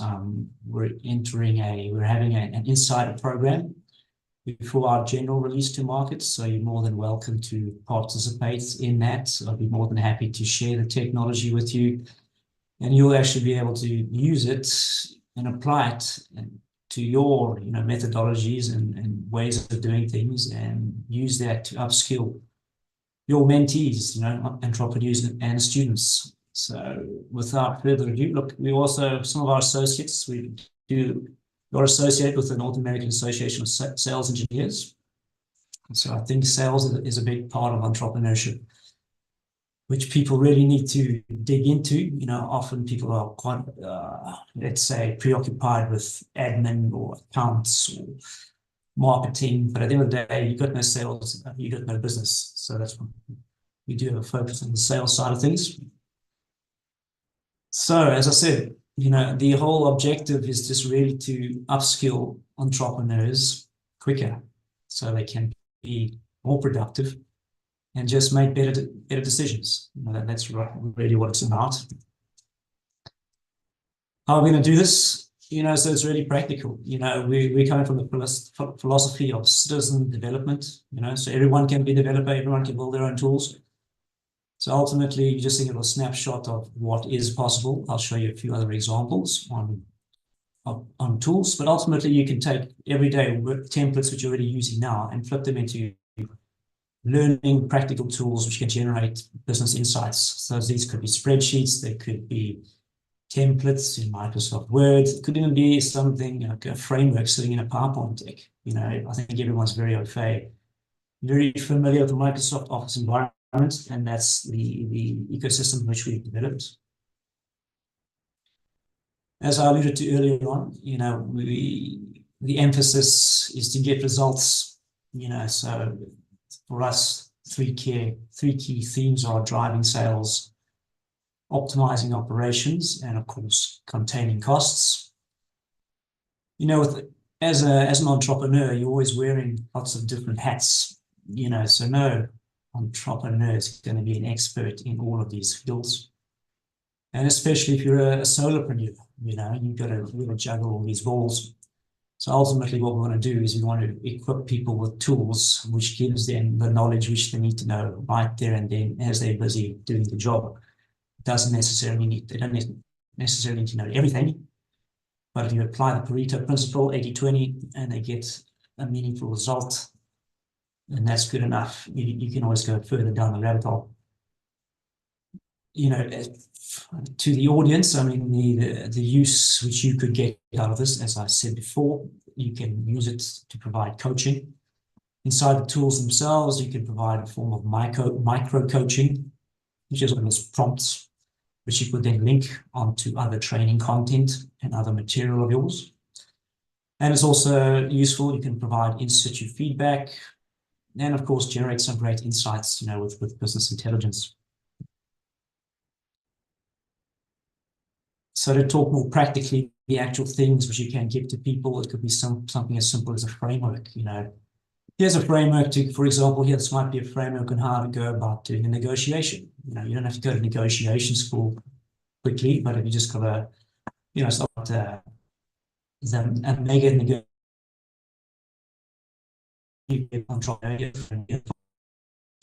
follow the steps, follow the recipe, and get a result. You know, get some orientation and approach on how to tackle this. Other tools which you could deploy to entrepreneurs.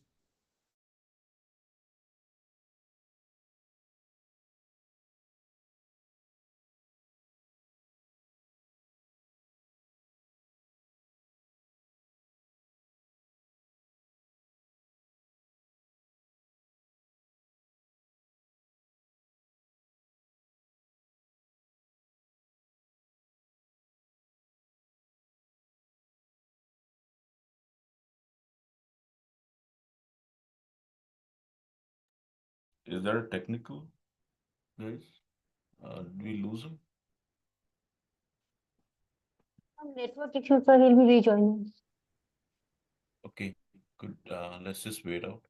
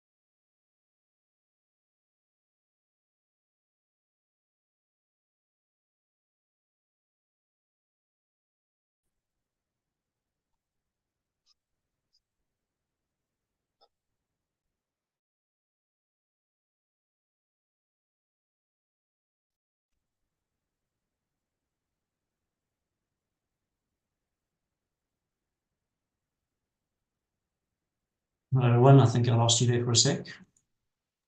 Yeah, sorry, we waited out. So yeah, we can start.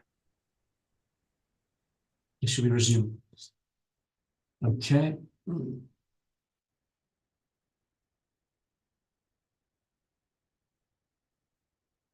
Okay, so I mean, how can we do this practically? So our technology it sits inside Microsoft Excel. It's called Flipsheet. And of course, there's the great tool out there, ChatGPT, which is full of wonderful knowledge, which of course is by no means a replacement for the skills on the panel, but it's definitely a starting point for many entrepreneurs, and it's something which one can augment and build upon. Then we take all these ingredients together, knowledge, a bit of design, and some data, and then we can actually start deploying some practical tools. Just want to check, is my screen still coming through?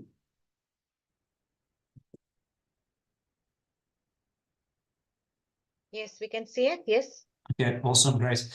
Okay, so here's an example of a framework. You know, as I was talking about the negotiation tool earlier on, you know, so let's give somebody a practical, workable tool which they can just follow the sequence, you know, fill in what they need to do, and get a result, get an orientation, and find their way around the business task at hand quickly. That's an example of a framework. And of course, because we're doing it in more of a structured environment, then we can start generating actual data and usable insights. And then these insights, you know, as a mentor, you could start generating these insights across your portfolio of various, you know, mentees and student entrepreneurs, for example, or entrepreneurs. It's all very versatile. And then for the purposes of reporting, there's also a bit of a reporting automation. Perhaps you need to report back to stakeholders, different maybe investors, or even just practical, management reports, management meetings. But the reporting aspect obviously is just make it faster, make it quicker, more efficient. For interest, I'll give you a quick 2-minute video just to give you an example of how this could work practically. Very, very simple. So over here, I'm just grabbing some data. We're creating a data table on a risk assessment for a printing business. So this could be any business. It's just a random choice. So here's a ChatGPT just generated a data table for us. And of course, then once we have the basic data in place, this basically becomes the foundation for a tool and for a way of working. So what we're just showing over here in this video is just a very quick idea of how quick and easy it is to create a basic tool very quickly. One can also work with templates and some of the tools which we already have, which can just simply be adapted.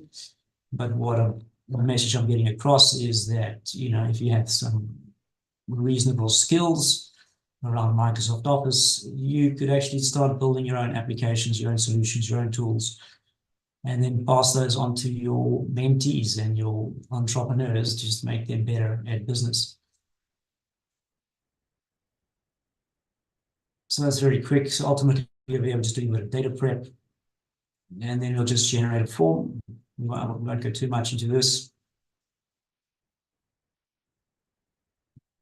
And then once it generates, you'll see there's absolutely no coding involved in this. It's really just a matter of point and click. So over here, what we're doing is just choosing some fields which are selected. So when we create our data table, whatever we want to measure, different KPIs, different steps in the process, we could add that into our data table. And then voila, we can, generate a tool, which is pretty simple. That's obviously a very basic look at it. And I mean, so how can we use these tools? But ultimately, you don't just want to give entrepreneurs a single tool. You want to give them a toolkit, but they can use for various purposes, just simply upskilling. Maybe an entrepreneur has a new member of staff they've got to bring on board, but, with startups and new businesses, they often don't have the money to hire expensive people. So not only can you upskill the entrepreneur, but when they've got to onboard a new employee, it's a way to quickly upskill the employee while they're doing it on the job, on the go. And of course, we can also use it for things like, research and development. You want to try out new things, maybe a new process, a framework. As a researcher, because now we can actually start gathering that data. This is actually live, practical observations in the real world. You can actually start using that data just for pure research as well. Let's move on here. Yep, and I mean, that's it. At the end of the day, we're looking to build sustainable businesses, which of course align with the Sustainable Development Goals. And yep, that's our approach. Try and make it practical, and you're more than welcome to give me a shout. Reach out to me on LinkedIn, and if you'd like to drop me a mail, that would be great as well. And as I said, we are having an insider program before we have our general release to the broader markets. So I'd be more than happy for any of you to join us on that program. And we could, of course, distribute the technology and some of these solutions or tools to your mentees and students. The tools range from sales to negotiation to things like sourcing, competitor analysis, stakeholder management, risk assessment, like you saw there. And of course, because it's very versatile, it's very easy to tailor these things to the actual specific business on hand. And that is it. Dean, if I can just ask you, so I mean, you know the challenges that we actually have here in South Africa. So I just want to ask you, so with all of these technological tools that you have, so are you affiliated with any, like maybe institute, universities, like NYDA, CEDA, whatever, to actually assist entrepreneurs, or are you totally independent? Yeah, so we do have another venture as well, which has been which aligns with this, which is being funded by the Technology Innovation Agency. You know, that's more on the let's say the go-to-market side of for SMEs and how to get businesses in the corporate supply chain, and this kind of complements that. So this plays into supply development programs. So quite often there are corporates, they have their supply development programs. Obviously, the questions are around risk and capabilities. We're big, they're small. Can they deliver? Do they know what they're doing? Can they comply with our standards? So this dovetails into that piece, which is also being done with the French tech body in South Africa. So that's one of our affiliations, and that venture is also backed by CEDA, the Small Enterprise Development Agency. Yeah. So that's let's say that's the twin to this. Yeah. Okay. Awesome. And then so the other thing is that over the past few years, I've been working a lot with student ventures and different programs, and what we find that in terms of technology, whether it's just student entrepreneurs or whether entrepreneurs per se, it's been a little bit difficult for them to actually get on board, especially with technology, because, when it comes to network and devices, we actually sitting behind. Our students are really struggling. I remember last year when I did a whole lot of evaluations from the South African universities that came up to us for evaluation. And to be very honest, I'm actually saying this, God, I better watch out when I leave my house. So I'm actually saying this, that I think 5% of the students could actually do Excel spreadsheets or do anything in terms of technology. I mean, even getting together the product was actually such an issue for them. So they only basically did very well up until the product stage, and then after that they struggled a lot because they just couldn't use the technology. So I know, when Shelley spoke earlier on, universities are trying. But what do you think? What do you think can businesses in South Africa do to assist entrepreneurs? Because we know support from the top is actually not happening. So what would your take be on that? Well, with a management consulting background in sourcing and procurement as well. So I think the corporates, to their credit, they are trying to do some business development, with supply development, which is a plus. What I do think is what is maybe absent is quite often, there are these incubators, and then they have these pitch events. I know I've pitched before, pitched in Amsterdam, I pitched in Cape Town. And you get investors to come and attend these things, which is great. But what they should have there is the buyers as well from business. Absolutely. Buyers from government, because sometimes the mandate of the procurement department is to bring in technology through the supply chain, to bring in sustainability and green business through the supply chain.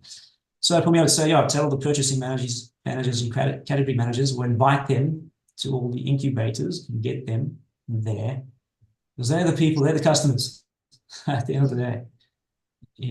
So I would say that would be something, a recommendation from my side. Awesome. Thank you. Sure. You're welcome.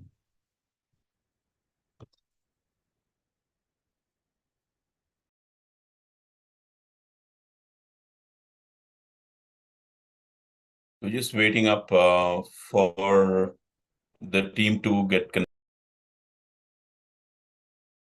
I think there's been some outage on their floor. But yeah, very interesting take that we had with Dean.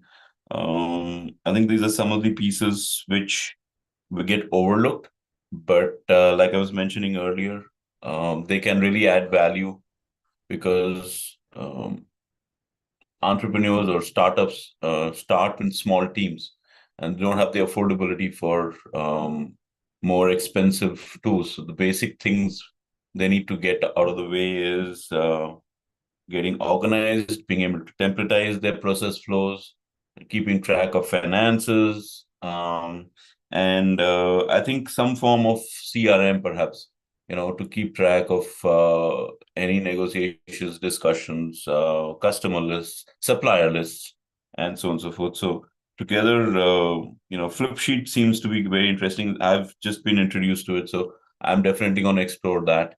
After this session, I've already jotted that down. But yeah, Excel and Chat GPT and other GPTs for that matter, and a whole bunch of other tools can really come in handy, especially if you are a one man, like we had someone mentioned earlier that they being solopreneurship. Yeah, I think Virginia talked about solopreneurship. So for all of them, just while we wait, I could highlight. So I recently launched a course which is marketing with artificial intelligence for non-coders, and I saw that word in one of Dean's slides. It really excited me because that's where we are headed. We're going to be a gig economy. We're going to steer away from large organizations. So I think the sun has just risen for entrepreneurs. As long as they can equip themselves with the right kind of tools, sure, they can make real good headway, even as a one woman or one man army. So I think from that perspective, Dean's piece is very, very pertinent. And any entrepreneur who wants to really kick it off will definitely lean heavily on these tools, because you don't always afford to get a team together. And even if you do, it's just 2 or 3 of yourselves. So, and you spread thin across all the activities that's required to get an enterprise up on its feet. So amazing piece, very, very valuable piece. Dean, thank you. Thank you for bringing in that perspective. No, you're welcome. Happy to chat more.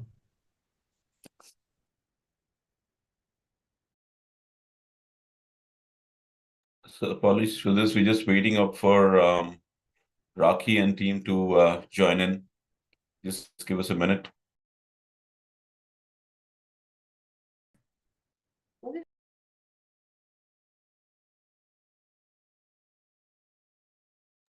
Oh, there's Himanshi. Hey, Himanshi, welcome back. So, Yeah, we just got off a session on technology, right? And you can see technology is playing truant with you. Please take it away. Thanks. we extend our heartfelt gratitude to Mr. Dean Dejon for his significant contribution to our symposium. His expertise and insights have left a lasting impression on our audience.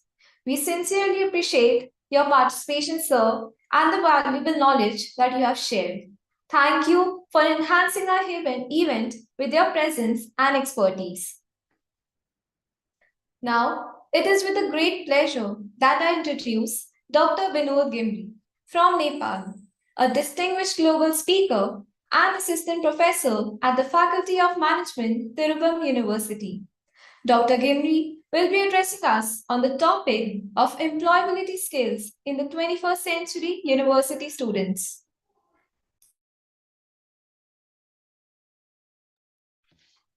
Thank you. Thank you, Raki. Professor Jaipuria, Dr. Sarmin Gangin, Subrata Chattopadhyay, CGM and Jaipuria team, and all the dignitarians and listeners. Yes, me, Vinod Gimri, talking about 21st century skills for employability. So as we concern with the entrepreneurship, and my topic, employability, connect with this matters as well.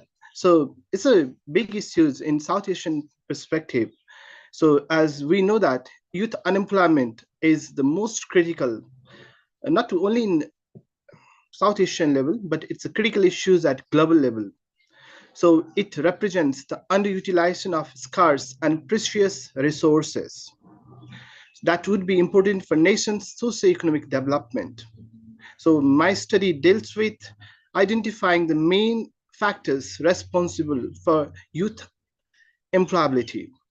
So basically, youth's dream to create their one job is constrained highly by shortage of finance and lack of workplace. So in these connections, university educations should work as an important bridging in between this gap.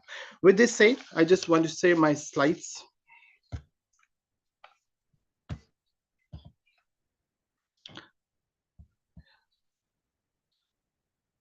So it's a paper-based Actually, we are having a research paper on it. And here I would like to show with this content. So is it visible? Yes, now it is. Thanks. Thank you. So it's topic evaluating employability skills in 21st century.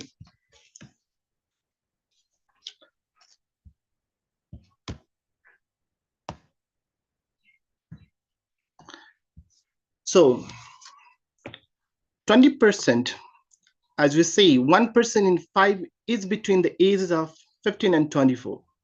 And these people are not having engaged with some way that counts for the economic aspect. 85% of the world youth live in developing countries. So when you see this records youth that is between 15 and 24 years. So 35% are youths in Nepal, and the situations is that most people are not getting engaged in any way. So youth is the best time in one's life. So in this context, we just talk about it's a home to the largest share of the world's youth population, South Asia. Basically, I'm just indicating these things. 48% of its population below the age of 24. South Asia's young people offer the potential to drive its economy to be more vibrant and productive. So in this context, I just talk about the International Labour Organization's findings. It has been emphasizing on youth employment for a long run as a part of its agenda to promote full productive employment and decent work for all. But the sign of, even a sign of improvement is there. 2 in 5, that is 42.6% economically active youths are still either unemployed or working at living in poverty. So main issues that I want to draw your attention is the employability of university students. It has grown to be a complicated and diverse problem in the dynamic of 21st century setting. Employers are looking for applicants with 21st century's competencies and abilities in addition to traditional academic knowledge as the global workforce changes. So these competencies covers widely in digital form to social skills. So studies highlighted that the current discrepancies between academic preparations and occupational need by noting that only around 30% of candidates who attend interviews get hired.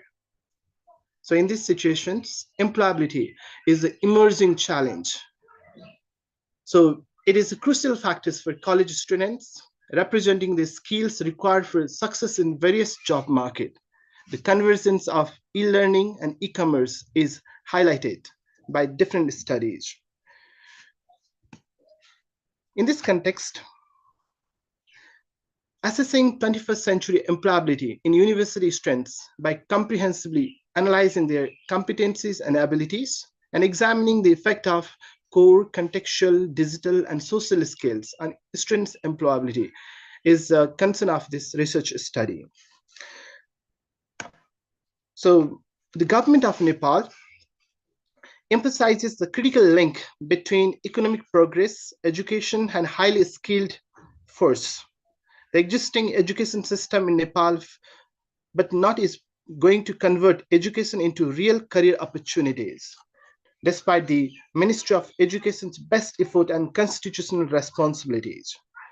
Young people in Nepal have alarmingly high rates of underemployment and a significant skills job market mismatch.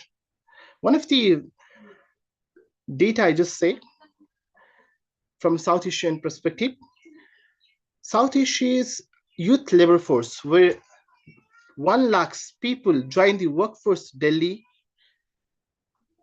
This dilemma takes on greater significance as we see, tragically, it is anticipated that 54% of South Asian youngsters will graduate from high school without the necessary employment skills by 2030, underscoring the region's shortcomings in educating its youth for modern workforce. and it's cited from UNICEF 2023. So in this context, I just want to say, I want to have this literature reviews. There are so many factors causing behind for these activities. So Nepal has been ranked one of the worst countries in terms of making people employed within these regions. Here's the data. Fully unemployment ratio is 19.2%, whereas the semi-unemployment ratio is 28.3%. Nearly 36% of the unemployment youth force in Nepal is not connected with economic production and skills.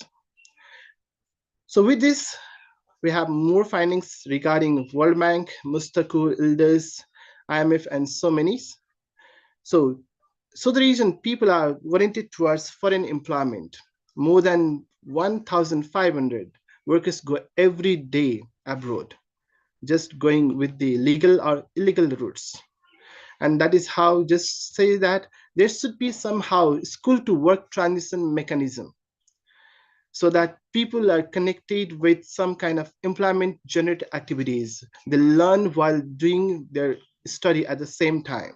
So full-time study is another big question, whether we are making people best fit in the job market or not, whether we have to make the internship as a linkage in our course or not. So these factors is a major say as per this research. So while having research, we just talk about these 4 dimensions: core skills, contextual skills, digital skills, and social skills. We just look for these relations with the employability. So with this framework, we go to the research, and our sampling covers 413 individuals who are looking for the job, who are somehow connection with job preparation course and looking for some job opportunities. We are having some survey with this people. We have used the causal, comparative, and descriptive research design. Basically, source of data and nature is primary. And basically, we ask the questionnaires, and with these questionnaires and interview, we come to the conclusion of this research. So our respondents, 413, there are more female participants, and age are more in the age in between 27 to 34, and more are in bachelor's levels. Okay, so with these respondents, we just look for the reliability and validity.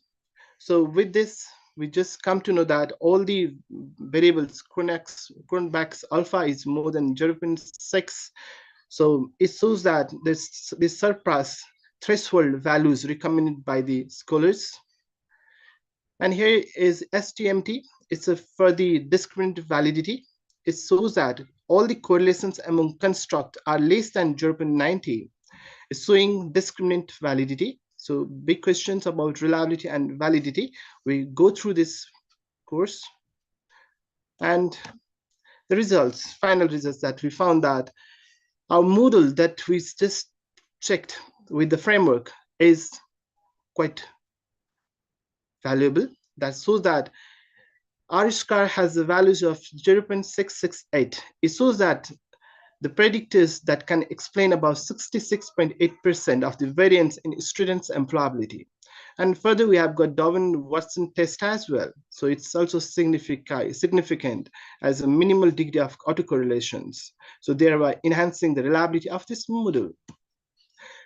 So while having regressions, we come to know that beta's values, we just look for the beta's values, and we come to know that beta's values is the indicators that shows the importance that is to be given in education system, basically our management education system. So here we see core skills 0.304, contextual skills 0.115, digital skills 0.309, and social skills 0.145. As for these things, we just find that in this scenario, digital skill is a must. One cannot deny the digital ICTs in education system. The same way, core skills, we must have core skills. That is what we discuss later on, and the contextual skill and other skills. So all our hypotheses that we set as per the objective were accepted. So basically, we come to know that these skills that we set And we asked the people in a survey who are having job preparation or job ready for the job, what they feel, which is the basic skills that they must be acquired while having job potential. So we just found that these skills are the what favorable impact on students' ability to secure employment opportunities. To sum up, we just say that the skills that one has to think about is the digital skills. It is all about use of technologies in performing tasks, solving problems, and communicating in every aspect. It's not about this only. It is all about adaptability and flexibility. It's all about networking. It's all about digital skills. It is all about digital marketing skills as well. Cybersecurity market skills, software proficiency, data analysis interpretations, online communications, collaborations. The same way, core skills is all about communications proficiency, problem solving ability, adaptation and flexibility, teamwork and collaborations, and strong work ethics and reliability. These are the core skills that cannot be denied. These are fundamental abilities. Another part is social skills. That is all about relationship building and rapport building. It's all about active listening and empathy developing, clear and confident verbal communications and non-verbal communications as well. So with that skills, one has to be acquiring knowledge.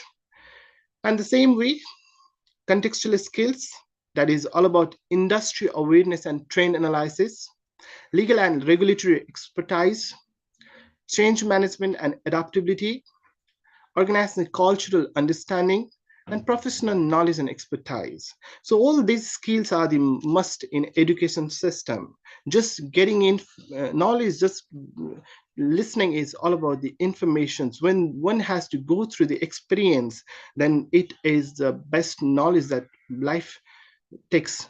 So in this way, university must have to think about this findings as a policy making objective, because we design the course, but that course does not match the job market. That is how most of the people are not best fit in the market. So the reasons everyone who are in policy making must have to think about changing trend of the world, changing AI patterns, and they must have to design their course in such a that it best fits.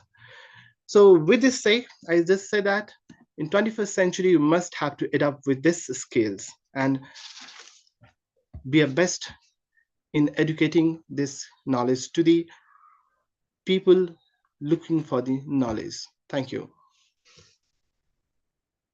Thank you. Thank you. Yeah, that's very pertinent to keep one eye on what is driving this and how we can get a head around it. So, and I'm sure not just in your country, right across all the geographies which are represented here, this is one central problem that we are all dealing with and trying to bring solutions to the table. Some are doing it by identifying areas which are which lend themselves to entrepreneurial pursuits. There are others who are trying to bring the technology factor. There's still been others who are trying to see how the university system can support that. So yeah, very well put and very well accepted. Thanks, Dr. Binod Kevire. Most welcome. Thank you. It's my pleasure sharing this to the global audience. And actually, it's really alarming issues. Why people are going abroad and why they are looking for these things. We are investing a lot in people, but things are just away from us. So the major concern that we must have to think about these issues. Thank you. Thank you all. Indeed. I would like to extend our sincere appreciation to Dr. Binod Kevire. His insightful discussion on employability skills in the 21st century university students has added immense value to our symposium. We are grateful for his expertise and contribution in today's event. Ladies and gentlemen, it is a great pleasure that I extend an invitation to Ms. Rakhi Ruhal to join us for the valedictory session.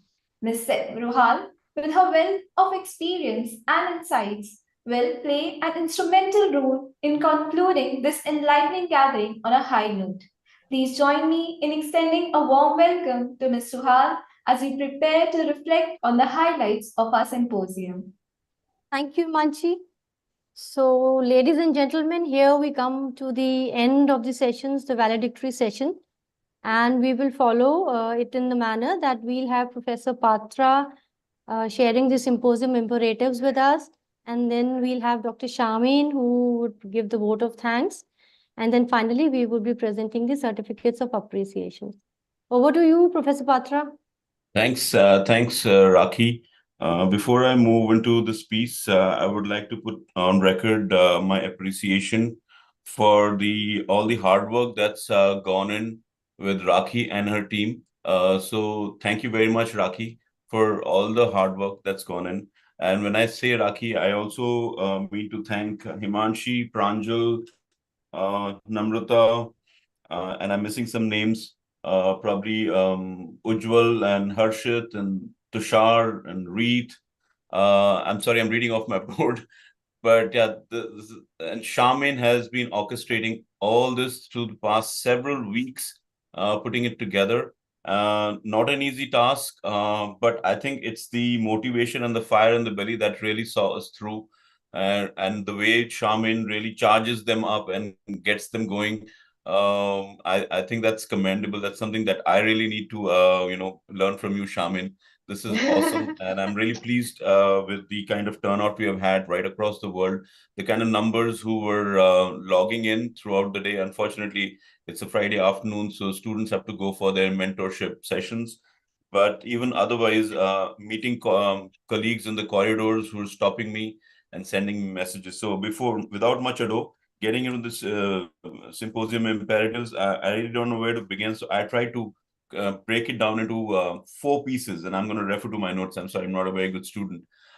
So the symposium started on a very high note with Gary coming in and sharing with us with examples like that of Franklin, how to be the best version of yourself.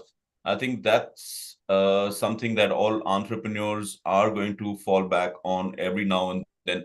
They will be sucked into the day-to-day nitty-gritties. They understand the challenges. They need to fall and then rise again. But should they never forget is to bring up their best version all the time, keep improving step by step. And I think he really epitomizes, his session really epitomizes that. The next big section that I saw was, Dmitry Borovikov from Russia talked about students, youngsters, need for new leaders, how things have changed and why some of us who, are perhaps much senior, there's much more need for us to relate to the challenges of Gen Z and try to bring in solutions in the world of entrepreneurship, keeping their needs in mind. Shelley Farrington beautifully gave us an elaborate view of the role of the university, being to provide the environment where students can play, they can practice, they can fail, and they can then thrive. So that's what environment for good entrepreneurship should be like. And of course, we just heard Dr. Vinod Ghimire telling us how it is playing out in Nepal and why it's really imperative for us to focus on what is the contribution of university education towards making students capable of taking up roles outside the university and becoming, filling the gap between academic preparation and occupational need. The other big section we saw was on sustainability, coming in, how we need to embrace sustainability through and through. We heard Dr. Vaikar this afternoon. We had Maka talking to us later about how to relate to real world problems, look up for startup opportunities. That's what Dr. Vaikar elaborated on. And Maka came in, from Georgia, and talking about the integration of how Georgia has taken up integration of SDGs along with business and entrepreneurship.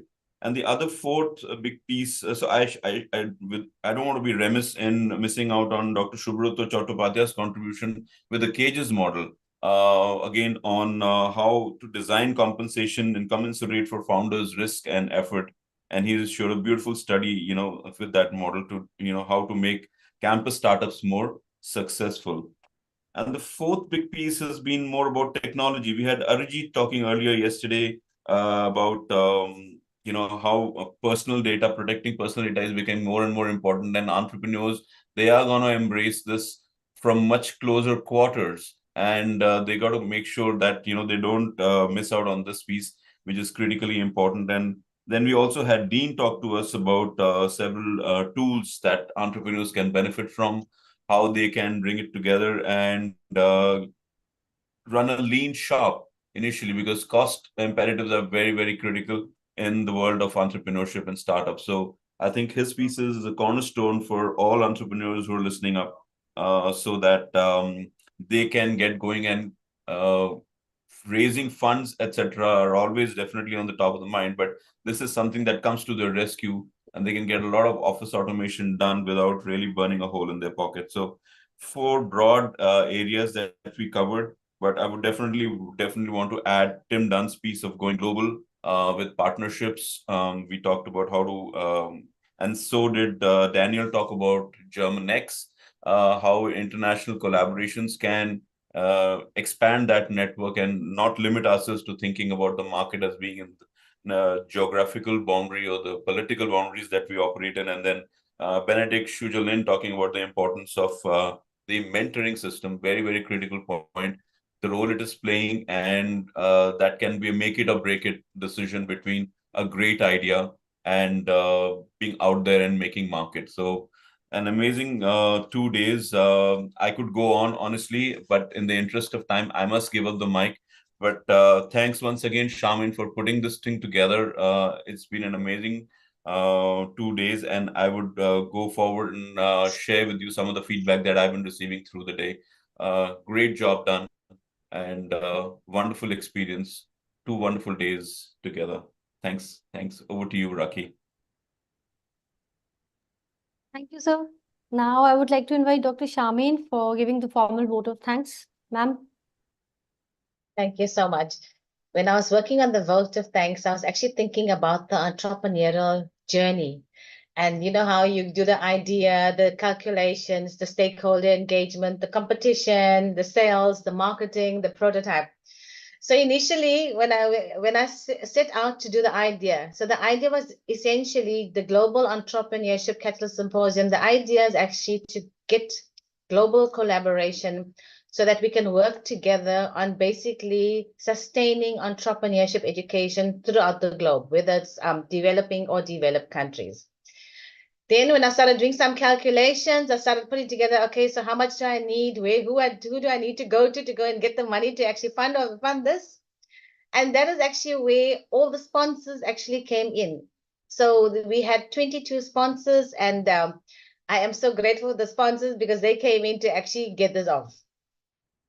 Then I started engaging and collaborating with all the universities, all the institutes, public, private, industry experts, faculty, to actually come on board and talk and actually discuss entrepreneurship, or to discuss the theme that we actually had over the 2 days.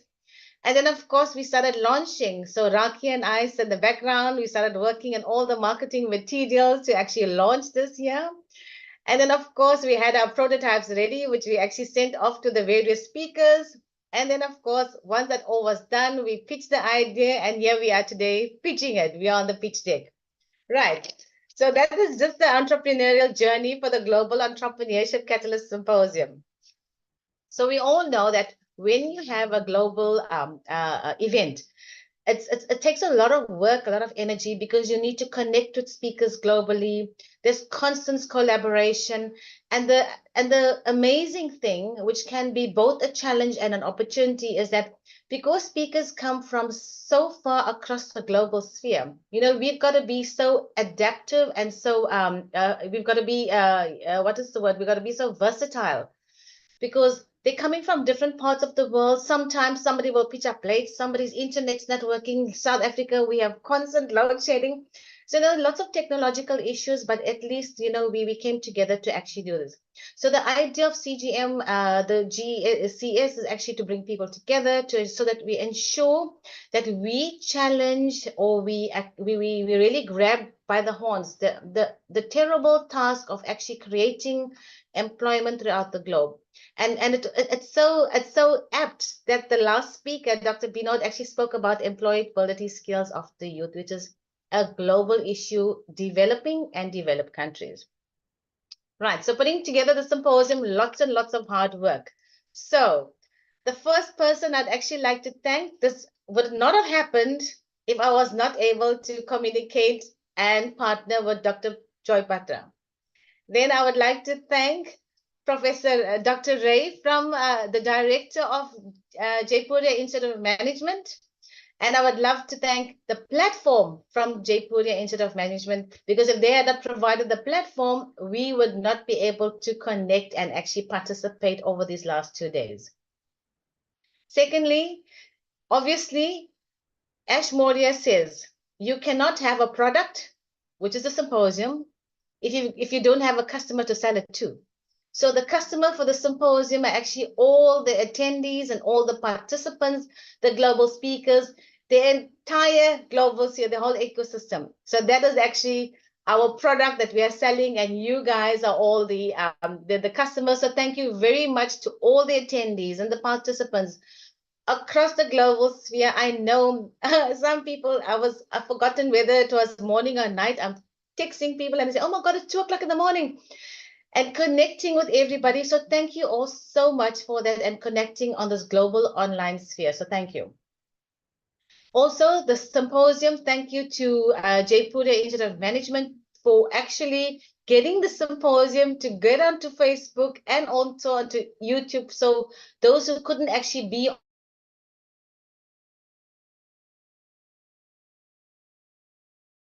I think we lost your voice. You sit at a laptop on the beach, you can actually access the symposium via Facebook and via YouTube. I hope you can still hear me, because it says that my connection is unstable. I can hear you now. You can hear me. Okay, fantastic. Right. Thank you to the attendees, global speakers, faculty, students, industry experts, public and private participants. The organizing team, the amazing, amazing Raki. I will take you the next time when I do my next symposium. Fantastic, fantastic backup, it's like a marriage, you must have a good backup partner. So Raki and I managed this together, and she's amazing. She is like the most pleasant person. Every single thing I said, Raki just did without even questioning. So thank you so much. I love you to bits, and I'm definitely going to collaborate with you next time. I am so happy with everything that you've done. So everything that we have today is actually basically because of Raki's hard work. So thank you so much for that. The amazing anchors, thank you very much. We try to change the symposium every year. We don't want too many people in between talking. So we got anchors, and the anchors did a fantastic job. So actually, thank you for that. Right. So as Prof said, day 1 and day 2, the idea was actually to get sustainability into the symposium, and amazing. I'm very grateful that every speaker, one email or one WhatsApp, and everybody said, yes, yes, yes. I even had people who sent me messages saying that they really want to participate, but I just couldn't fit everybody into the symposium. So thank you for all of that. Also, the other thing is to thank you to all the 22 sponsors. So universities from and institutes, public, private partners from America, South America, India, Dubai, Philippines, Indonesia, Africa, it's Nepal, Bangladesh, Sri Lanka. It's like everybody just participated. And thank you so much. I'm so grateful to all of you for that. And then, of course, last but not least, I just want to say that this has been a fantastic symposium, and everything has actually happened with the great partnership of CGM and Jaipuria Institute of Management. Going forward, there are going to be many more conclaves and symposiums, so please do engage on Facebook, LinkedIn, and WhatsApp, or even Instagram with CGM. So thank you so much for that. Over to you, Raki. Thank you, ma'am.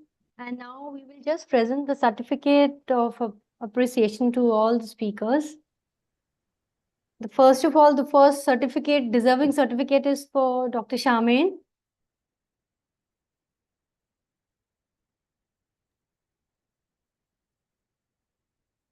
And then the next certificate, Dr. Subhajyoti Ray. Then next certificate goes to Professor Joy Patra. Then we have Mr. Gary. Then we have Mr. Arijit Bhattacharya. Then we have Miss Mint Pan. Next is Professor Mohammad Bayat. Next is Professor Dmitry Borovikov. Then we have Dr. Subrata Chattopadhyay. Then we have Dr. Shanta. Then we have Miss Narisa. Then we have Dr. Jyoti Chandwani. Next is Mr. Tim. Then we have Dr. Shajulin Benedict. Then we have Professor Vishnu Sakti. Then we also have Miss Virginia. Next is Miss Lana. Then we have Professor Shelley, Mr. Daniel, Dr. Deepak, Mr. Fari Salami, Miss Maka, Mr. Dean, Dr. Binod, Professor Varda Sardana, who has helped us in the anchoring scripts, and then myself. And then we have the anchors who have worked day and night in practicing their scripts and all. We have Namrata Kumari, Pranjal Chauhan, Halima Sadia Khan, and Himanshi Sharma. And then finally, we would like to thank all the sponsors over here who have helped us in making this event a great success. Thank you so much. Thank you and goodbye. Sorry, Raki, I just wanted to say, so you can actually read out the sponsors' names. Are you okay to read them out? Yes, ma'am, I'll just try. We have, okay. Just give me a minute.